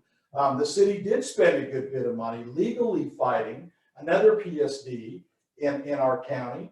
Incidentally, we lost, and why? Because of politics. It wasn't at the end of the day the right decision, because now we still have many, many, many issues. Okay, that's not been the case with this PSD. We've never tried to consolidate. But let me tell you, if it comes to that, we're standing at the door, because what we've got to do is maintain the customer loan. Yeah. So let's have this Region 4 meeting, bring everybody together, leave the personalities at the door, and let's do what we're all supposed to do, is do good for the people we represent. Absolutely. That's the big thing. Thank you, Mayor. All right, commissioners. We saved you for last. Teddy, do you have anything you'd like to say? I think we're pretty well. Okay. Juanita? Well, I think there has been a lot of misrepresentation here today, and I don't think that was intentional. I feel that our employees, and I have worked with these employees for several years. So you worked in the office before you retired? I did. Okay. When I first started with the PSD, I was in the role that Stephanie was in. Our manager left, I stepped into her job. I retired in 2016, and I hate to say this, but the person that replaced me ended up not being a good manager. He talked a good talk, but he couldn't walk. And that in itself was a lot of the creation of the problems with our district. While he was manager, Mr. Deering passed away, I was appointed to the board, but I was not notified. I was not notified by the commission. I was not notified by the district. And why that happened, I do not know. Neither do I, because I remember bringing your name and we signed letters and sent them. That I was not notified. And then about a year later, Eddie said, well, if you're not going to be on the board, I'm going to resign, because, you know, they were beating their heads. And so then I was appointed to the board again. Mm-hmm. I've worked with them. I do monitor all of the financial aspects of it. I go over every bank statement. I go over every check. I go over time cards on my time. And I really feel that our district is a feasible district. But I do agree with Mayor Schaefer that sitting down with the other, with Wilderness and Canal Falls and Summersville is one of the best ideas that there is. Okay. Sir, we'll save the best for last. Well, I'm the newest guy on the block down there, so really there's nothing that I can add to what's being said here. Okay. All right. What's up? Do you have any follow-up, Council? No, I would like the commission to take action on the motion to reconsider. Well, that's what we're here to do. Did we ever send that letter? I don't think. I don't think we sent, because No, I I don't think think once we- we, yeah. we didn't actually, even though we approved the action, we didn't send the letter, because it came to our attention very quickly that your clients weren't here. And so we decided to wait until we were able to have a full hearing on it. Well, first I want to thank all of you for coming and informing us. This is what we intended when we rescheduled this hearing the first time, and this is what we needed. So How many license operators do they have? who? We asked them. No, we didn't. Not that part. Huh? How many licensed operators do they have at their PSD? I don't know. What are you asking?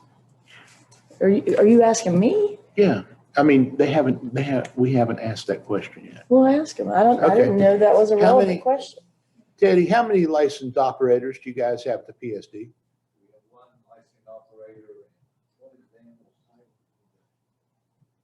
the He's not, he's one. He's not a class one. Operator training maybe, or? Yeah. What does that mean? Can somebody tell me what that means? Water distribution. Okay, so do we have unlicensed and licensed? Is that why the Yeah, question's they're relevant? in training in order to get their license. Water distribution, does not get a license. They're qualified to work on everything in the distribution system, but they're not qualified to work in the water plant. Now Dale is a class one operator and, Daniel is water distribution. Okay. Do you All right. guys have any more questions? No. Okay. Well, in that case, I move that we rescind our original decision, our original vote of no confidence in the Gauley River PSD. And I second. Okay, we got a motion, the second, to rescind the vote of no confidence on Gauley River PSD. Anybody have any questions? And just with regard to discussion, I do want, once that meeting takes place, Leslie, if you could give us a heads up once it takes place, to get a new hearing on the book so we can just, find out what's happening. Okay. Okay, we have a motion, we have a second. All those in favor? Aye. Passed. Resyndication, done. While this was a long hearing, it's probably the most productive we've ever had. So thanks for everybody participating. I wish more people did this for more of the agenda items that we cover. And Yeah. again, very sorry that we overlooked Thank you all. having you here. Thank you. See ya. Just tell you, these are the papers I went to get earlier. You asked me to take a break. All right, we'll see you later, Teddy. Like Chief, Thank you. Huh? No. No. That's not maybe taking back Nice to in. meet you, and thanks for serving for us. Appreciate that. I bet. Teddy, you've been there how long? 12 years, 15 Hey, years? let's take a quick time out. Yeah, I got to. 26 years. 26. I was there.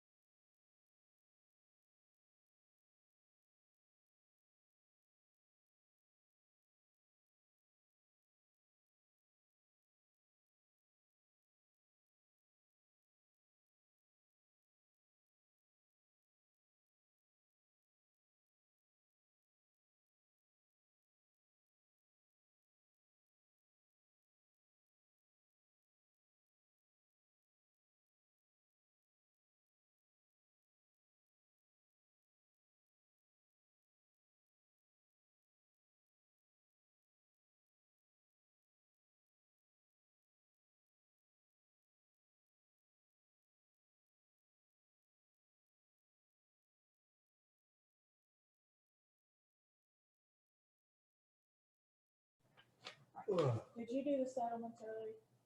Yes, I do. Okay. Yes, I did.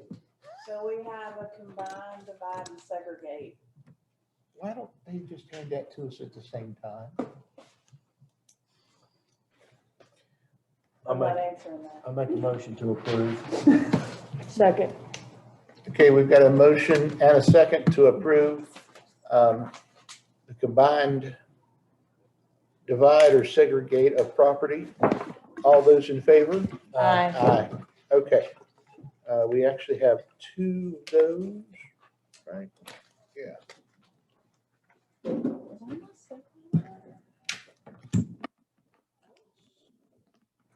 There's nothing, I don't have, okay, there's nothing.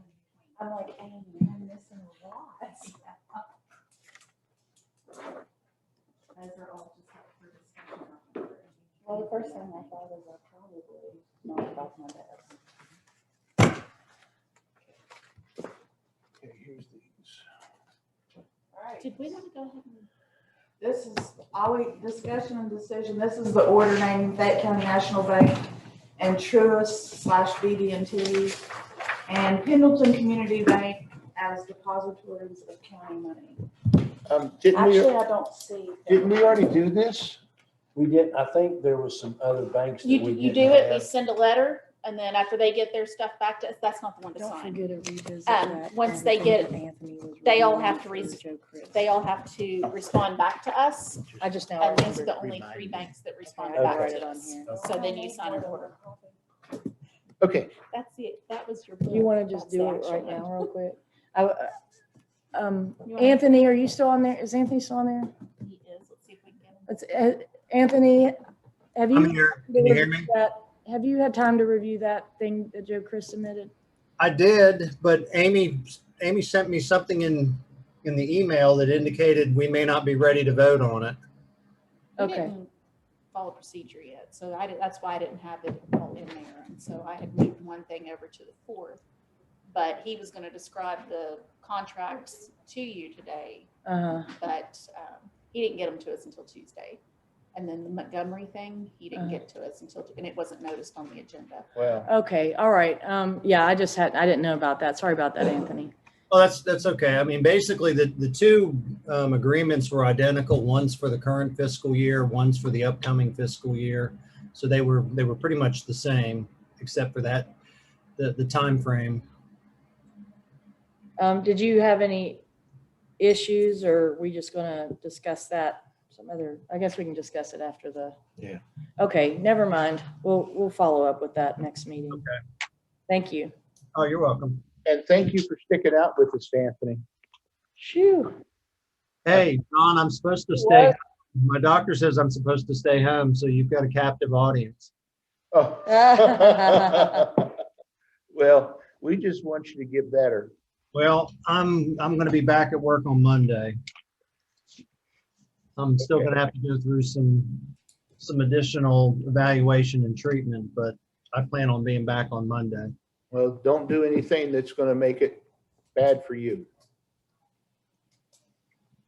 All right. The banks and everything. Make a motion. Motion to approve. I second that. Okay, we have a motion and a second to approve the depositories for Fayette County, for the courthouse, correct? Thank you. All those in favor? Aye. I keep wanting to say I second that emotion. Remember that song? That's what I said earlier when you wasn't here yet. I said I second that emotion because I've been downloading tons of music for the station.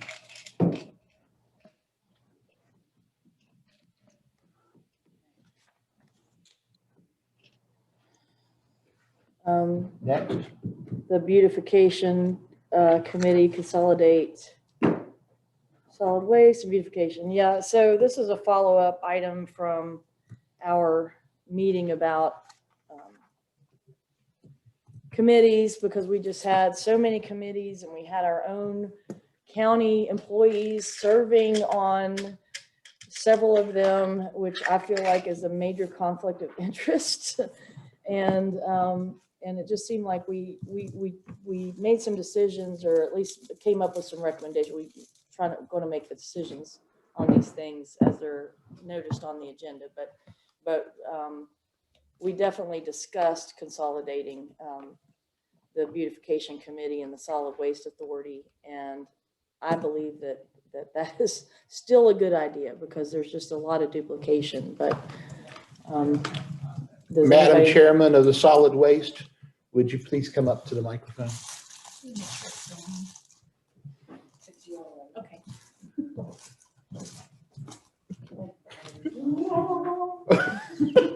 I think you should sing for us.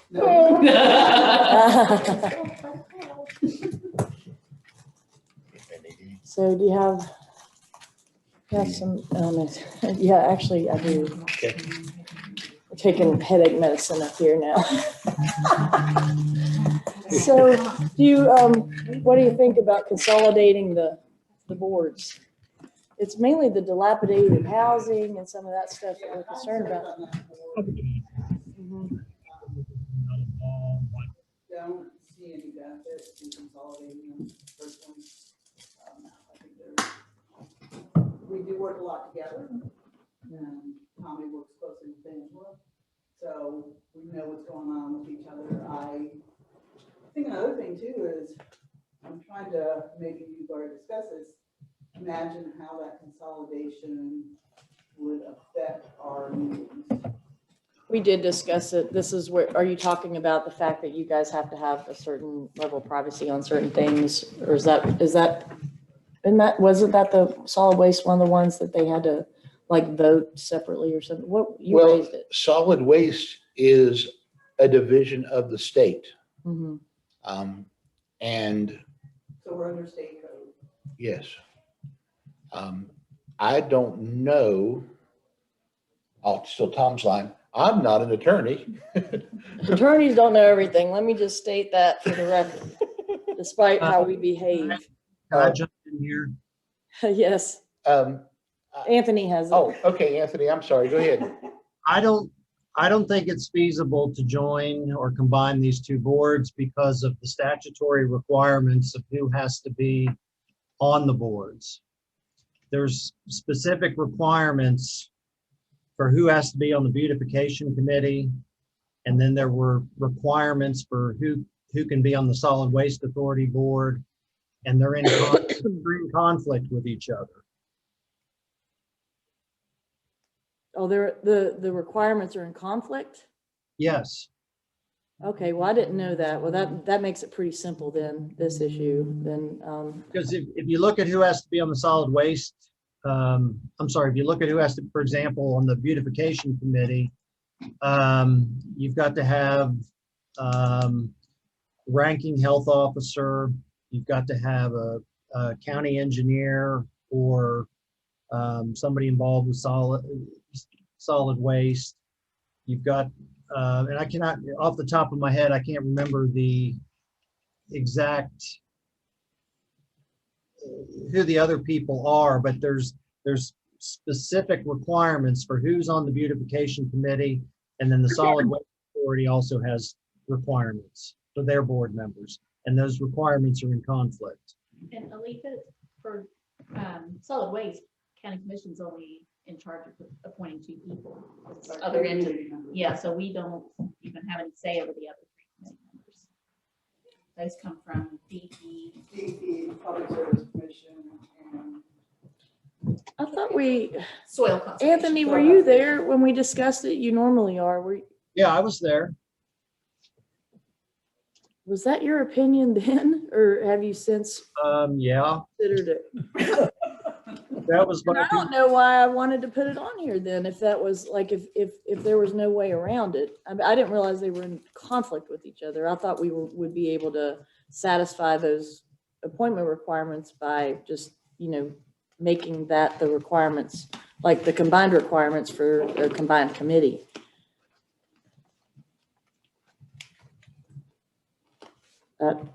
Not possible. Was I wrong? No, I mean, it's not possible when you look at what the code requires for membership of the 2 boards.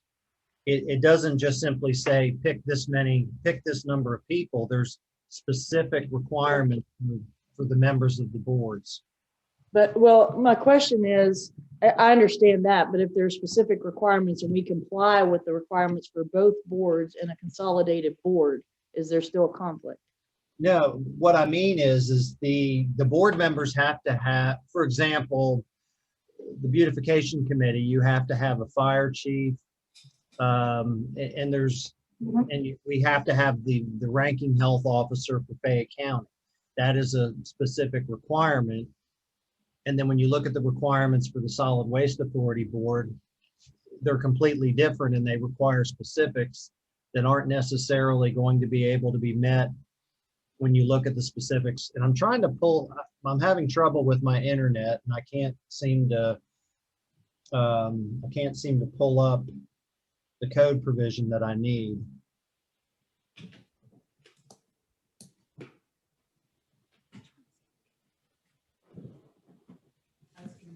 What one is it, Anthony? I'm trying to find it and I can't. She's trying to search for it. Amy has these code sections on that list. Do you know, can you look it up? Get to them. Let me see. She's trying to get to it. Okay. I might have it on my. It might still be on the old desktop, so it's just being. Let's see if I can do it. I'm gonna check my notes. I probably have notes on this.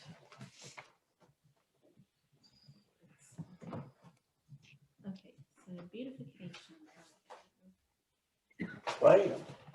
See if it really works. We're still waiting. I'm gonna go ahead and dig, get what I want here. Garbage. Please open on a different page.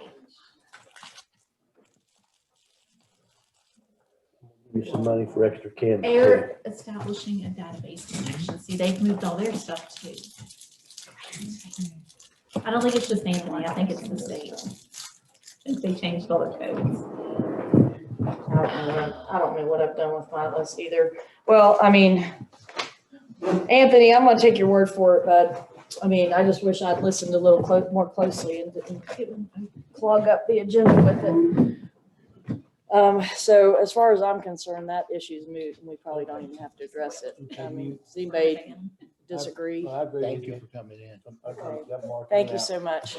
See how effective you are? All you had to say was, I think it's a bad idea. Wait there. And we were One like, all right. One thing that came up at the meeting last night, Tommy made us aware that they're wanting him to paint the numbers out on the bridge day. Yes, that came up. Yes, we got an email on that. Okay, so Tommy, you need to speak with Allison, and she also volunteered to help you. What? You said that. I'm on the Bridge Day She Commission, said I'll though, so I volunteer am to the go one out you and should do talk that. to, but. And I will help, actually, but not because he said I would, because I will. We need probably about 4 workers.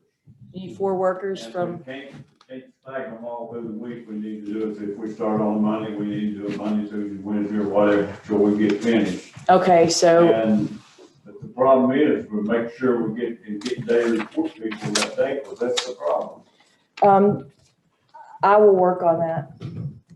And Okay. one other thing, if we could have somebody, maybe Wayne from the park or somebody from the park to take over Tommy's spot, he could spend more time out getting the trash and everything else taken care of. I think one of our concerns is to get Tommy more time to actually be the litter control officer and less time mowing grass, taking numbers. Well, and that's, the number thing, I think, if we can get somebody else involved in that, they don't need to do it every year. It's like every 3 years or something. And we did talk about it. If we could just get that this year and then identify somebody, maybe we can identify somebody to do it with you or something. So next time it comes around, and I don't know how, but I agree with you though, on the more time on the litter. I mean, that's something that's come up, and That's also Yes, another area where therefore Bridge it Day is should be able to help. doing what he's supposed to do. Where are you mowing grass? They say quarters. And Creek Park. Wolf Creek Park. Yes, you're not doing Wolf Creek Park anymore, right? No, I've did it 3 times in the last 30 days. Well, I can just offer recommendations to their committee, which I set with them, and we have fun and we giggle but so your committee is making a decision for you to go out there and mow grass? Your committee, the committee is making a decision for you to go out there and mow grass? Well, this is something that started long before all this board even come. It was something I think the commissioners asked the litter control officer to do, and when Tommy got the job, it still kind of continued, and again, we're trying to move him away. How is his position funded?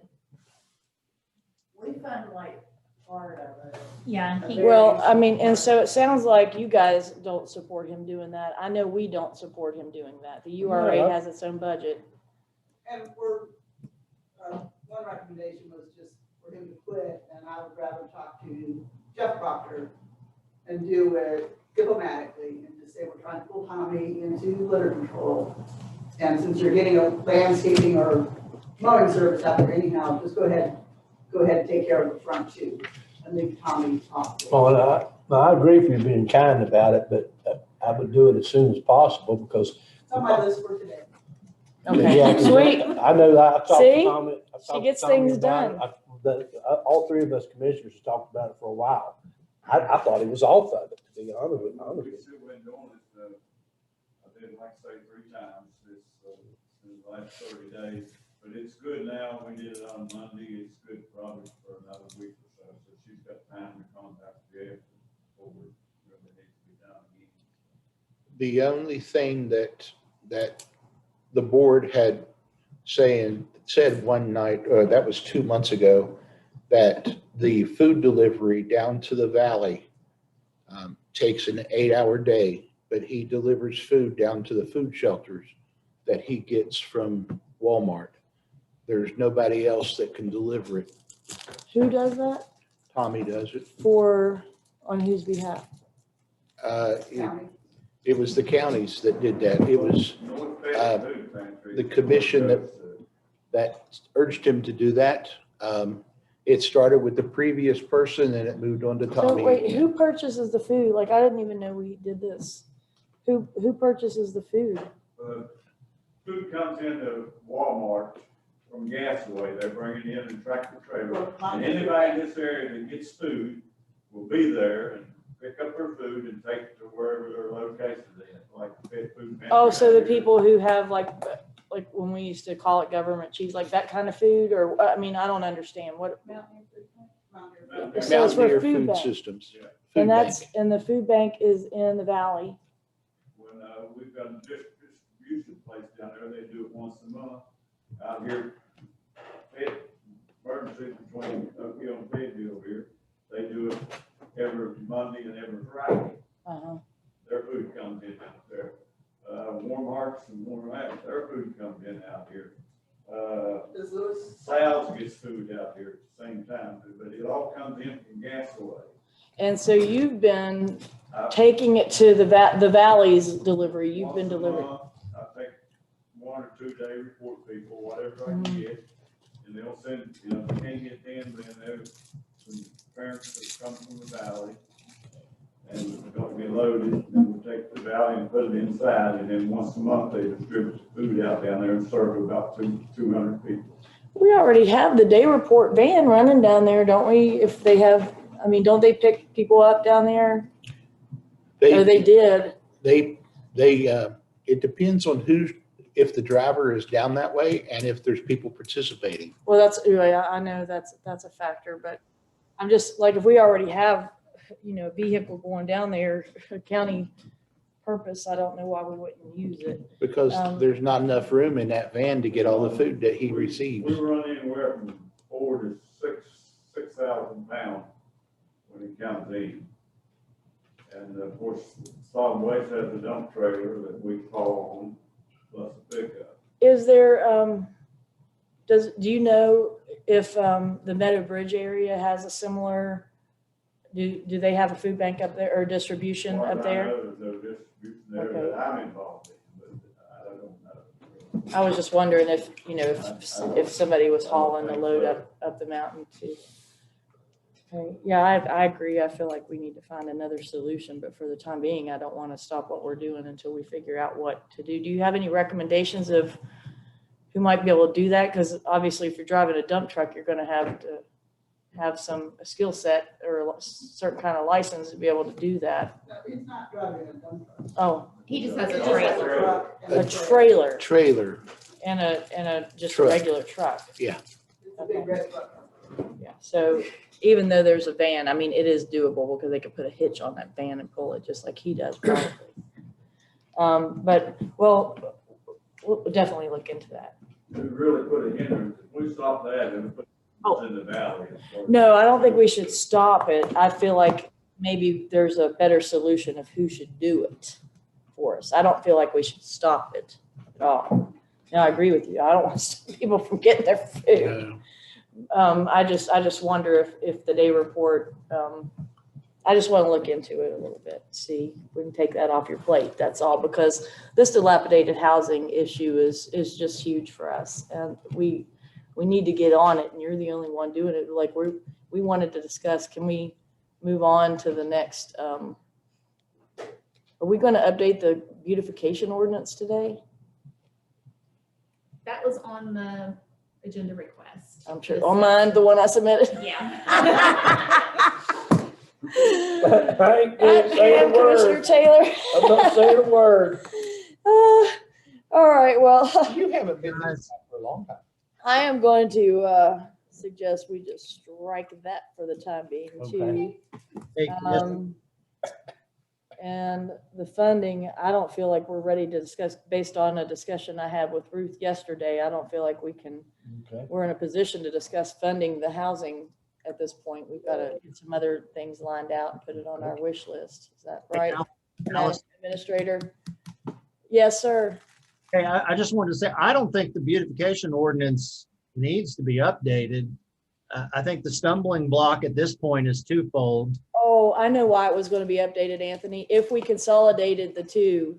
Oh, okay. Updated. That's what it was. Okay, so I wasn't losing my mind. I thought I was for a minute there. Yeah, you're right. You're right. So that's If you guys can identify a funding source, I'd be happy to get started working on that. yeah, I think that's going to take some time because we've had like Ruth handed us this very distressing major expenses for this fiscal year, and they are at the tune of almost $250,000. So this is things like the memorial building and HVAC over at Magistrate Court and all that stuff. So there's just a ton of stuff on here, and I think we're going to have to take a closer look at where the funding's going to come from before we can even have a discussion on it. Do you guys agree? Yeah. Okay, so we'll just mark through that sucker. And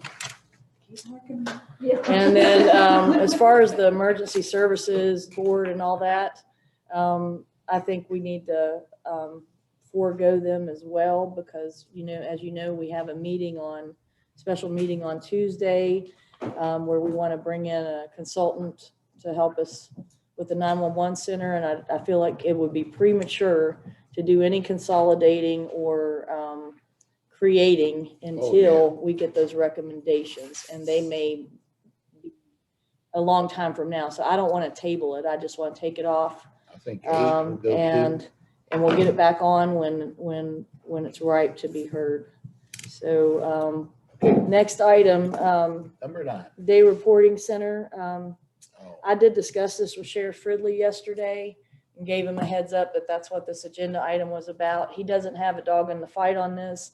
Anthony, I know we've discussed this in chamber when we were in executive session on a employee matter, but it's my belief that the Day Report Center staff and employees, as far as personnel issues and reporting and that sort of thing, ought to report to the county administrator, and that the function of the board should be to advise and to help us with, how it's run and those, like the bigger decisions about the day report center, and advise us. But as far as the employees, I don't think the board or the sheriff should be managing the employees. I think that should be the county. Do you have an opinion on that, Anthony? I agree with you. I think, to me, the board should be responsible for implementing policies and procedures. I don't think the board should be responsible for the oversight of employees. Okay, and I did remember the issue that I wanted to discuss with you, and that is with regard to the location of the day report center. And we heard, just so everybody knows, I think we all know about it, but that one of the judges, although I was assuming it was Judge Ewing, but now I believe it might have been Judge Blake, who wanted to locate the probation office over in the health department building once it vacates. And of course, our plan has been, or at least the loose plan we've discussed, is locating the day report center over there. So one of the things I want you to consider, and we could follow up and talk about, is if we were to consider that, and I don't know whether enough space would open up in the courthouse for day report to be over here where probation is or not, but I don't know why those two offices couldn't be co-located if the, and walled off accordingly, but maybe have like a, drug screen, level, or right when people walk in, where either side could come out and do their drug screening, because they have such similar missions. I understand the bureaucratic stuff, and I know, Supreme Court controls probation, but if there's enough space, I'm just putting the question to you to consider as the prosecutor, whether you think there's any, and as our counsel, whether you think there would be any conflict if those were walled off and the space was there. So anyway, I don't need an answer or input right now, but I just wanted to bring that to your attention, because that popped in my mind. Like, if the space is there, why couldn't they be co-located and properly walled off and just have some shared space for, certain purposes? But Why is probation wanting to move? Well, where they added the family treatment court? Heather, Right. This is currently working out of Judge Ewing's, office space up there. And when court is not open, like, people can't get to her. And so that's one of the issues. So because of all these, great ideas we're implementing, and we just really need a mental health court, in my opinion, and consolidate all that. But now that we have to have family treatment court, and we'll probably end up with some other kind of court at some point, probation is growing and doesn't have enough space. Okay, yeah, I forgot she's part of the probation department. Yeah, I actually did too, until Courtney brought it up to me yesterday. So I do think it's a valid concern, but I'm just not convinced that, both offices couldn't be co-located with the proper, design of the space. But anyway, so moving on. Okay, so I move that we, I don't know, do we actually have to, Anthony, how would we implement this? Will we just like create an order for the day report center employees to make clear that they will report administratively to the commission? I'm just trying to figure out how we officially document and implement that. So they know it. Yeah, so everybody knows, because I know this was addressed many years ago, and I think there was a more of a pass the buck mentality at the time, because nobody wanted responsibility for the day report center. But now, I want to officially, create a record that, this is the way it's going to be. Would we do that in the form of an order, or, have it in the minutes, or? What I think we need to do is, you guys obviously need to vote on it. It needs to be part of the minutes. And then I think we simply need to send a letter to the management structure over at Day Report, advising them of the action that the county commission took. Okay, and maybe the board as well, don't you think? I think that, yeah, I think it would be a good idea as well to let the members of the board know. Okay, all right then. I move that we assume administrative responsibility, the county assume administrative responsibility for the day report employees and take that from the sheriff, who told me he has no objection to this. He's not here, and I did tell him about it. So, so if, you know, if he did, I figure he would be here.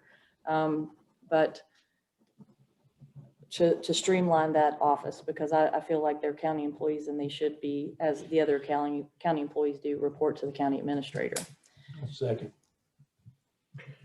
Okay, we have a motion and a second. No one's here, so there'll be no discussion. All those in favor? Aye. Well, did anybody on Zoom? I don't know if the sheriff was on Zoom or not, but, Nobody's on. okay. Nobody's All right, asking. so, Ruth, your budget revision? Yeah, come back and do your stuff there. Other stuff in order this time. Okay. So, all right, that's why I gave you guys this, the revenue to go along with the budget revision, but we actually had, we were about $80,000 less than what we estimated, so. Nice. Good job. But, yeah, right. Tax collections in June was like, they were really bad, so. Yeah.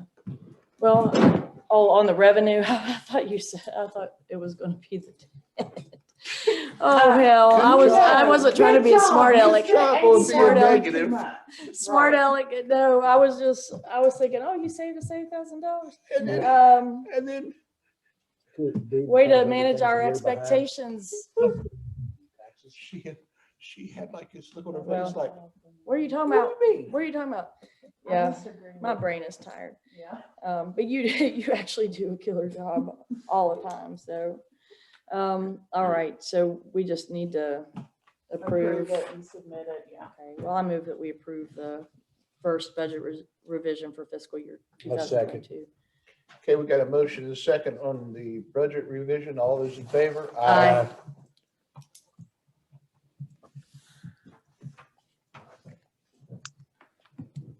Okay. That was Dan Sneed's recommendation for the HVAC. I feel like we have a. Yeah, so he just recommended we go with the lowest bid, which was Pennington Plumbing and Heating. The bid was $209,600. This is where we have to come up. Our grant covers $96,000. So the rest of it, the county gets to pay. I guess we gotta have it, right? Yeah. Yeah, I mean, A we're motion to approve. second. Got a motion and a second to approve. All those in favor? Aye. Aye. Weren't we waiting on someone to start work on that? We just have to have this approved, so, Okay. they can get going. Then will do the contract or whatever. Yeah, I would like, Amy, you have the contact information for the magistrates and the magistrate assistants, right? I believe so. I have taken And, everybody's email. and Judge Ewing, would you please, email the people over there in the annex? Anybody, if you have them all lined out, if not just the, the magistrates and the elected officials, at least that this has been approved and we intend to Yeah, start. this is Or actually Ruth. just the third floor. It's Judge Ewing's. I think I told you Magistrates last, took care. whenever I was over there for court. Yeah, please let them know. I told him, Yeah. So, Well, if you want to let them know that, just please keep them apprised on when it's going to start and everything, just as a courtesy. Yep. Thank you. Also, speaking of the magistrates, when a person is called into magistrate court for trash and it's a $50 fine, they say we don't have money for it and the magistrates are just throwing it out. And they're letting them continue to have trash in their yard. I would like to see possibly someone speak to the magistrates. If you're listening, Anthony. John, you're saying that when people are being brought in to magistrate court for a citation, Yes. they're telling the magistrate that they don't have money to pay a fine, Correct, and the magistrates are dismissing the citation? correct. That's news to me and that's troubling to me. Well, please talk with Tommy about that. He's got one in there right now too that's the same way. My thing is, why All don't of them are we, certain ones. I'm sorry. I'm just curious. Did he say, okay, we don't know. And hey, John, you want me to talk to whom about that? if you talk with Tommy, he can give you the particulars on it. But if they don't have money to pay, why don't we assign them community service? And have them go out with the trash, with Tommy, pick up trash for a day. Here's my question. How is that determination of they don't have money to pay being made? That I can't Well, answer. I'm guessing it's maybe the public defender, cases. That's my guess, but. But it's not a jailable. Still, that's right. That's right. It wouldn't be. So they shouldn't have a public defender. I mean, it Oh, sounds. no, you're right. You're right. You're right. Sounds to me more like a situation of, I don't want to pay, and of course I get that. Nobody does, but I'll see what I can find out. Well, whoever's doing it, there may be a reason we don't understand too. So And how do I get hold of Tommy? He's here every morning at 8 o'clock. Well, do you guys have Tommy's contact I information? can get it to, Amy will send it to you, Anthony. Okay. I'll see what I can find out. What? Why's everybody laughing? Because Tom needs to borrow your hearing aid.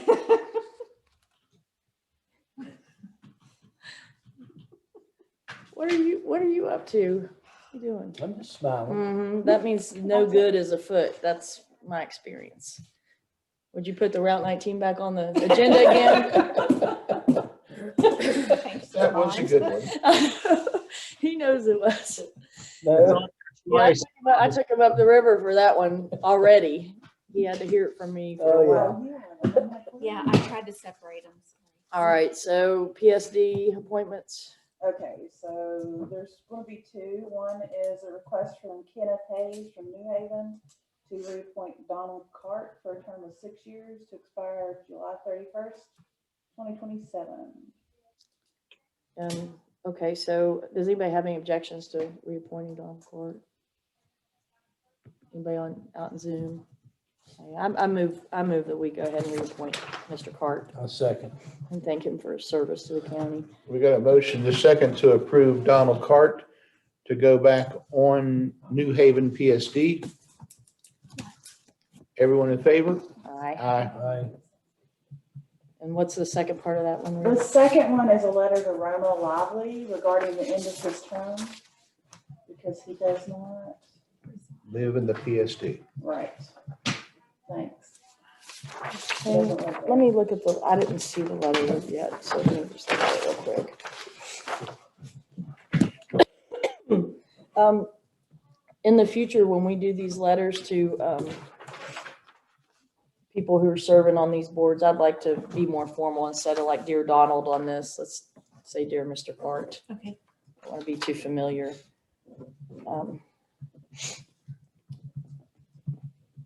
And by the way, Amy, you do a really good job of getting all this together. Thank you. I mean, I don't even know how y'all keep all this straight. So, is this the letter to Mr. Hayes that we're looking at here? Okay. Yeah, this looks good.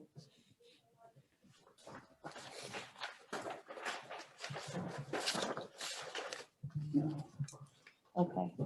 I move that we approve the letter. It's in front of you. Oh, what, for me? A second.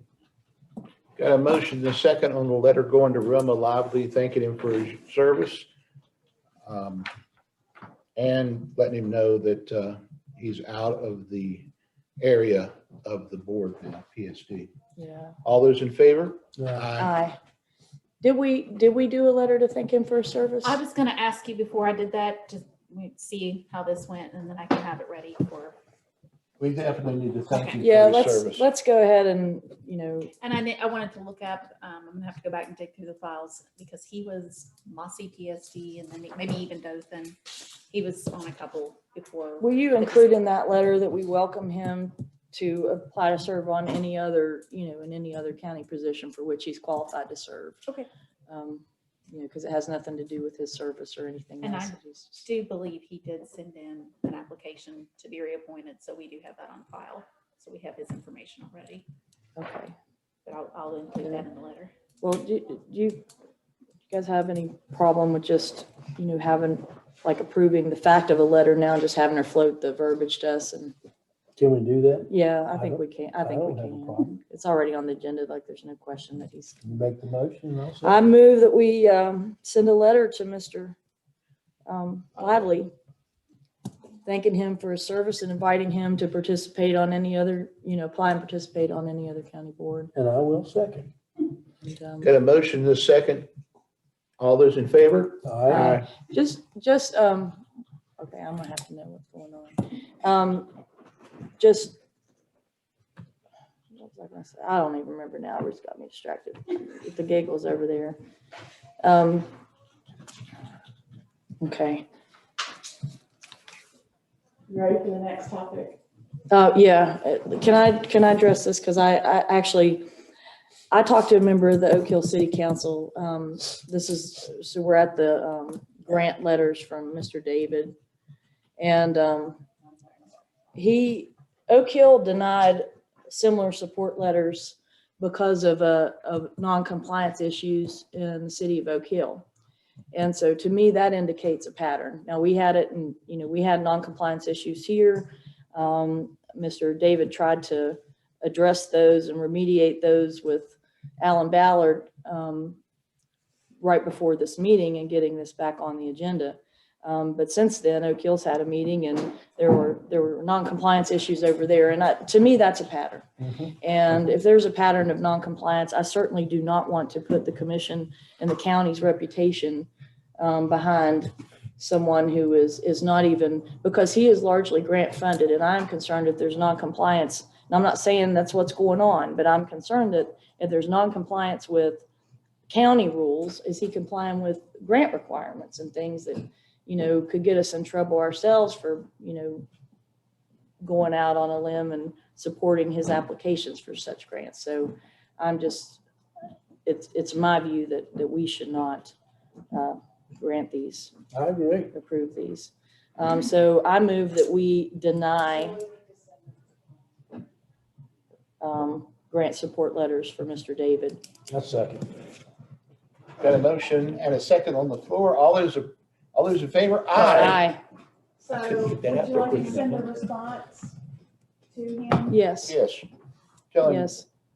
Do we want the minutes to reflect that the county commission would change their position in the event compliance changes in the future? Not at this time. No. Were you, well, yeah, not at this time. I feel like if that's changed, then we can reconsider it. But I don't even know how we would monitor that, frankly. I mean, I feel like, there are non-compliance issues on these things and we had to, kind of learn of them. And there may be tons of other things that are non-compliance. It's a pattern that concerns me and the attitude that it's okay to not be in compliance. More than, I don't want to have to investigate whether he is in compliance with all these things. So the next thing is a request from Jocelyn Shepherd, president of Appalachian Botanical Company, for a support letter for an abandoned mine land, good grief, pilot project to develop 42 acres at Southport Creek in Fayette County to develop a lavender farm. Does anyone know Miss Shepherd? No. I know the Shepherds, but I don't know her. I don't know her specifically, no. Well, this is what I want to say, and I want it to become a part of our records, that if someone's asking for a support letter, they come in and present them. I just No, I feel think that it's a good we- idea. better that we could ask the questions, find out, things that we need to know. That's been my hang up for a while. People were just wanting request letters and So since it hasn't been the practice in the past, we should probably do that going forward instead of Kicking back the people. changing in the middle of a meeting, and we're gonna address that on the agenda item next time. okay. Well, So either yay or nay. until someone can tell me more about it. She did Personally, I'm include not. a good presentation there, and it was in your packet Friday when I sent it out. I don't know, but she apparently already has some other. Oh, yeah. And this is reclaiming abandoned mine, vacant land. And apparently lavender is a very good crop for growing in those kind of conditions. And this is an alloy. Okay, is this a Fayette County company? Do they hire Fayette County people? I mean, I don't see anything in here. I actually happen to know an employee of that company who is a Fayetteville resident. Okay, So I believe it's a company, I think it is. I believe it's based in Boone County, but I do know that they employ a photographer from here who's doing some work for them, who's one of my neighbors. So what's that face? I'm just listening to you. You're up to something, man. I don't know what it is. Should But I I'm gonna smile? find out. I'm gonna smile when you're talking. that doesn't sound good for us. No, he's up to No, it something. usually isn't to everybody else on the other side of this. I'm waiting for the right word to come out. I would just like more information. I mean, this 724 number is a Pennsylvania number. That's where the company's based, but. Oh, I thought I it, just pulled up their website. They've got a lot of West Virginia stuff listed. Like even there's a T-shirt that says Ashford, West Virginia. But they're gonna make They're just- lavender. They're growing the lavender. growing- here. yeah, That's the right. yeah, actually, that's conditions. how I recognized it, because this neighbor of mine told me that he's been photographing lavender at some other area or something. Daniel Boone Parkway in Foster, West Virginia. That might be where Boone came up. No, I That's think the he told me address. Boone County is what he told me. Foster might be Boone. Well, if they're growing They it, have another farm in Boone County. Yeah. if they're growing Is it that what it here, is? Do you I still mean, have concerns? Do you have concerns then still? Yeah, if you guys don't mind, I would like to phone her and talk to her on Monday. And then, can we move this one to, Too late for Tuesday, the August The 4th, third. but you might wanna Or fourth? see if somebody knows May when I- the deadline for the yeah, grant I'm is. gonna guess Yeah. it's 7:30. I think it's 7:31. We can take a time out, you can call him. You wanna do that? why don't we take a time out and you call her real quick Okay. and get information. Well, we could try to just call her, we could just try to call her and put her on Yeah, speaker there during the you meeting. go. Let's do Put her on that. speakerphone. Where's your speakerphone at? We're on my phone right here. Oh, okay, never mind. I was thinking about the big spider one. She might not wanna answer the phone from a 202 area code, but Oh, She that's did right. have Well, I'll an call her on office- mine. Her office phone number is Fayetteville, or is West Virginia. yeah, I mean, I know that they have a presence in West Virginia, like I said, because one of my neighbors, I just happened to learn it within the last 2 weeks, works for that company, and I'd never heard of it before, but 724. I used to have a 724 number. 413 11. can we just real quick on the Kaez? Here, this is her cell. What's that? I thought we already decided that. which part? It's just a letter for you to. Oh, the letter.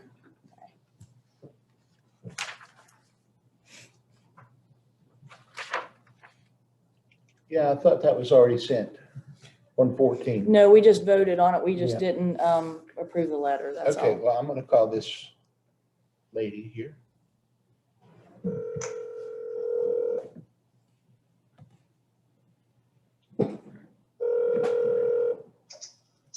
Jocelyn Shepherd.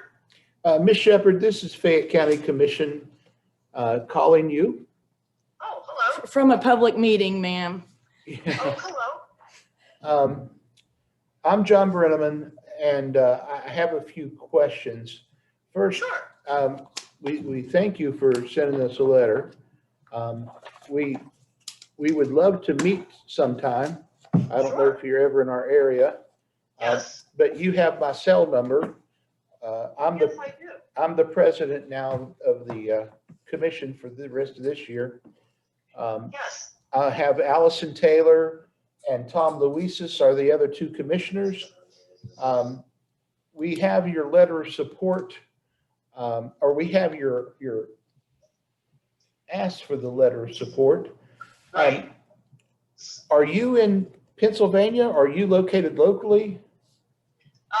I live in Pennsylvania. Our entire operation is located in West Virginia.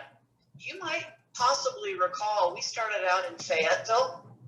We were renting office space over there, and I think I spoke with you, Mr. Brenneman, about a high tunnel about 3 years ago. That's correct. It's hitting. Okay, cool. Thank you.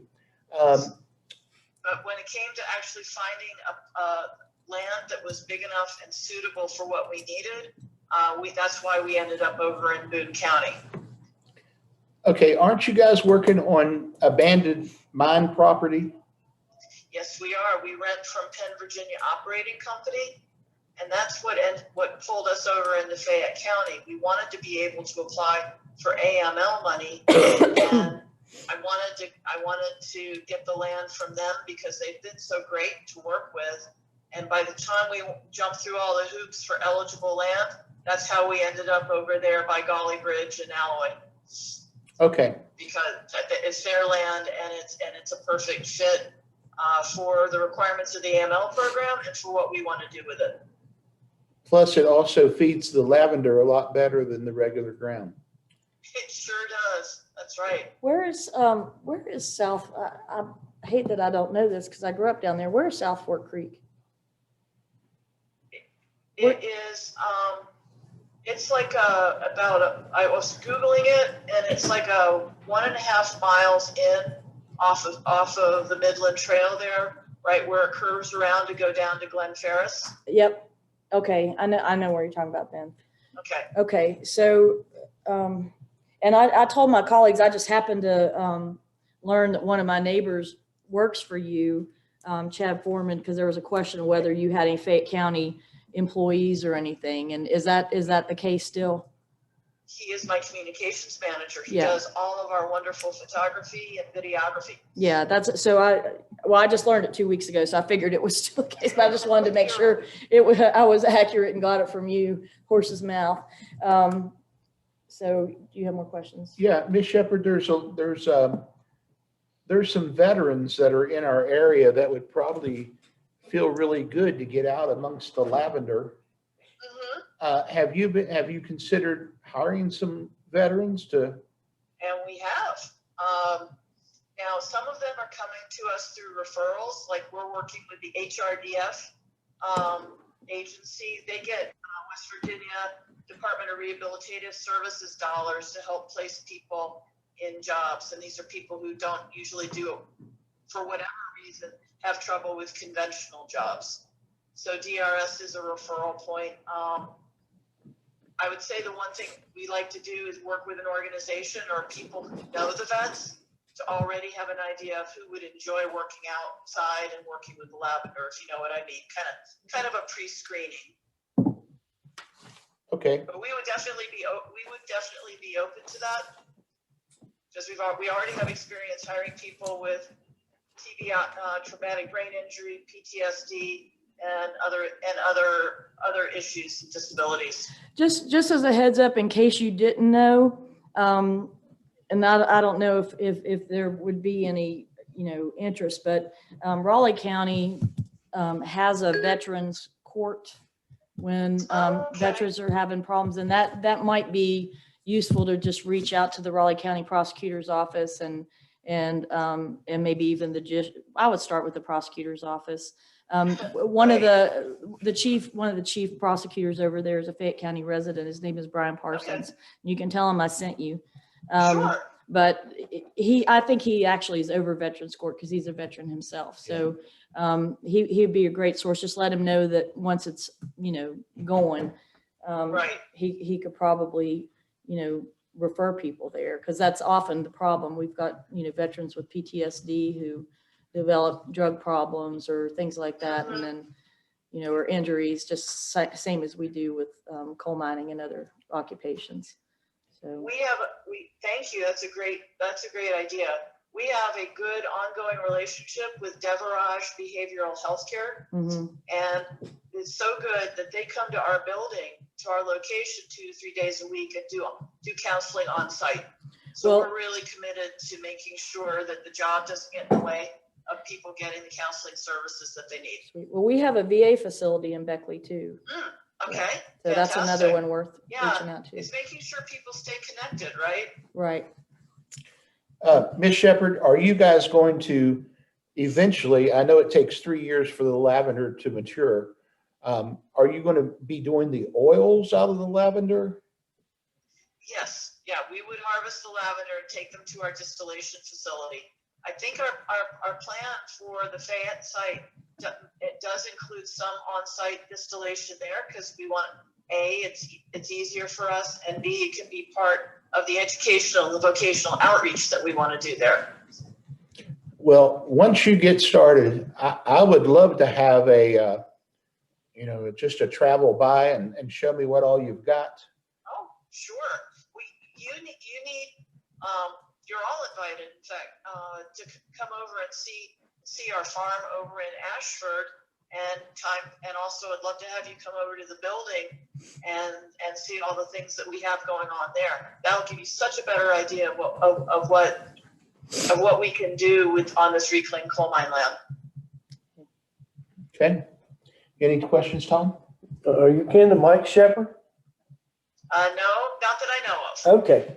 He knows everybody. Well, I used to live in Butler, so I said when there was a 724 number that came up, I said, well, that's... You know it. Well, it's funny. I've lived many, many years in Pennsylvania, and I've worked just as many years in West Virginia. So I've always felt a special connection. All right. Well, fantastic. Allison, any more questions? I don't have any questions. Thank you so much for pursuing this project in our county. I really love the idea of it. I really do. And taking our call. Thank you so much. I really appreciate your good questions and your support.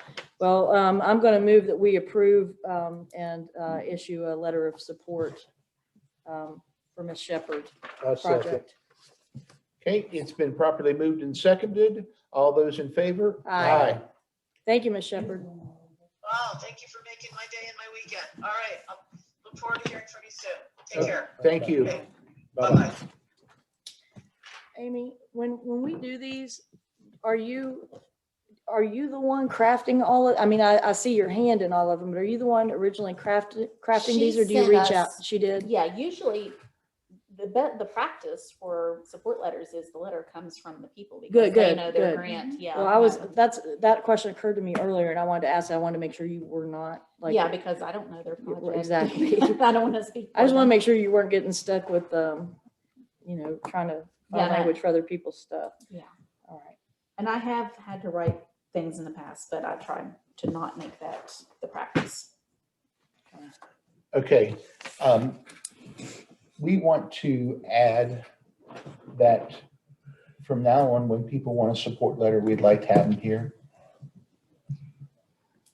I just say we eliminate this separate list, and if it's on the agenda, it should just be here. I don't have a problem. Let's just bring lunch and dinner here. Well, yeah, I would rather have those because they're so quick. Like maybe just if we have something like that, get it on the agenda for early so people aren't sitting here until 2 p.m. waiting just for us to approve a letter. Maybe a certain time we do the letters. Yeah. Yeah. Is that what you're saying? A certain time? No, we're not going to do a certain time. We also need I to think we're going to make them be here. do a vote if we're going to change Make an agenda. our days, we needed, That's our the Unless- last thing on the jump ahead. agenda Oh. items. We still have this letter. okay, I'm sorry, I missed that one. Number 14, John. And it just says, did you give them the letter? Yeah, they Yes. can sign it. After several attempts to reach out to your office with no response and the absence of services provided in Fayette County, the members of the Fayette County Commission do hereby discontinue our participation in the Central Appalachian Empowerment Zone. We are open to reconsideration of this decision if sufficient communication services are restored to our county. I move we approve that letter. Second. Well done. Where's the? Yeah, so the. Did you make the motion? What are you He said doing? second, okay. All right, we got a motion and a second on the letter. All those in favor? Aye. I know Miss Taylor's over wondering, she's there wondering like, what's he at? I know what he's up to. Hey, Amy. Okay, Jenna Grayson just sent me a message that teen court might benefit too, and I think that's an awesome idea. You know, we have the teen court and also actually the youth reporting center here in Fayette County. I just wanted to give this lady a heads up. Oh, for the lavender? Yeah, Okay. yeah, just the list to add to the list besides the VA and Veterans Court. That's, you know, actually a good idea. all right, do we have a calendar of, probably not, because the company was just hired to do the study for us. But we need to get a calendar, Tom. We need to get a calendar together as quick as we can so that we can see what dates we're going to have meetings and where the meetings are going to Well, be. yeah, we're gonna have a meeting, this, Thursday, that we've already picked up the firm, and we're having a meeting Thursday, and they're getting information together right now and putting a meeting list down. At least, I think they're making a meeting list. And Jenna would like a once a month to come in and give you guys an update. Please, So once, she had already given me proposed dates, but I told her, hang on. because I think we're going to be adding a bunch of dates to our calendars once we get those to a few months. Yeah, I mean, and I think we can figure that out. You know, Because that's August and September, we got 2 months, or we'd say This one's 2 October weeks too, part of between. October. Yeah. Okay, That one is when just- we change these dates, meeting on, we have to have the one on August the 6th first, Ruth, Fourth. for us to vote to do the note that you showed me. That's going to be on August the 4th. Okay. All right. At August the 4th, we need to, That'll be future agenda items. Do you want to look at the calendar first? okay, You're getting all out of order. Well. Is your blood sugar low? I like the look of the calendar. I think this is. All it is there's 2 weeks in between meetings Wait a instead minute. of 1 week. Is this the same thing? It probably is. You know, August, you I can't usually change. like that better. It was always 2 weeks though, I thought. It's It's different. Hey. No, it's always every other It's week. August and November. every that other you week can is do when this. we've had it. Yeah, I like it this way because when we had that little break between meetings recently, that was a relief to me. I mean, just because we were just hammering it so hard there for a while. It was nice to be able to disengage for a short time. And it doesn't apply to February or March. Right, because we have tons of meetings during that Actually, time. January too. And I fully expect that we are going to have things come up where we're going to have to meet because of the comp plan and the, like you said, and the, I think y'all will be out in the public a lot. Oh, I'm gonna be at every one. Yeah, me too. all three of us are. Yep. You be smiling? But yes, I'm gonna be smiling. Not gonna be ground you. Okay, so, well, I move that we approve the, 2 weeks between. Which new- one? Yeah, which one? the Yeah, it's the 2 first weeks. one, right? Yeah, there's two. It's a it's 2 week. Oh, yeah, so the next meeting will be August 4th and then August 25th. The 25th was originally on the 24th before we decided to move the meetings because you're gonna be out of town. But we definitely need to nail that down because we have somebody that wants to be on that agenda. Well, a very important thing that needs to Tom? be, yeah. Tom, what the heck are you gonna bring to us now? I don't know, I'll figure something out. So it's the first one, right? Not the second. I should check It's my right calendar here. real quick, make sure I don't have any hearings that are gonna conflict with any of these. Was you able to take care of that one yesterday? Yes. There's where your difference. You know what? There you go.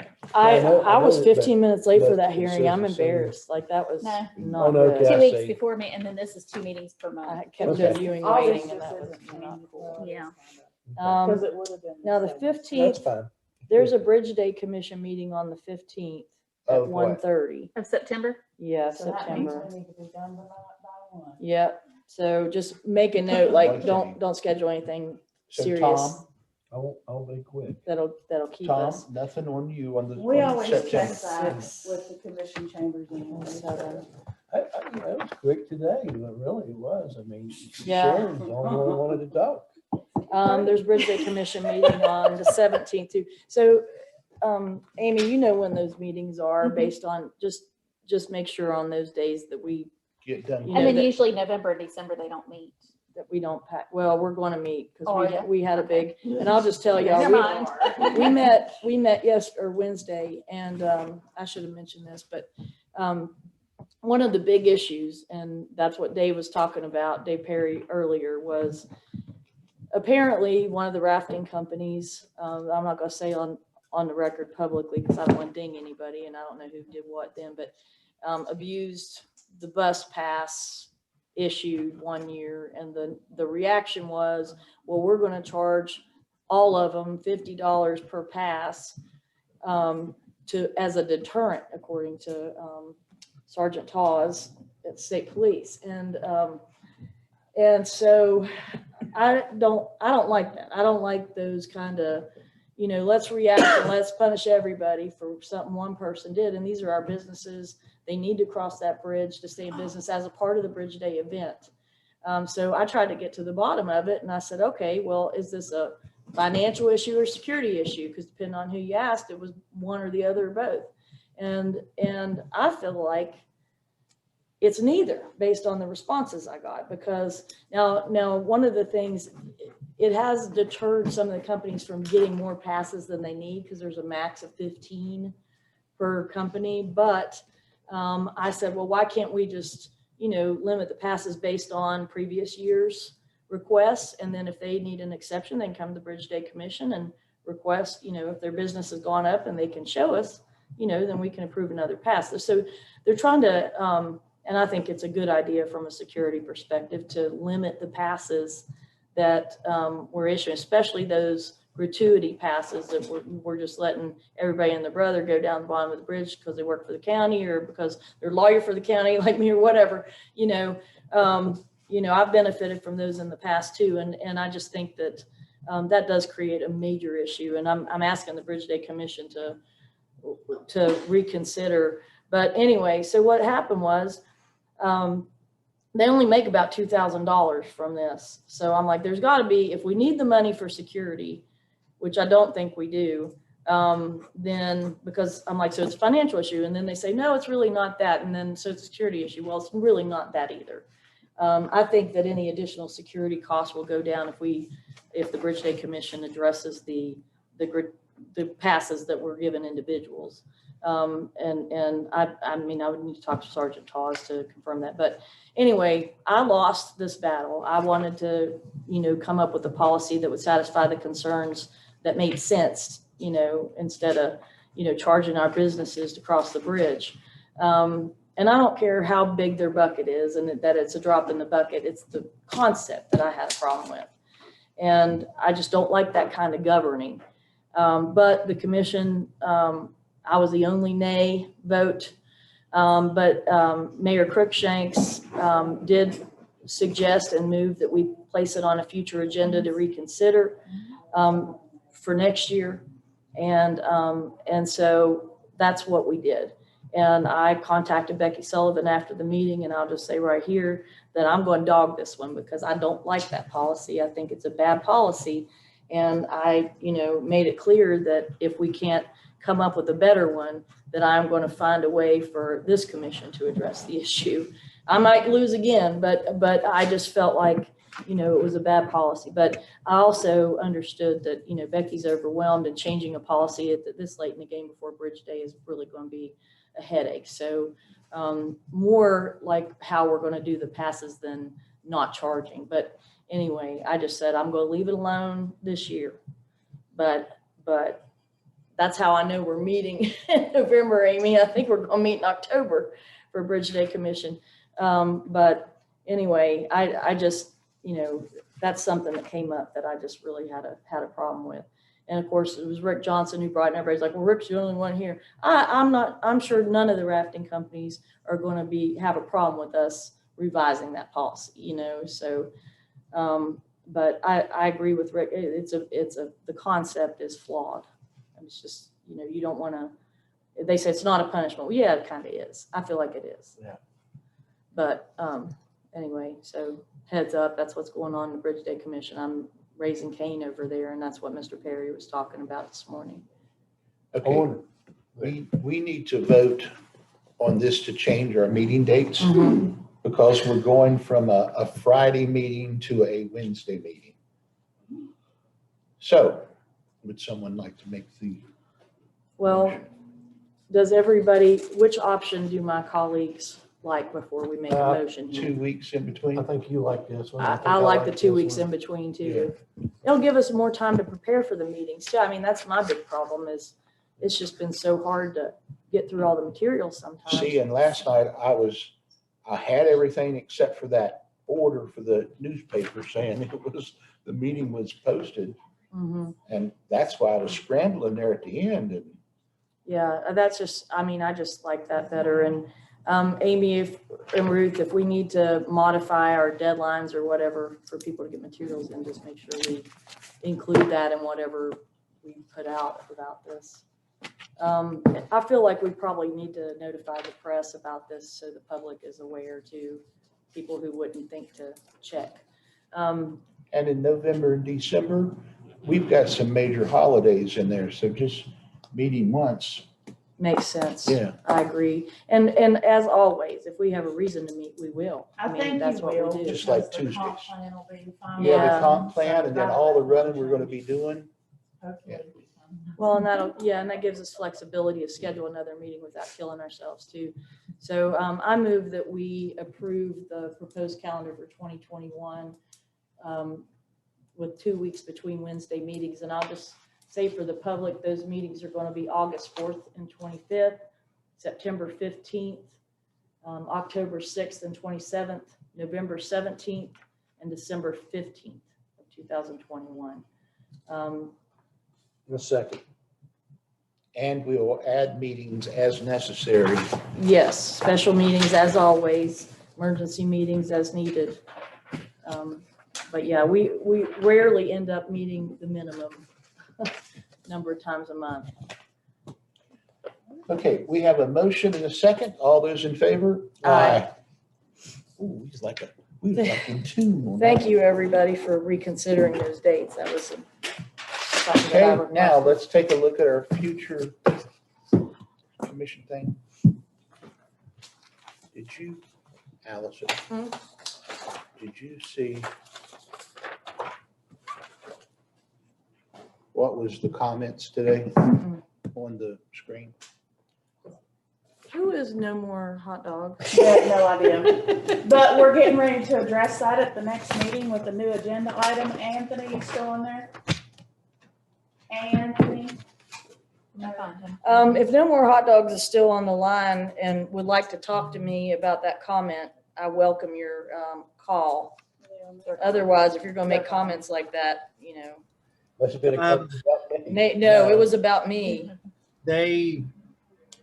I mean, let's be candid. I think the person's bogus name is probably intended to take a shot at one of the commissioners, and then the comment obviously applied to a second.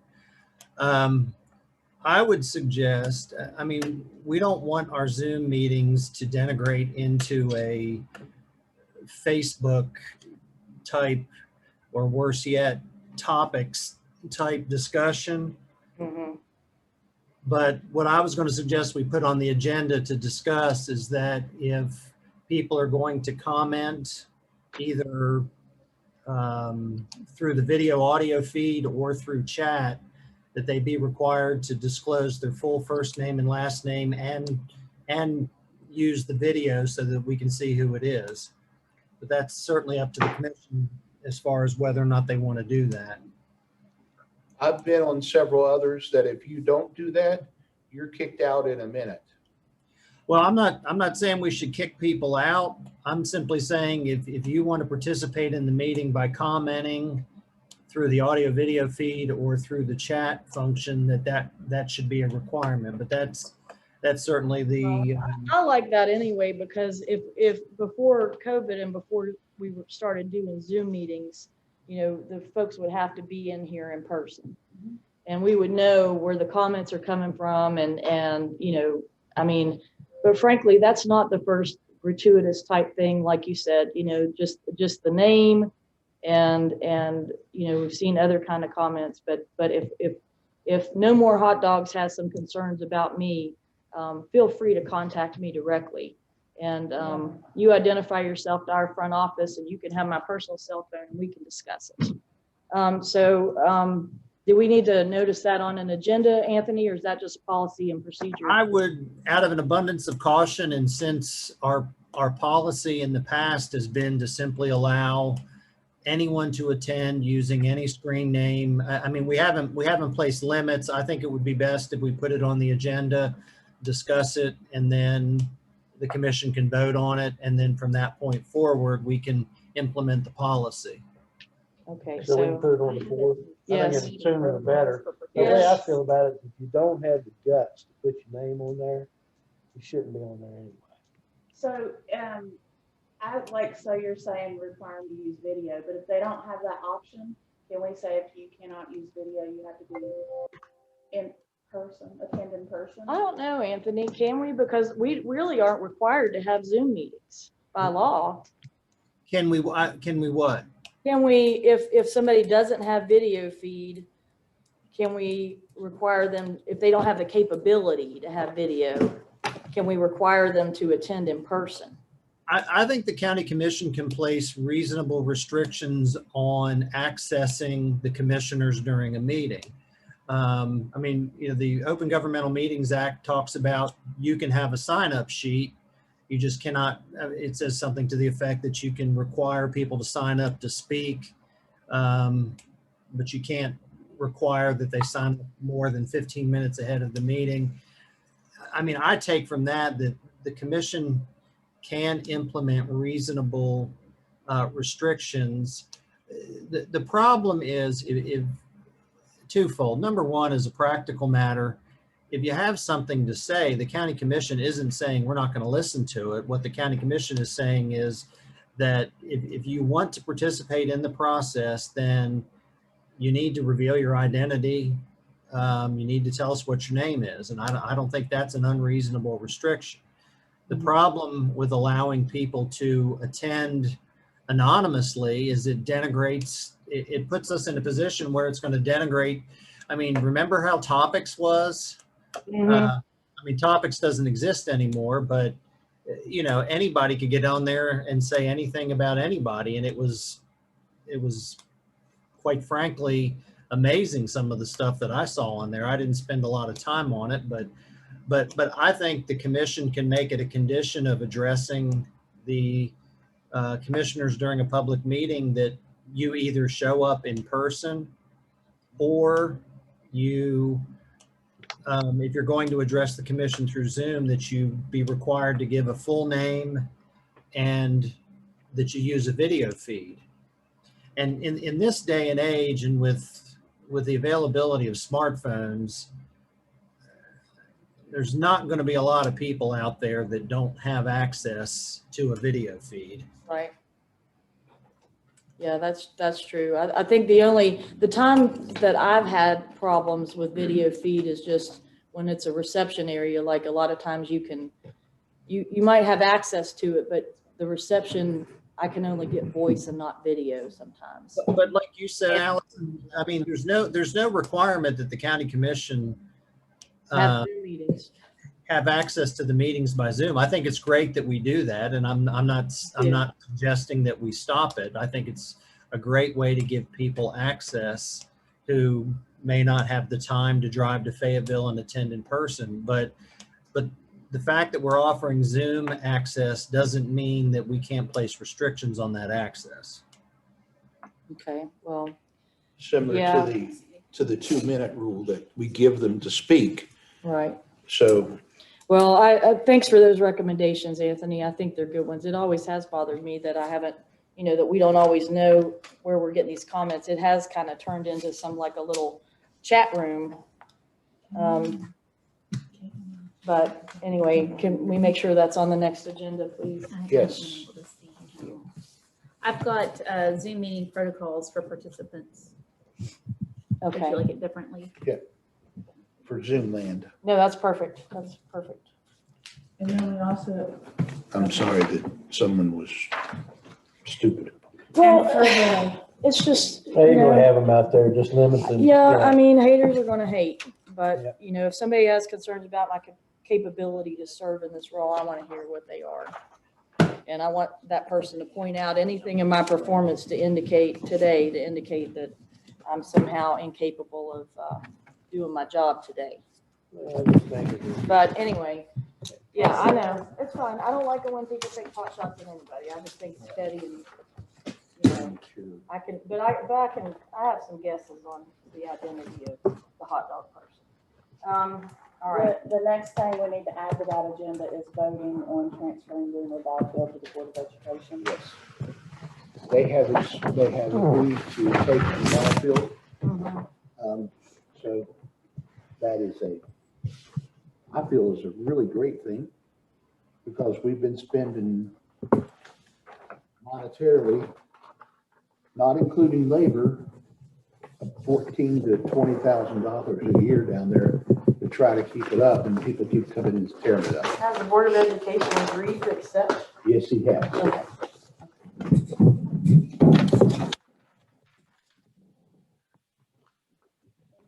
You guys want added to that agenda?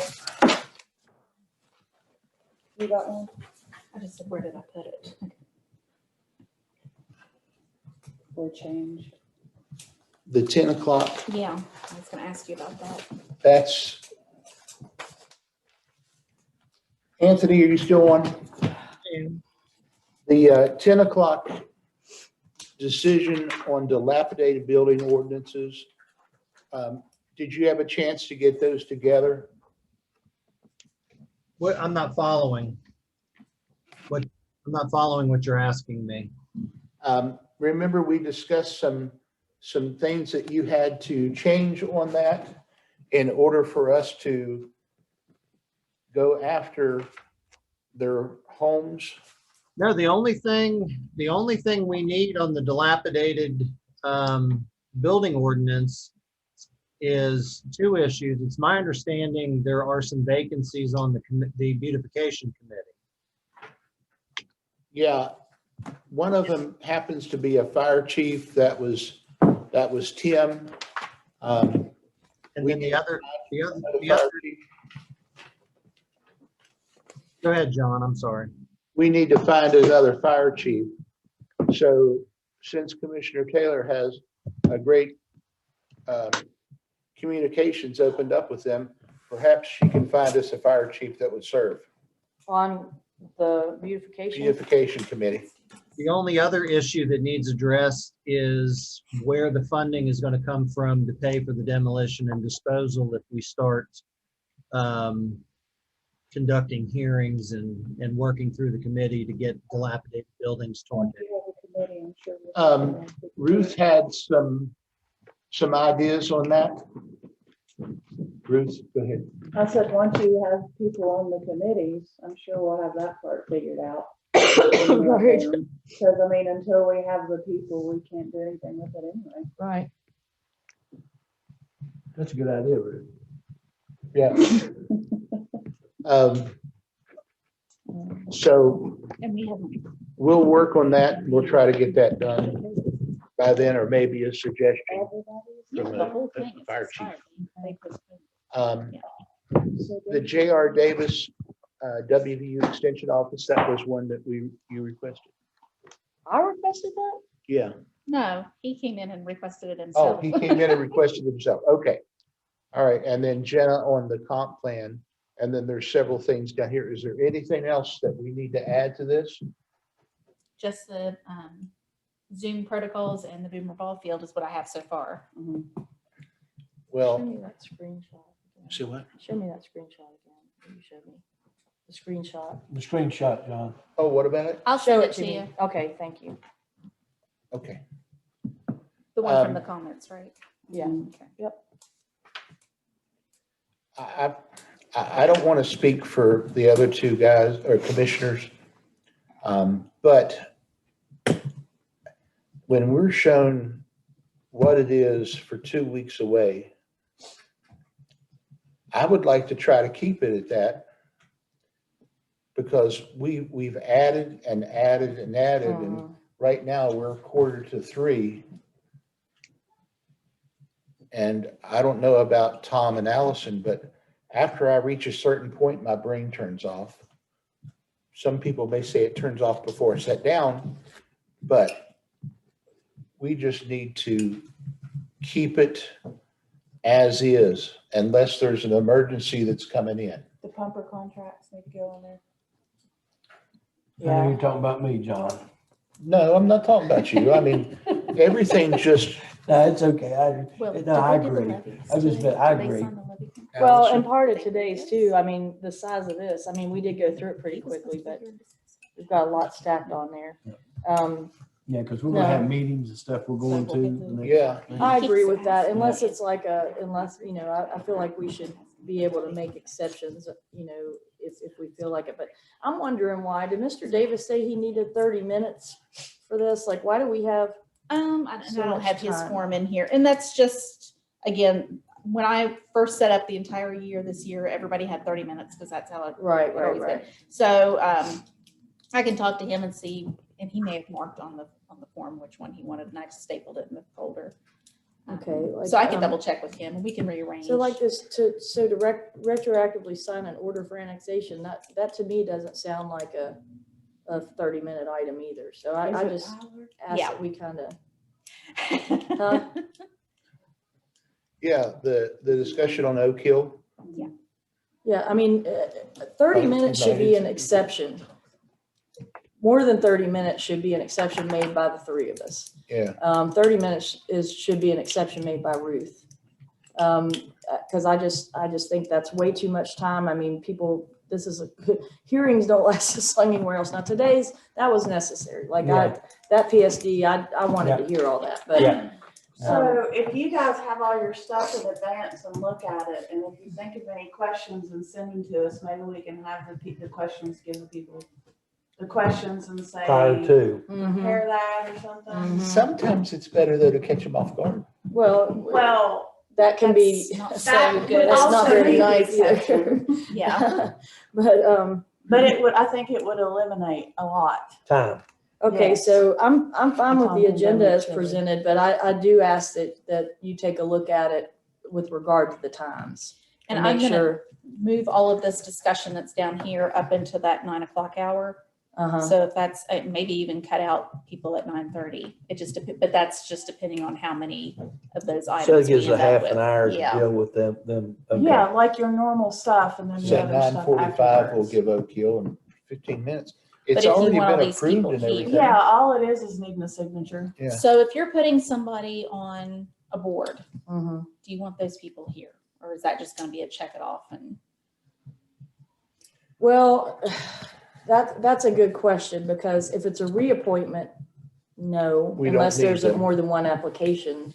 Okay. Or something, but if it's an appointment, original appointment, like this planning commission thing, and we may be waiting too late to give notice to these folks, because we do have more than 7 applications and the deadline. And I hasn't actually passed. have another one to give you right now, and it's not even Carl's, so.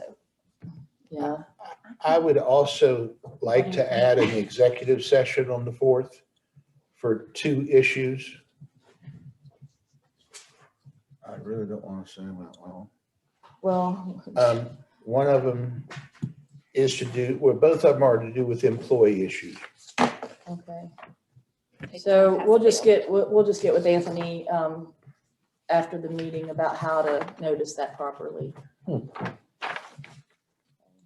He's still our surveyor. Yes. Who, What's his name? Jack Buda. Jack Buda? He came in and got the application yesterday and mailed it to me during the Yeah. meeting. We Not don't for want planning commission? a county employee. He's not an employee. He's not an He is. employee. He's an elected official. Oh, that's right. It is. Yeah, and Sharon Cruikshank's applied, so she's elected official as well, just not a county level. Yeah, but she's Um, not a county employee. Well, Elected official, he's officials are elected. employees and not subject to employment law as well. Okay, so, do we have anything I else think for it should today's be. meeting? I We've can't think of finished. anything else. Okay, I move that we adjourn, but let's keep Anthony on the line with us. I second the adjournment. We're done. You don't have to call Anthony. Yeah, just We'll call him, we'll call him. Yeah. We'll call you, Anthony. Call me at call my house phone, not Okay, my cell phone, because I have crappy cell phone service here. all right, I got it. Okay. I've talked to him like 15 times, if you don't know.